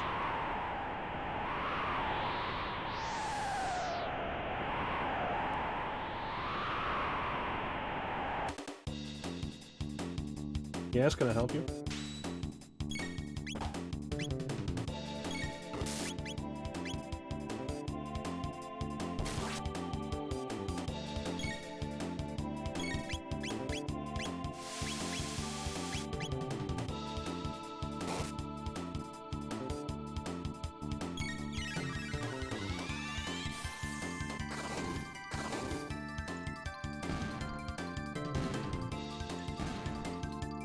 Very good. Very good.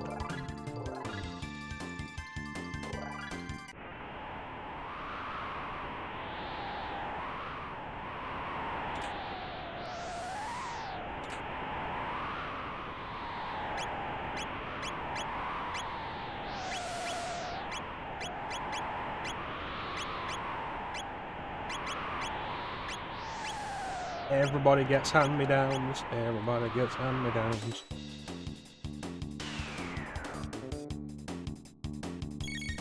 Being able to access the full party equipment so simple like this is so convenient though.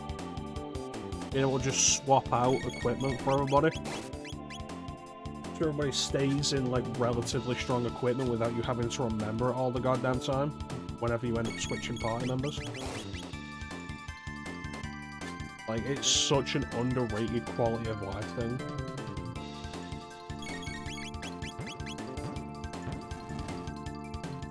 God damn it.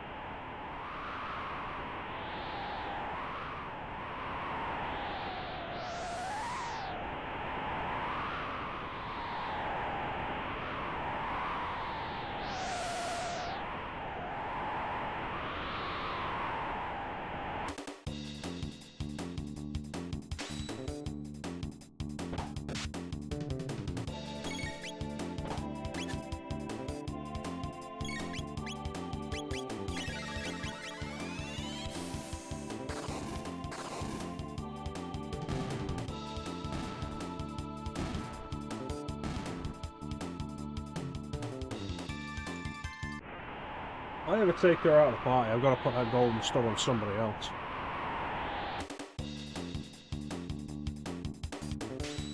That reduced MP cost is just so good.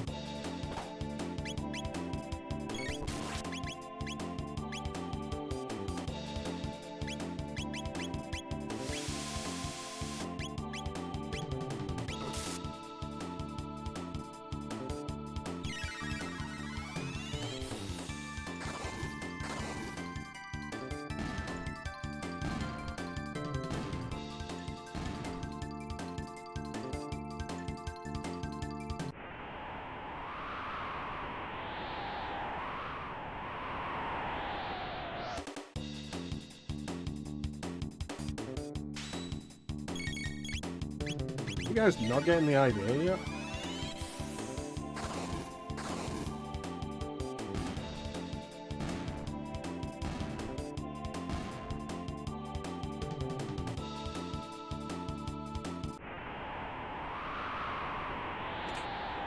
I should really call it when I get to the next world map area.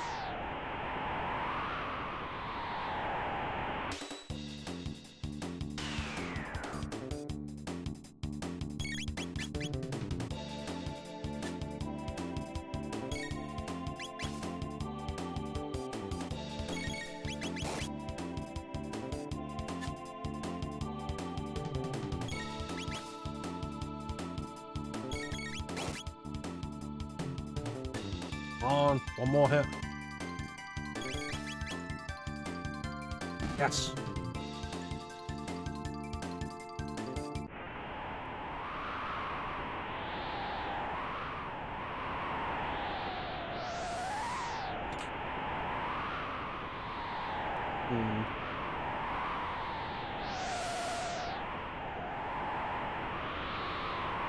Mind me, fellas.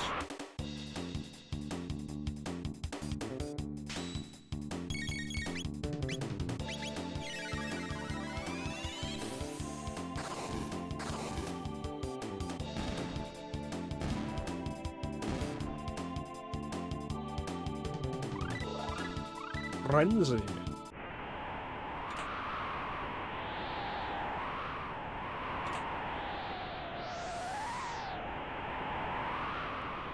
Alright.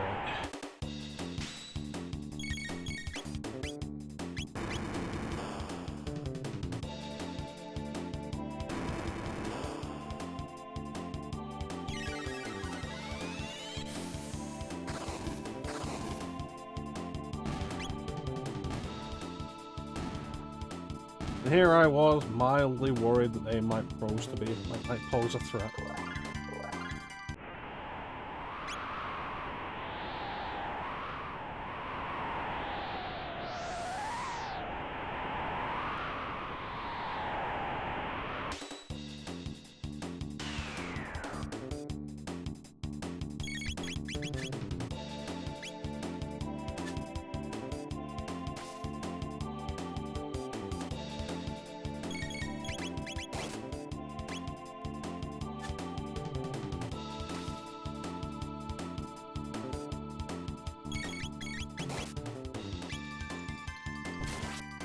I do think it's a pretty neat visual detail of when one of your long-range attackers misses an enemy, the shot just goes wide.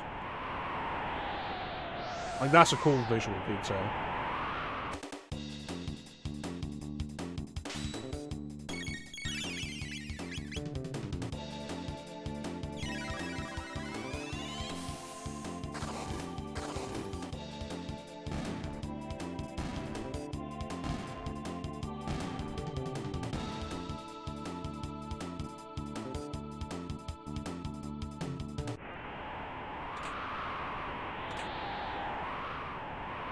Okay.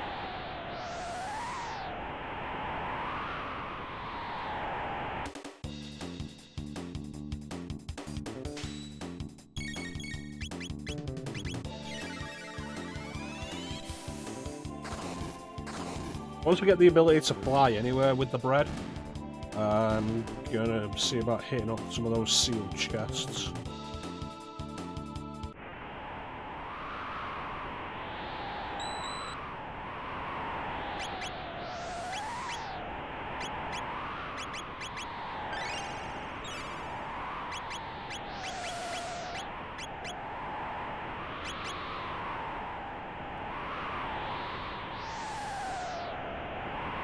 Yeah, you know what? This is gonna be it.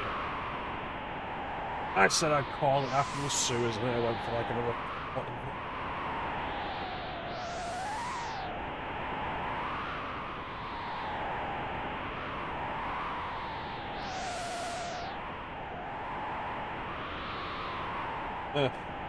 Making good progress.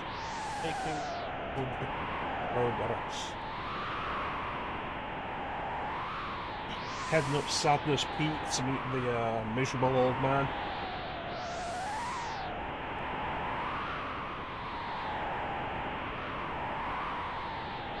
by the time this sequence is done, we'll be able to just fly through time. Which will be good. Good.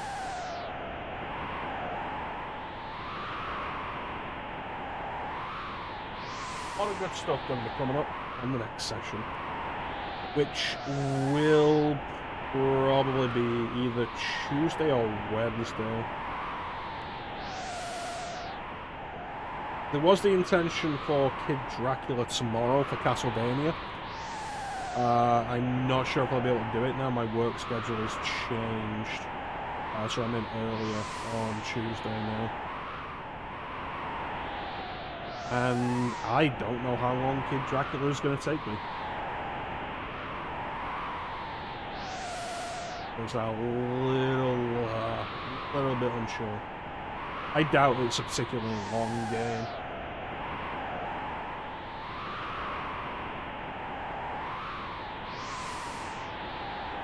But you never know when you'll get stuck on something.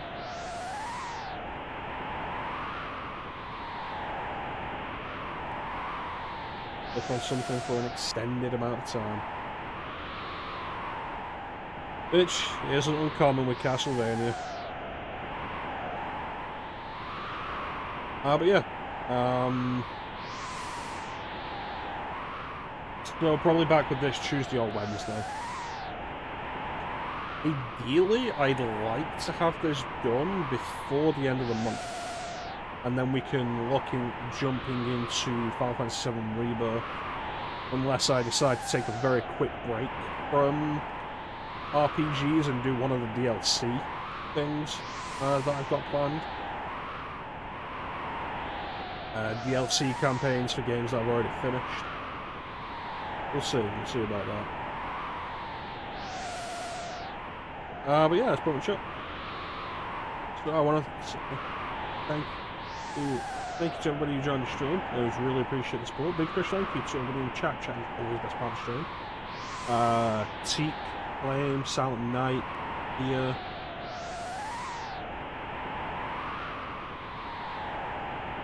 And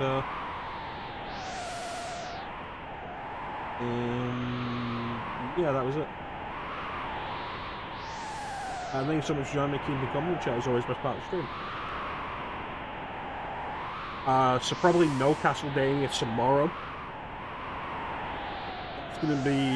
It's always going to be Mondays. It's going to be Mondays when I can actually do it. And more Chrono Trigger to come. We will do Kid Dracula though. We're not skipping any of that. It's not going to be how any of that works. I came upon the wheel of Castlevania, and it's what we'll be doing next. But yeah. So there's not really anything else to say, except thank you all for watching. Have yourselves a fantastic time of day. And yeah.